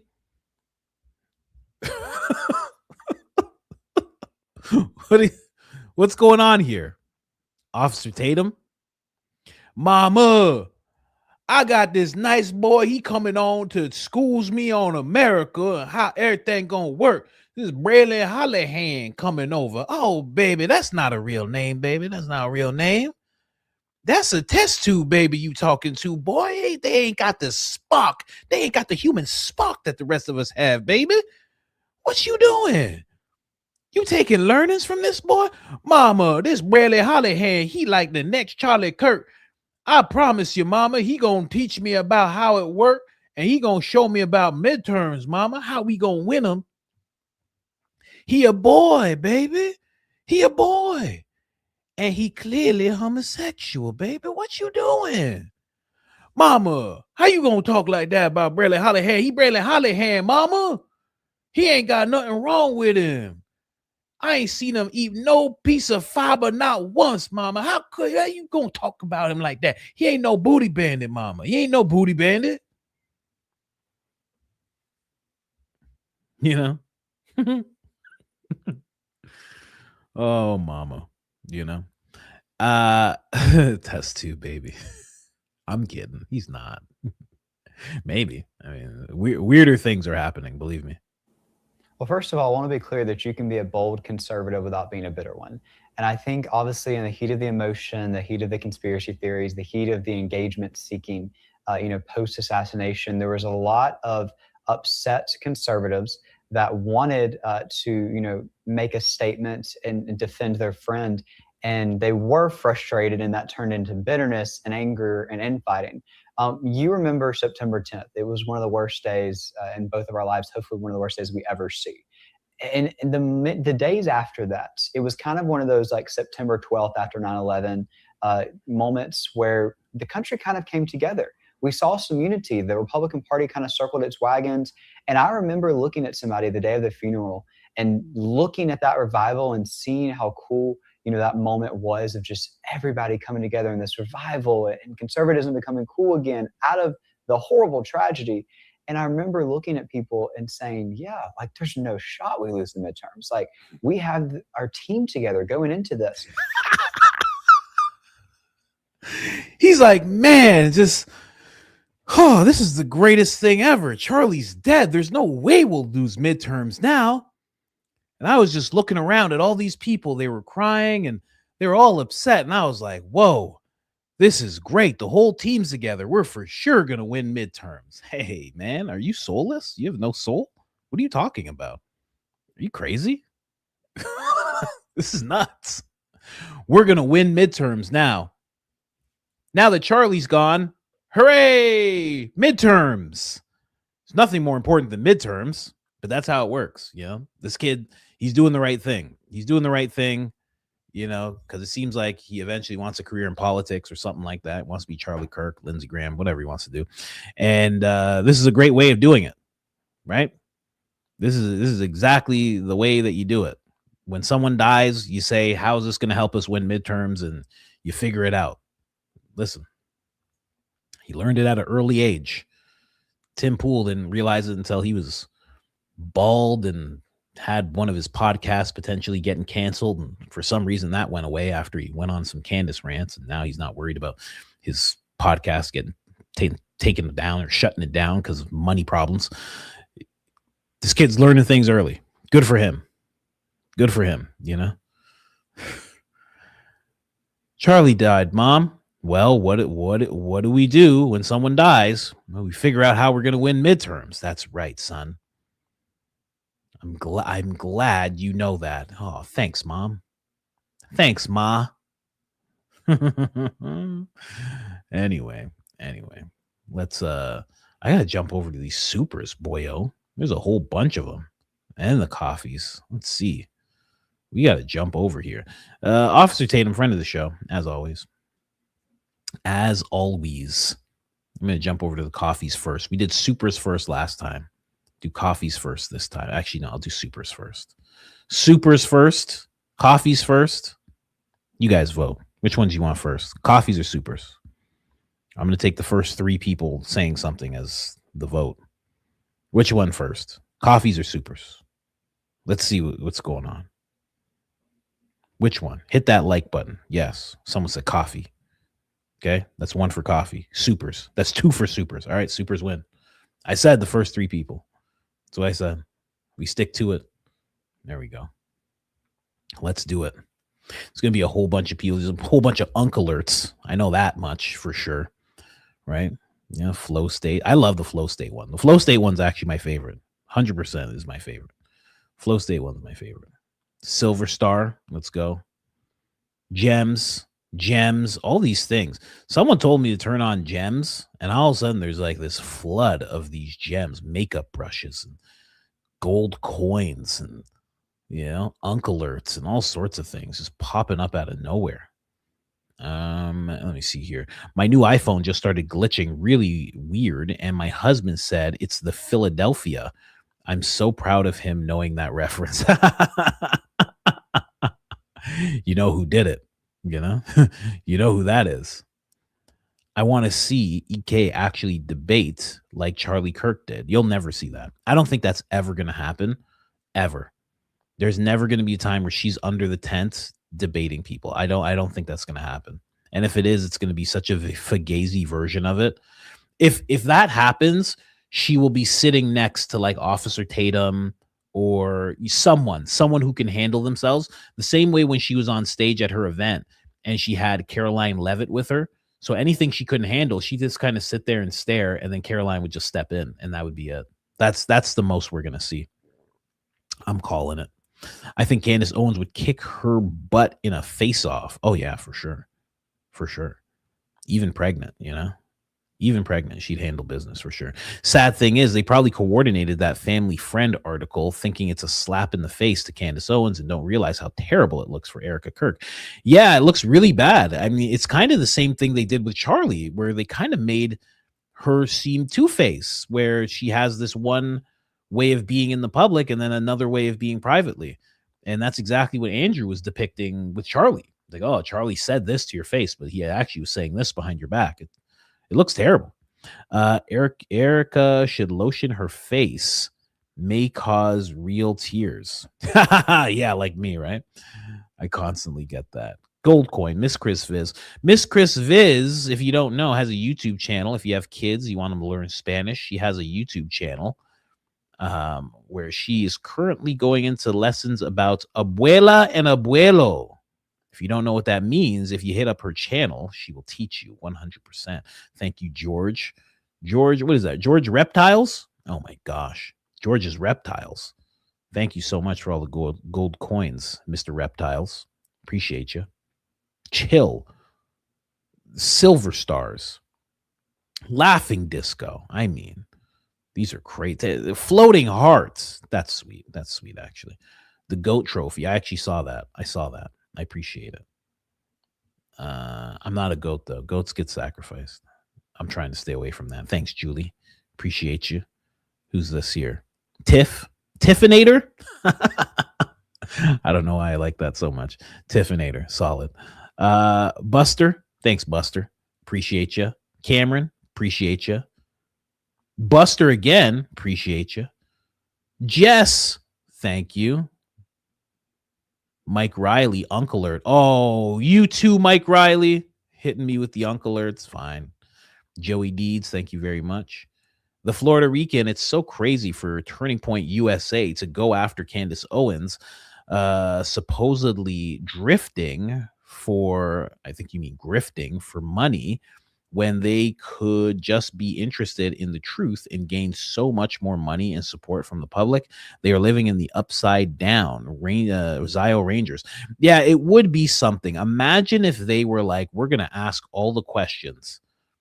Turn the Charlie Kirk show into actively investigating what happened to Charlie Kirk and being like, listen, we have no problem with the Bureau. We have no problem with law enforcement. We just want to ask some questions and potentially help them with the case.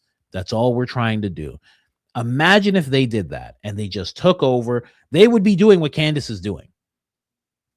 And people would flock to it because they'd be like, look, it's the people who were around Charlie trying to figure out what happened to Charlie. Have Candace on as a guest. All of this stuff gets neutralized and they look like the best people in the world. That's all they had to do. And the fact that they couldn't do it, I don't think it's just that they are nose deaf to what they look like, sound like, smell like.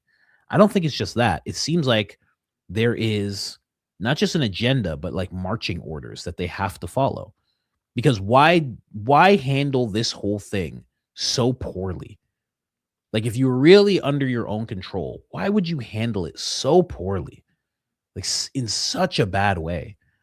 I don't know. Because Candace was right when she went on a rant. She's like, I think I was already known globally. She was. Why wouldn't you just immediately align with Candace? Immediately. And be like, listen, say exactly what Charlie used to say. There's so many things we don't agree with Candace on. But the one thing we agree on is that we want to know exactly what happened to Charlie. And that's it. They would look so good right now. There'd be no videos about Erika. There'd be no talk. There'd be no need for everything that we're seeing. Uncle Alert again. Uncle Alert again. What was I doing that I deserved the Uncle Alerts? What was I doing? Was I squinting or something? Oh, see, this is disrespectful. Julie, you gave me watermelon? Huh? That's disrespectful. Because I know what you're doing. I know what you're doing when you put the watermelon.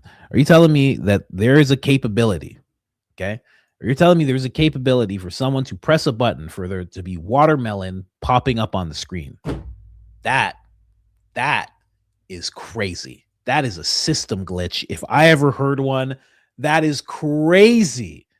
Crazy. Someone can just go, you know what I think Coach would like? You know what I think that Coach would like? Some watermelon. And they can just press a button and do that? That's wild. That's a wild function. That's crazy. That's nuts. Someone can just be like, here's the watermelon. Here's some watermelon for my good friend Coach. I think he'll like it. What? You can just do that? That's kind of insane. That's an interesting function that they've left open there. Like what on earth? You can just be like, I got some gems here. Let's send this guy some watermelon. I think there's no other creator that would like this. Yeah, I could send it to Jesse. I could send it to Ian. I could send it to Baron. But I don't think they're going to like it as much as Coach will. Why? Hold on. That's crazy. That's crazy. Anyway, let's keep going here. Silver stars. Thanks. What was your name? What does your name say? Oh, Kiki. I thought it said something way different. Spaceman, thank you very much. Sweet like honey. I've seen you before. High five. High five. 100%. Florida Rican. That glove may have explosive residue from Charlie. Yeah, that's the thing about that, right? Because that's gone now. That's gone now. Like, you're not going to be able to get a hold of that glove to see if there's anything on it. That's done. And they definitely didn't do that because for some reason, even the Bureau is like, I don't want to really look into any conspiracies. And it's like, why not? That's your job. You're the guys. You look for people conspiring. That's you. You guys do that. And yeah, there it is. There is a watermelon there and it's waving at me. That is crazy. Let me screenshot that. Let me screenshot that before that goes. That's crazy. That is absolutely nuts. I saved it. I saved it. That's crazy. That's crazy. Why'd they do that? Why'd they do that? Anyway, 100 gems Sunday. Thanks. Jennifer, appreciate you. Rebecca, appreciate you. Let me just roll through these. Roll. I can't believe they got a watermelon function like that. I can't believe it. I can't believe it. Thanks, Rebecca. AC, what's going on? Was that a real video of Officer Tatum telling us how stupid we were for thinking you could fit a whole bullet and gunpowder into a microphone? What the F? Oh, that's your first time seeing it? You haven't seen that before? Yeah. Officer Tatum really, when he heard about the microphone theory, I guess because whoever his producer is didn't actually break it down for him. He was like, he pulled out the microphone, the Rode microphone, and he pulled out a bullet and he put them together to show that it can possibly fit. That was real. That was a real Officer Tatum moment. Okay. That is why we yell mama from the top of our lungs, because of moments like that. Just incredible. Thanks, Jay. Leia, I think that's how you say that. Leia, Yahweh's daughter. I like that. I didn't realize that was your name. And it's an uncle or whatever. Fine. Owen Schroeder, or is it Schroeder? Or is it Shower? I don't know. Turning Point is tanking behind the scenes. Oh yeah? Really? Did he make a video about that? His new hairstyle is terrible. I don't know who needs to hear that. The way Owen looks right now is crazy. He looks like he is Kid Rock's younger cousin. That's what he looks like. He looks like he's related to Kid Rock now. He went from looking like literally like the Chad meme with the straight jawline and everything. He now looks like he's related to Kid Rock. Like he's younger Kid Rock, you know? Like he's child rock, you know? It's just it's really, really bad. I don't know why he's doing it. I don't know if it's a middle finger to society or what, but it looks absolutely insane. It looks insane. So hopefully that message gets to him. It looks terrible. He looks sick. I hope he's not sick and I'm saying all this. He looks sick though. Thank you so much, Jay. Appreciate it. Jack, thank you, Jack. EK hangs out car windows and plays in curtains. Yeah, she tells people to be tables. I mean, she's just she's quite the character, honestly. Turn it up. Uncle alert. Another uncle alert. What did I do? Hey, coach, hope you and the fam are good. That's all. Thank you, Philip. I think you told me I can call you Philip. I think that's what you said. Thank you so much, Erika. Erika Apple, a moonchild. Wow. You have tarot cards, right? You have a bunch of tarot cards. How many sets of tarot cards do you have, Erika? Erika, a moonchild? How many sets of tarot cards do you have? And how much do you know about astrology? You just know so much. You know about rising moons and you know about all that stuff, right? For sure. 100%. Coach, appreciate you. It's this simple. We have never seen someone get threatened and offed soon after and the sources of those threats weren't investigated. They exposed themselves. It really is that simple. It really is that simple. With the way things are set up, we can't even just say it that simply. Yeah, I had to read you saying it that simply. I'm sure the guy who got Laden knows a thing or two about gov cover-ups. Yeah, right. I'm sure he does.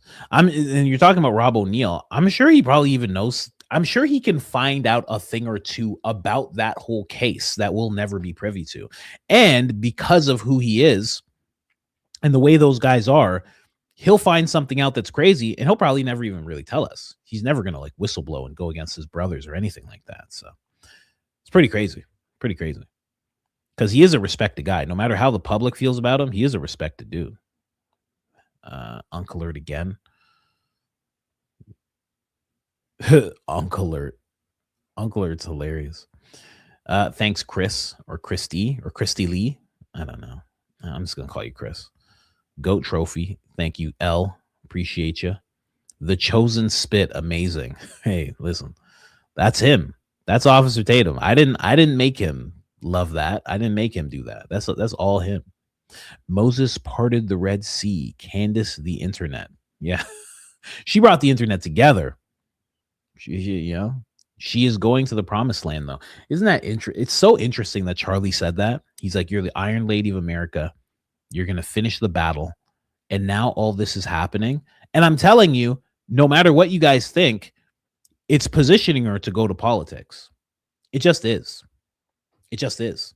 It's pushing her. Oh, Mr. Wachuka's here. Oh, gosh. Hello, sir. Hello, Mr. Wachuka, sir. Hope you're doing okay. Mr. Wachuka's like, why can't we hire this coach guy? You know, why did we hire this Dom guy? We didn't hire this coach guy. I don't understand. What's going on? Someone get him a $7,000 contract immediately. You know, Michael, thank you so much, Michael. Appreciate you. Michael again with the Uncle Alert. Never mind. Don't appreciate you. Zack Attack Maniac. That is, I like it, but it's a bit much. Yeah. Alpha Eagle. Oh, man. Universe Middle Productions. What is that? What do you guys do? Universe Middle Productions? Let me know what you guys do. I'd love to know. Charlie's cameraman on the Black Line Brief is apparently speaking out. Gonna have to watch. Yeah, I watched well, actually, I saw a clip, I should be honest. I saw a clip of it. He was talking about things. I didn't know he was the cameraman for so long. Apparently it's been years and years, almost like from the beginning. That's very interesting. I would love to just hear him. I don't know if it's in the interview. I just want to hear him talk about the AI voice cloning. I just want to hear about him bringing that up into conception and what he made that was AI voice cloned of Charlie Kirk. That's the main thing I want to hear from that guy. If he breaks that down, if anybody hears about that before I get to it tomorrow, send me a timestamp because I would love to know about that. Rebecca Myers, technically, men weren't meant to wear pants. It restricts blood flow in the lower area. Jesus didn't wear pants. You're crazy. What are you talking about? Huh? I don't know what kind of pants you wear. I don't know what kind of pants other guys wear. Yeah, I didn't show you that picture of Matt Walsh in his pants. It's absolutely crazy. Let me just see if it pops up. Maybe it's a known thing. Maybe it's not just me and I'm like nuts. Matt Walsh tight pants. I mean, these pants are crazy that he wears. I mean, they're just nuts. And I've seen him wear these pants on different occasions too. Separate occasions. Matt Walsh tight pants. If Matt Walsh can pants you, let me see here. Let's find an image. Matt Walsh. This is so petty. Matt Walsh without a beard is just wild. Wild. You ever see Matt Walsh without a beard? Oh my goodness. What? That's really him. That's not AI. That's not AI. That's Matt Walsh. Isn't that wild? Whoa. What on earth? Goodness me, sir. Wow. You know, some people you gotta keep a beard. Yeah, I'm telling you, that's him without that's him without a beard. Yeah, a lot of people haven't seen that before. A lot of people haven't seen that before. You gotta go to some dark corners of the internet to find stuff like this. Yeah, this is him. No beard. I'm telling you, it's wild. It's a wild look he has. Some people saw him without a beard, and right away they were like, "Oh, he's Philadelphian." They're like, "Ah, that was the secret the whole time. He's a Philadelphian." I was like, "How dare you guys?" Some guys just need. I wish I could find him with these tight pants on. I can't find no pictures of him. These pants are like hipster tight. I mean, just too tight for words. I can't find it. He lives another day. He lives another day. Anyway, my pants fit just fine, you know, not restricting blood flow anywhere. Not all the time. But I mean, it is fun not to wear pants. You know, I'm definitely not wearing a skirt. You know, that's not. See, the people are going to try and use that as like a thing to like wear a skirt. Like, oh, well, you know, Jesus. Like, no, don't compare yourself to Jesus. Jesus wasn't wearing a skirt. He was wearing something different. You know, there's going to be guys walking around in mini skirts being like, well, you know, Jesus. No. That doesn't work like that. Anyway, forgive my ignorance about firearms, but when someone gets hit, they fall to the opposite side from the entrance, right? I have no idea. Is that a thing? Mike hits CK right and exits left. Would think a 30-06 would have flung him to the right. Yeah, I guess so. I don't know that that's a thing that you're saying, though. I really don't know about that at all. I don't know. I was going to say I don't think it's a thing, but I don't actually know. You could be 100% right about that. 100% right. Not 100% sure, though. You'll have to look into that more. But I do know one thing for sure. A 30-06 would fling him regardless, whether it's left or right. It would just throw him back. It tears, it devastates when it hits. There's no bing, bloop. Oh, it doesn't work like that. It just doesn't work like that. Everybody knows that. You don't need a crazy amount of information to understand that.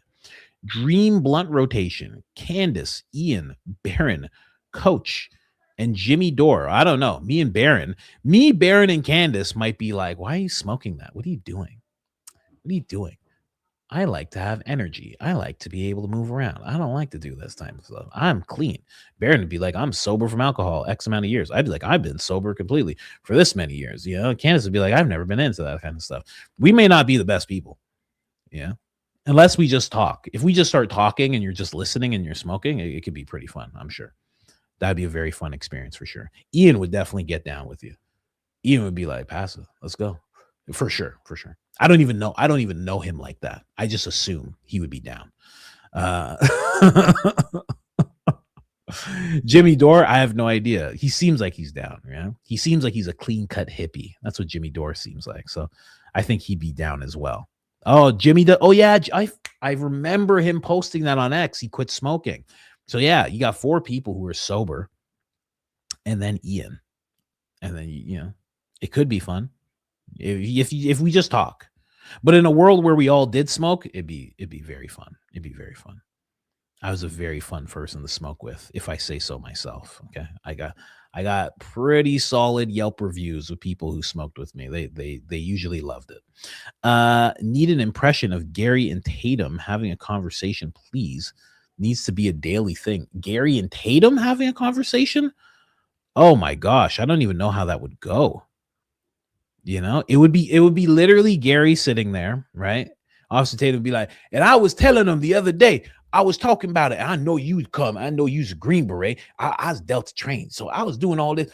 And I was talking about how they said all this stuff about Charlie. And listen, I know Charlie. I knew Charlie. And all these nut jobs and these booty bandits, all these people. And he'd be ranting and raving. And Gary wouldn't be able to understand what the hell he's saying.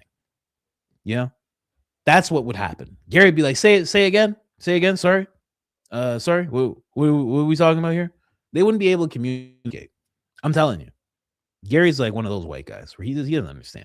Gary's not Southern. He's not Southern like that. You know what I mean? He's not Southern like that. He won't be able to understand Officer Tatum. And then mama would come and be like, oh, baby, you's big. You's big. You don't even look like a human. You one of them Kandahar people? What's going on with you, baby? You big. You got long hair. Where's your head so long for? Mama, quit talking about his head. Quit touching on him. He a big boy. You's a big boy. You flex. You pick me up, boy. Let me see how you pick me up. And he'd be like, mama, quit it. That's Gary. Leave Gary alone. Oh, I'd be crazy. Gary wouldn't know what to think. He'd be like, oh my God, this is... Oh gosh, what I do for Mr. Wachuca, all these blacks. I haven't been around so many blacks. Finally made it to a live. I used to listen to you all day while working, but now your show is too good. I just to listen that I wait until I get home on the big screen. Otherwise, some of the comedic value is lost. Oh, that's amazing. I should start explaining things for the people that are listening. That's a lesson from Joe Rogan. He always explains what people are seeing. I have to do that more. But thank you so much. Thank you so much. I do appreciate that. Blessed One, I have heard that 2 people involved in the investigation were on a Netflix series. I wonder if something will come out. Hence, they are mentioning Mandy Mook. Get that off the screen quickly. Yeah. They were in a thing, but that doesn't have any connection to that at all. They're people that were on a show. And I don't read into the whole Netflix thing. I think people feel like, oh, this person's an actor. I actually have someone in my family, Uncle Charlie. Uncle Charlie found a serial killer. I'm not even going to say what. I'm just going to say he was involved in finding a serial killer. He did a lot of really hard work, and he's a detective. And he was on a Netflix thing, and he's in it a lot. And it's because they find this serial killer, this guy who's going around getting people. And he's a real cop. He's a real detective. He's not an actor at all. They just had him in the thing because he can detail what he had to do to be able to find this person, because he was going through like the digital footprint of the person. So, for me, I don't look at it like, oh, that person has to be an actor. That's why they're on TV. But that's my own personal experience, Charlie Murphy. Charlie Murphy. I was finding this serial killer, right? And I was like, where this guy at? I used to be able to do a good Charlie Murphy. I used to watch Charlie Murphy every day on the Chappelle Show. I would watch Charlie Murphy. Greatest storyteller, man. Never got his due in terms of fame. He should have been way more famous. Should have been more famous than Eddie Murphy. He's way funnier, in my opinion. He's way funnier, man. He was gritty. Oh man, Charlie Murphy was the best. It was the worst that he left. That he left this world like that, man. I wish he was still around. And he was getting better and better at stand up. He was so funny. He had so many stories. Such a good storyteller. Man, they don't come along like that all the time, man. It was too short. Him being around was too short. Time to pick a side. Team Candace, Truth Seekers, or Fed Sloppers Inc. A lot of people have already picked the side, but there are some people undecided still. SUV not sold, put on government hold. DMV can't be sold. I don't know about that. I think I heard someone say it got sold, but I could be wrong. But I'm pretty sure someone said. Actually, no. Maybe they were saying just that. Maybe that's why they knew exactly where it was. Anyway, all this stuff has made me second guess myself. Am I the crazy one? This gaslighting is astonishing. Wonder what the strong delusion will be Bible speaks of. Strong delusion will be Bible speaks of, because this has divided beyond belief. Well, I don't know. I don't know what's going to be popping up in terms of stronger delusion. I think we're seeing it in play right now. I think when it's just that thing, Candace keeps talking about it, like, just don't believe your own eyes. I think that's a lot of that. And honestly, I mean, I've been seeing it way before anything happened with Charlie, just the push away from your divine nature. When you talk about like the strong delusion that's going to take place. Thank you, Jack. Thank you, Zach. when you talk about the strong delusion that's going to take place, it's not something that's just going to happen like in a year. It's not just going to be like a 6-month span and like, whoa, that was a strong delusion. It's something that's years. Like a lot of these things that we talk about in Ed Times are years and years. And we've been seeing this for a while, where they constantly try to pull you away from your divine nature. They constantly try to pull you away from family, nuclear family. They don't want you to have kids. They don't want you to see yourself as a significant piece of the world, of God. They want you further and further away from that. And that's been going on for years. They push you away from that. You'll see it in movies, you see it in TV. It's constant. It's constant. So, you know, that strong delusion you're talking about, maybe you're just feeling it now through this. And that's good. That's really good. Because the quicker you can see it, the quicker you can realize I have to turn to God. You know, that's the beautiful thing about figuring out that there's some strong delusion happening, is that you figure out I need to get to God. I need to get to Christ. Zach, thank you again. Appreciate you. This one, the watermelon. Tanya, how dare you, Tanya? How dare you? I screenshotted it. Okay. I'm going to get you fired from your job. Reportedly, this lady, Tanya, posted a watermelon on a Coach Colin chat. Yeah.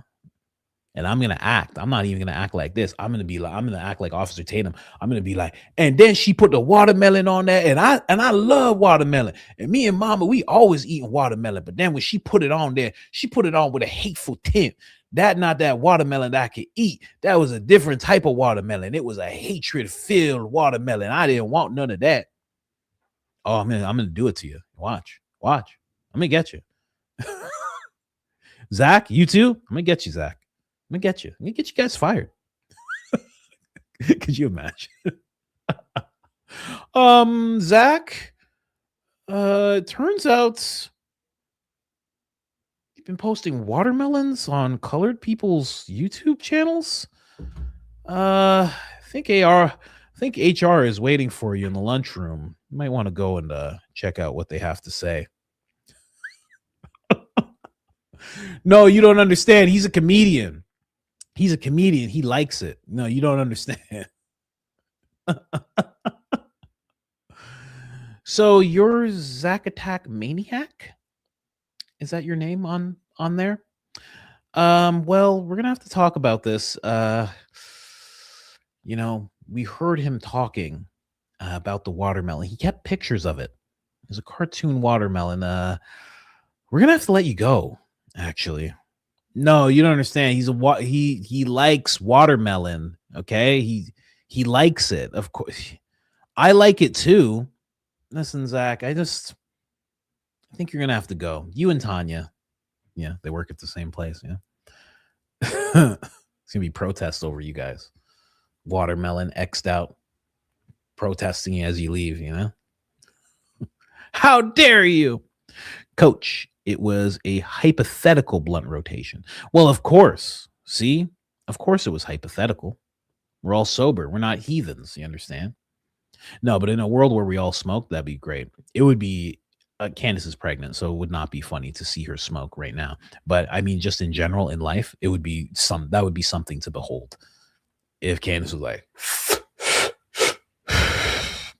let me tell you something. I can't say it.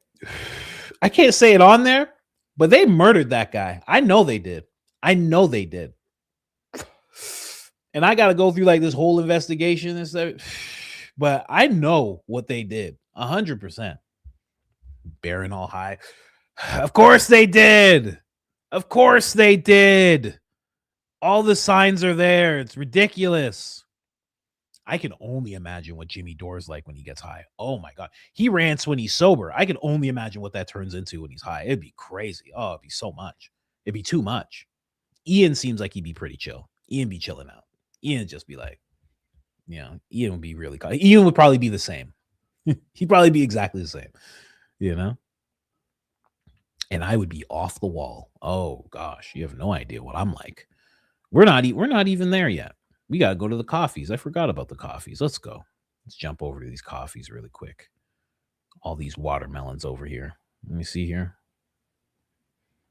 In China, putting watermelon in chats means eating the gossip, does it? Like what you say, spill the tea. Greetings from Argentina. What's going on, Argentina? Thank you so much, Marie. That's so interesting. That makes a lot of sense why they would have that function there, because they probably have a large base of those people, and they're trying to placate to them. And that's why it's like that funny animation, because those people love a funny animation. That's for dang sure. And you know what I mean. Don't ask me why I said those people. You know exactly what I'm talking about. Anyway, let's get to these coffees, ladies and gentlemen. Let's get to these coffees. Who is this? Magenta, Coach Colin, just wanted to send a little coffee your way and say thank you. I have so much respect for the way you stand up for Candace Owens, call things out without backing down. And I have to confess, I literally live for your Officer Tatum impressions. The fact that I randomly catch myself saying "mama" in completely unrelated situations is honestly concerning at this point. Yeah, I want to do it. Like it's an intrusive thought. Isn't it weird? It's an intrusive thought. I'm getting the same thing. You bring so much joy and laughter into the world that desperately needs it. Thank you so much. You were the first person I saw consistently calling out Officer Tatum, and it was a breath of fresh air. Watching someone confidently expose nonsense with humor is a gift. Thank you so much. I do appreciate that.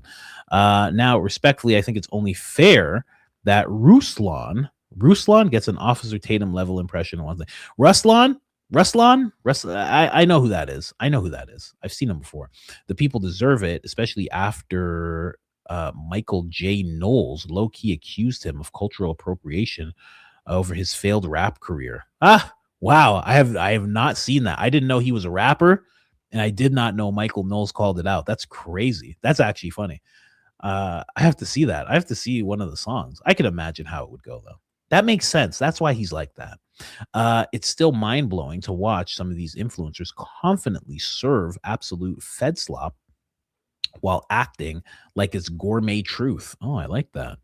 The audacity is almost impressive. It really is. It really, like when Benny Johnson was just like, ultra 4D footage, man. I saw it all. And his wife was standing right behind him. Wow. Going back to Hunter Biden, that's why his wife was standing right behind him. Because he's like, honey, I'm just going to make a video. And she's like, I want to see. Are you sending it to that Kenneth person that I told you not to talk to anymore? And he's like, no, honey, this is just for Instagram. It's fed slop. I'm just making fed slop. And she's like, I want to see. That's why she was standing right behind him like that. Oh, wow. Hunter Biden was right. Holy, I can't believe it. Anyway. Ashley St. Clair was correct, I guess. Oh, man. Seriously, though, thank you for what you do. You make people laugh, think, and stay sane in the middle of the craziness online. Thank you so much. And a special shout out to your wife and kids. It's genuinely encouraging to see Christ-loving families shining their light publicly. Your family is an inspiration. Thank you so much. Enjoy the coffee. And here's a random Ruslan link. Is that how you even say it? Am I saying it right? Ruslan link for no reason. Other than I couldn't help it but laugh imagining you react to it. I have to tell me what the video's called. I'll definitely react to it. Keep doing what you're doing. You've made a bigger impact than you probably realize. Thank you so much. Yeah, when it comes to Ruslan, I would watch his stuff quite a bit, and then I stopped when he started commenting on Candace Owens. And I was like, because it's not his lane, and it's like you're only doing it because you are literally friends with Frank Turek. And it's like, come on, man. Come on. You're doing this for no reason other than Frank Turek? Like, that's gross. So, yeah, I'll react to it. Let me know. Blakey is a butterface. Yeah, kind of. He has a good jawline, though. I'll say that much. He lost weight, got a jawline on him. Good for him, man. I worked at Hertz Rental Car in the body damage accident department for a long time, and I can confirm we hold on to cars sometimes up to 2 years after death in a car, depending on investigations and such. The process involved with these cars would prohibit the Charlie Kirk SUV from being sold for at least 6 months. And yes, I live in Utah, so I know the laws here. There is an absolute rat here. It was also a red flag from day one. That's interesting. Okay. So they cannot get rid of the car. They have to keep it. Now you're saying that that you guys would keep the car for X amount of time. Someone else is saying it's under government hold. That doesn't make sense. Well, I guess maybe the government overrides Hertz rental car. I don't know, but I would love to hear more about that. Please tell me more about that. Longtime listener, first time coffee buyer. Love your infectious laugh. Thank you so much, Barbara. Appreciate you. Wait, isn't Don Lemon gay? Yes, of course he's so gay. Edible glitter. Of course he is. That's why he cried when he got fired, because they didn't, because he was gay black, supposedly. Yes, of course. Of course. I mean, this is, of course. Also, I miss the date night conspiracies. I would love, I love that and would very much enjoy more. Are you going back to that? Also, you said you did occult stuff right before. What episodes were they? Well, I covered occult stuff. I wasn't doing occult stuff, looking for reptilian shapeshifters and all that. You'd have to go back probably 11 months, maybe 12 months even. I love even back further. I mean, because Joe Rogan would often talk about that stuff, and I would cover him talking about that stuff. LOL, I love the Mennonite girls. They have a bakery called the Little Bake Shop in Wayner. I drive 45 minutes to get desserts. Their stuff is so good, but yes, they reproduce like crazy. Yeah, they do. They really do. They really do. I've been digging into everyone who was cleared between the 10th and the 12th, and I'm putting something together. In the meantime, check out on Barron's, I guess that's July 19th, overlooked police audio at timestamp 1 hour 9 minutes. They discuss Zach Q, the heavyset unidentified person, Andrew, I'm going to say Andrew P because I can't say that, prosthetic arm. Okay, the prosthetic arm guy, and mention a green Armada. Then go to Instagram and check out the prosthetic arm guy. Scroll until you see the vehicle post. Then check the Charlie Kirk post beneath it. Then look through his other socials. If you're interested, I can send you everything. Yeah, please do. Busick. Yes, please do. 100%. Send me more about this. This sounds very interesting. Yeah. I can't even reply here. I can reply on the app though. Billy bought a coffee. Thank you, Billy. Jennifer. All I can imagine is Lindsey Graham at Disneyland going bippity boppity boutique to pick up a princess dress, pick a princess dress out and have his hair and makeup done before heading to Club 33. Can't forget the bubble wand. Oh, the boys in Club 33 are gonna love me. Make it more rouge. Make it more rouge. Come on. Let's go to Club 33. Mama, did you hear the president hacked my dirty talk and used it at Iran? What? Unleash the beast and open the gates of hell. It's my prolapse boot. Did he actually say that recently? Of course he did. You can't spell Pasopic without POS, and that ain't a coincidence. Uncle Ghosty. Uncle Alert. He gets the Uncle Alert. This person gets the Uncle Alert. Thank you so much. Mama Bear Nix, have you seen Zach Costello's recent video discussing Jack P and their testimony about the 4K footage? When Jack was on the Charlie Kirk show, he mentioned seeing the timestamp and wishing he could stop the clock before 12:23. But according to the lawyers, the timestamps were removed in the zoomed footage. Mic drop for Zach. Oh, gosh. Jeez. I was actually going to stop and say, I've heard Jack say that. I didn't see it on Zach Costello's video, and I don't even know if it's the same video because, like I said before, he says the same things over and over and over again. He just keeps saying the same things. So I've heard him say this. I've heard him say this before, and it's just like, I don't know. It's just weird. It's weird the way he just over and over again will say the same thing. So he said this in multiple videos, the 12:23, trying to stop the clock, wanting to stop the clock to stop. I have not seen it. What's this video called? You didn't say what the video is called. I'll check it out though. You say his most recent video? I'll check it out. I got to check that out. I don't know about you, but I'm trying to figure out the relevance of Pound Cake Blake. I've not heard that one myself. I have a good idea, but I have not heard that one myself. I mean, lies fall out of this guy's mouth like baby drool. He really has the most slappable face ever. I am talking open pan. Well, like I said, let's not think about violence when we think about these guys. You feel sorry for them, I just want to say you are beautiful and genuine soul. I'm a stay-at-home mom of 3, and I get excited when 10 a.m. comes around because I get my AirPods in and get things done. My little brother oh geez. Okay. I gotta skip over that part really quick. But yes, I see what you're saying there. Every single man in the family, he was stationed in Washington. I've never been the same. I have ups and downs. Your jokes help me through so much in a world with so much evil. Well, that's good to hear. Thank you so much. I love how genuine you are, how you get up and go to the bathroom, how you help your wife in the middle of the show. Keep that up. Be you. That is what we all love about you. Thank you so much, man. Thank you. I appreciate that. Thank you for the smiles. Thank you for the smiles you give to those who are hurting and fighting our demons. Christ is King indeed. I had tears writing this. Today is a rough day, but I still have to be a mom. Oh man, my wife's going through the same thing. She's having a rough day. She was so tired getting up right before I went live. She was so tired. It was like she was like half asleep. I was like, oh man, the baby was all crying and stuff. Oh, but I'm sorry about your brother. I'm sorry to hear that about your brother. That is very sad. Very, very sad. Very hard to deal with. Very terrifying thing to deal with.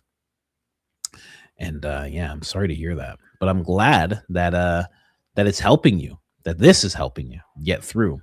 I used to cling to anything that would help me through the stuff I was going through when I was working in grocery stores and factories and addiction and breakups and just overall just being depressed. There was just few things that I could cling on to. So I'm so happy that I can be that for other people. It's so crazy. You have no idea. Like out of all the things that I've wanted to accomplish, I did not think that would be one of them, that I could be the voice that people hear that like carry them through a day.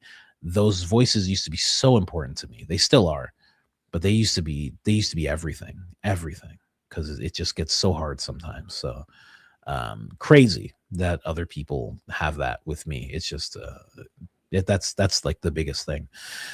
Incredible.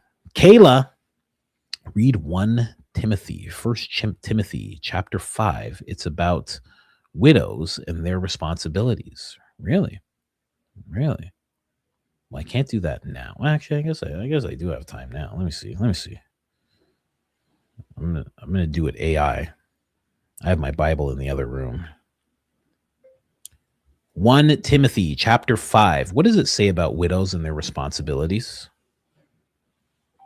It might lie to me because it's AI, right? It might just be like, it doesn't say anything. In fact, it says that you shouldn't believe in God and you should believe in AI.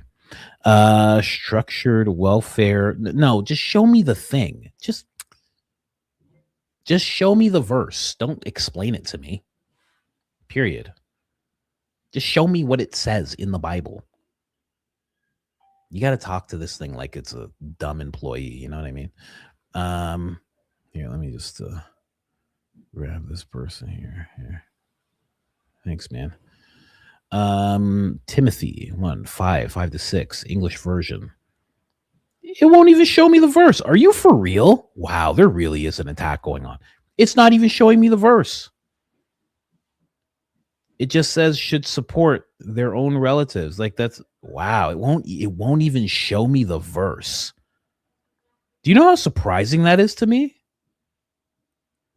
Who are widows, let them care of them. Let the church not be burdened. Whoa. Let the church not be burdened so that it may care for those who are truly widows. If any believing woman has relatives who are widows, let them care for them. Let the church not. Wow. That seems crazy. I have to look into that more. I can't believe it wouldn't even show me the verse. I had to get out of the AI and go to a website. It wouldn't even show me the verse. I can't believe that. That's so crazy. I really wish somebody could organize an ice out for influencers on X. Stop giving them exactly what they want, attention. Well, I mean, it's just not doable. I mean, people are just going to give attention. It's too hard. I mean, it's the name of the game, and everybody. And plus, those people have fans. The people you don't like, they have fans. They have people that believe in them just as much as that person was saying they believe in what I do. Many of them have built their following by posting anti-Candace content because they know it generates outrage and engagement, of course. And also, they're getting paid. There's a big chunk of them that are getting paid money, so they're doing it. It's the first opportunity they have. X doesn't pay anything. X pays terribly. So it's like, if you could jump on X and all of a sudden you're paying your bills, I mean, that's a big opportunity. People don't just walk away from that. It's hard.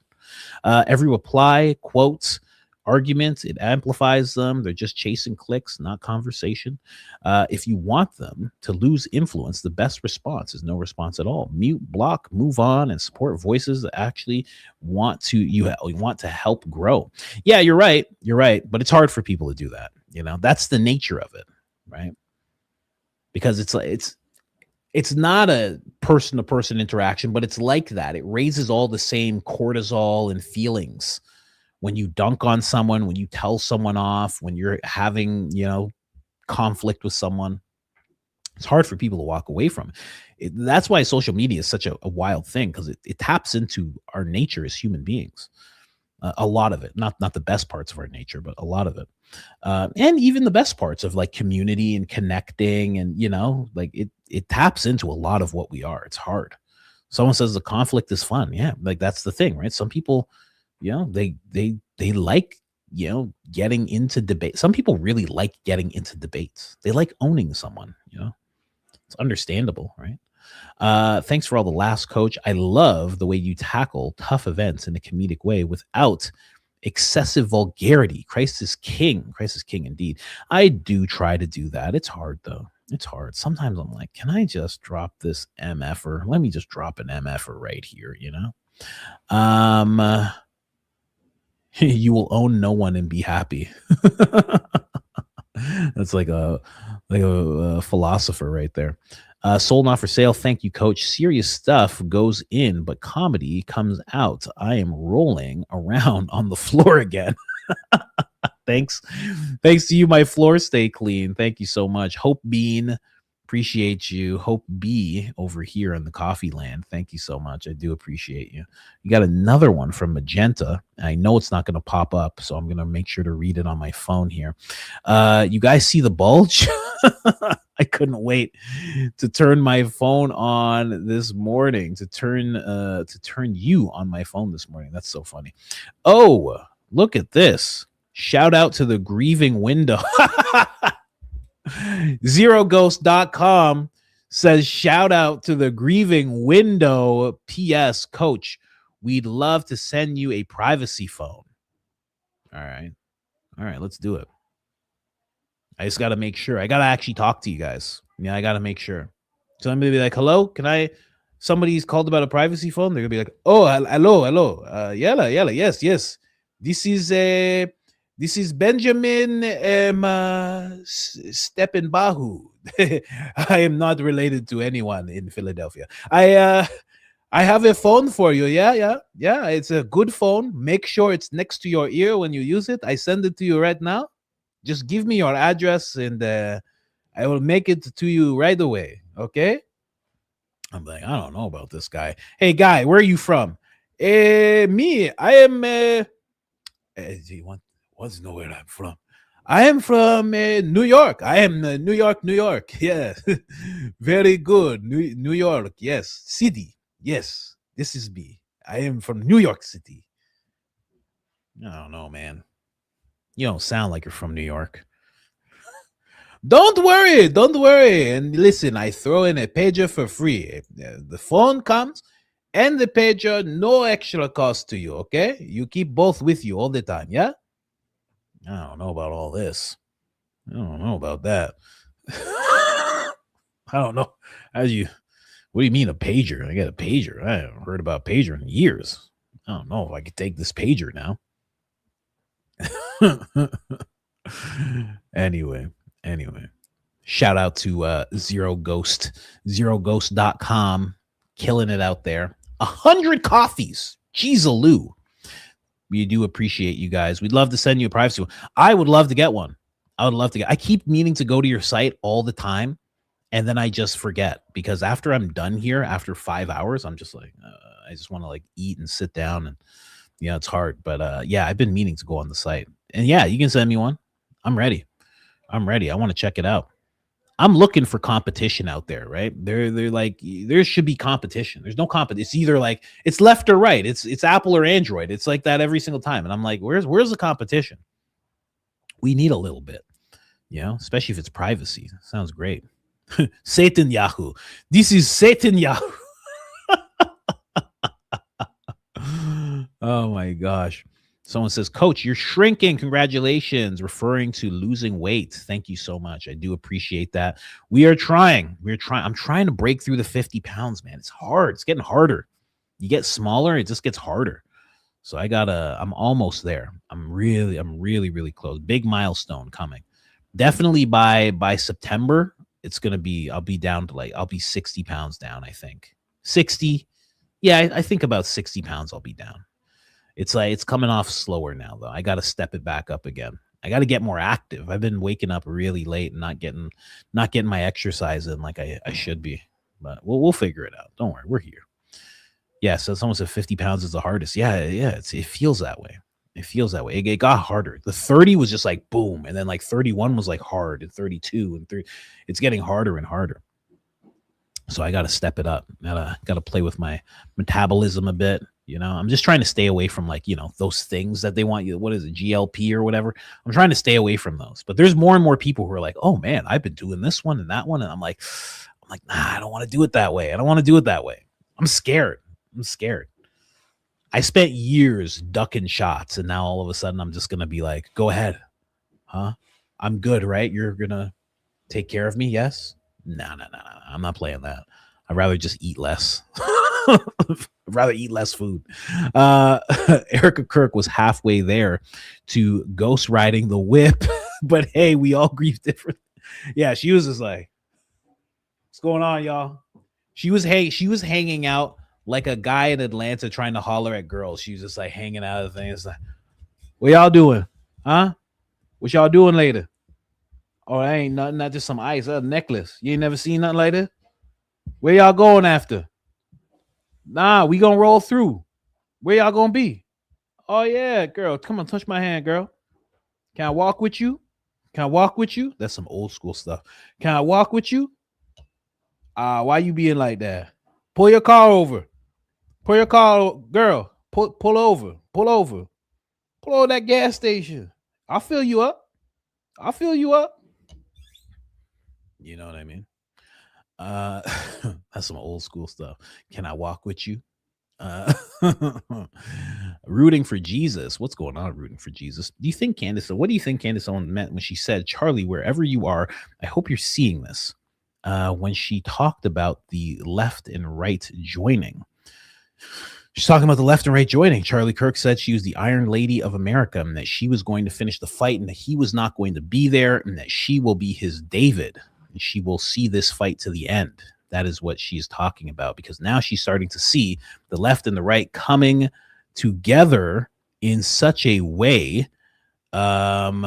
It's hard to deny. It's really hard to deny. She's coming together with people from the left and the right are all agreeing on certain things. And this is the thing that Charlie wanted. He wanted discourse in a way so you could come to terms. That's why he sat down with Gavin Newsom. I didn't like it. That's why he would sit down with Gavin Newsom. That's why he would open himself up to those people. That's why he opened himself up to J.D. Vance, who was a never Trumper, and said, let me talk to this guy. Let's find common ground. And then brought him to the president. The guy became vice president. Like, this is something that Charlie wanted for a long time. Charlie wanted to save America. He didn't want to further the left and right narrative. That's not what he was trying to do. Like, yes, he was a part of the biggest conservative organization in America, perhaps even the world. but he wanted to save America. He wanted America to do better. He wasn't looking for just more left and right nonsense. It's not what he was looking for. That's why he put so much faith in the president, because the president at the time when he was running, it seemed like he was so on the same page with Charlie and just changed so much. So it didn't take my message, but it was an apology. I hadn't meant to strike a nerve with the question. Oh, yeah, I know exactly what you're talking about. Don't even worry about it, Big Goy Ploy. Big Goy Ploy wanted me to put some kind of marking on any kind of clip that goes up on the channel.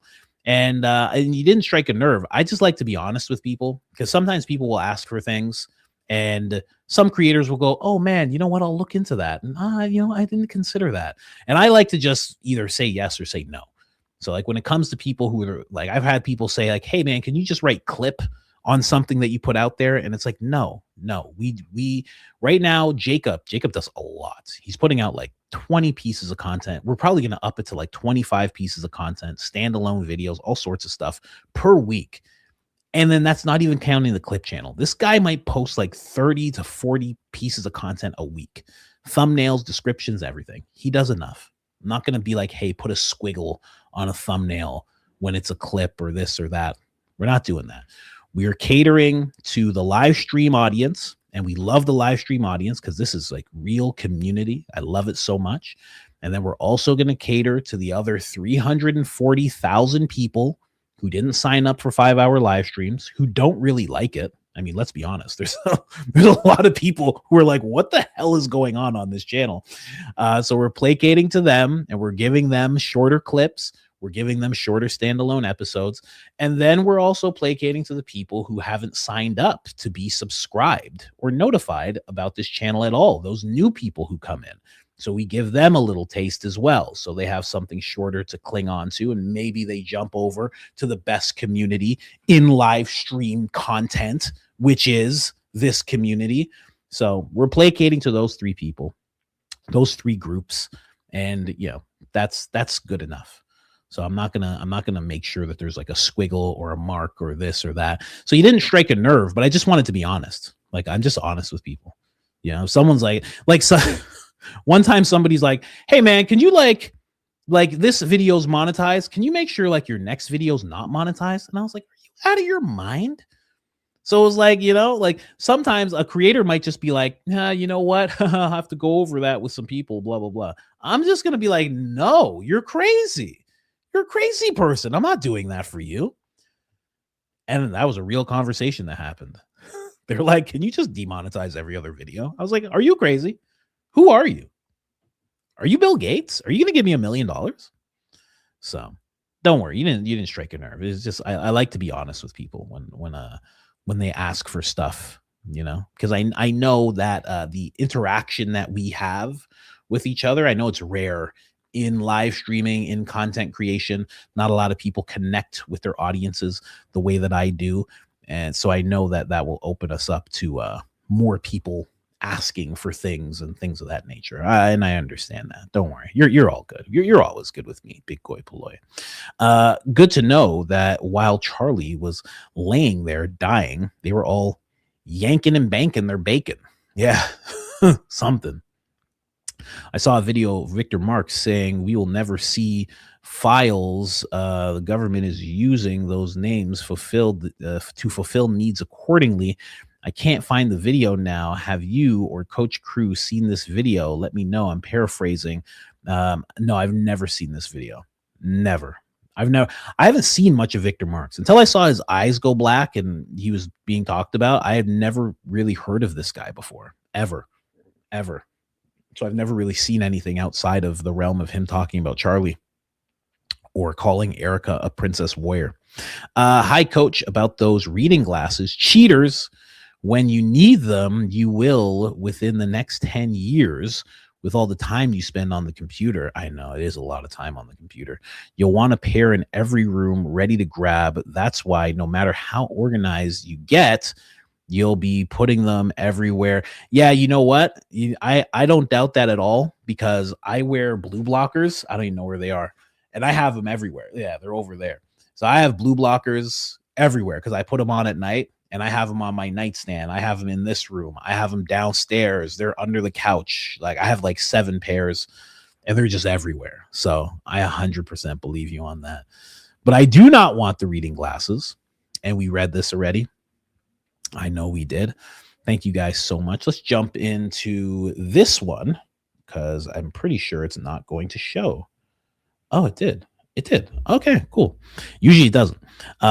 Blue Lioness. I'm a stream behind. I would love to make clips for you, but if there is someone more experienced that I totally understand, I want to help your channel so bad, but I don't know how. I know I messed up with the Baron timestamps. Oh, you didn't mess up. You didn't mess up at all. You know, stupid medical emergency. Oh, man, just a stupid medical emergency. Oh, gosh, that's no excuse. What are you talking about? That's fine. And I didn't have a phone to tell you. I wouldn't be able to do it for a few days. It's completely fine. Don't even worry about it. I'm sorry I let you down. No, you didn't. No, don't worry. If Jacob or Rosie ever needs help with anything, if you ever need an app/software built, please let me know. Oh, that would be cool. There is something I want built. I think there has to be something for productivity or something. I don't know. Coach, you told me to send you the video. Here it is. I don't know. I didn't know he was so close to Frank. Catholic versus Protestant. Did we see a miracle? Yes or no with Ruslan, the Michael Knowles show? I will look into that. Thank you so much. Starts at 25:40. The setup begins there in around 26 minutes. Michael jokingly says, is rap music cultural appropriation? The entire time I was watching, all I could think was Coach Colin would have an Officer Tatum level field day with this. Please, please, please throw Ruslan clipped into your live. I used to listen to him, and I used to listen to him too when I heard what he had to say about Candace. Bruh, I returned his book so fast. Wow, geez. I'm still officially campaigning for a full Ruslan impression. I feel like I'm saying that name so wrong. Maybe it's Ruslan. Is it Ruslan? I don't know. I genuinely think that he is legendary. I think it has legendary potential. The people deserve it. Thanks again for the laughs. If somehow becomes your next impression, I'll happily accept partial credit. Thank you so much. I'll look into it. I don't know how good the impression will be, because he's just like, you know, he's like those, you know, those pastors who are like, you know, they'll have like a backwards hat on. They have like, you know, Jordans on. They're like, what's up, man? It ain't nothing. So let me break it down, man. Like, Jesus came through and he was like, yo, I ain't having it. So he goes into the temple. I ain't even lying, y'all. Goes into that temple and he's flipping tables. That Jesus was a boss, y'all. So then he walk out of the temple. Like, he's like one of those guys, you know? And I love those guys. Those guys are the best. Coach Colin, just wanted to send a little coffee your way. And did I read this one? I feel like I did, because it's so crazy long. I feel like I did. Yeah. I had to have read this one. Yeah. It's about Ruslan. Okay. All right. Perfect. And then going back to these coffees, or going back to the supers. Silver Star, Floating Heart. Thank you, Real Mama Bear. Thank you, Cyber. What is that? Cybernessie Net. Thank you, Gray. Appreciate you guys. We are out of here. Just hitting 5 hours. I love it. I love the 5-hour lives. I got to be honest. I like doing this for hours at a time. Feels good. It's fun. Get to really focus on different things. Get to expand on some things. My act outs don't feel like they're taking up as much time. You know, they feel necessary now, which I love as well. Let me see if there's anything else. I don't think there is. But honey, if you're here, there's something we have to pick up at the bank. I think I got a text message days ago, so I hope it's still there. I completely spaced on that. Please. Anyways, guys, thank you guys so much for being here. More silver stars. Appreciate you. Appreciate all you guys. Thank you for everything. Thank you for all the kind words too, man. All those people saying all those kind things. I really appreciate it. It's something that I need to hear from time to time, because I beat myself up a lot when it comes to you know, being good at stuff, being worthy, you know? So thank you guys so much. It's been a pleasure, and we are just at 5 hours right now, and I will see you guys tomorrow. Candace is going live. What day is it today? Candace is going live. It's Wednesday. So that means we are going to hear who Ben Shapiro was with either today or tomorrow. She said she will not let us out of the week without knowing who he was at lunch with. So hopefully we actually get to hear that today. If not, tomorrow. And if not, we all have to message her and say, hey, we need to hear who it was ASAP. We need to we need to rally together and be like, we want to know. Straight up, and then there is one more silver star. Bang. Thank you so much. I am out of here, guys. Thank you guys so much. Truly appreciate you. 10 a.m. tomorrow sharp. I will be here. Hope you are too.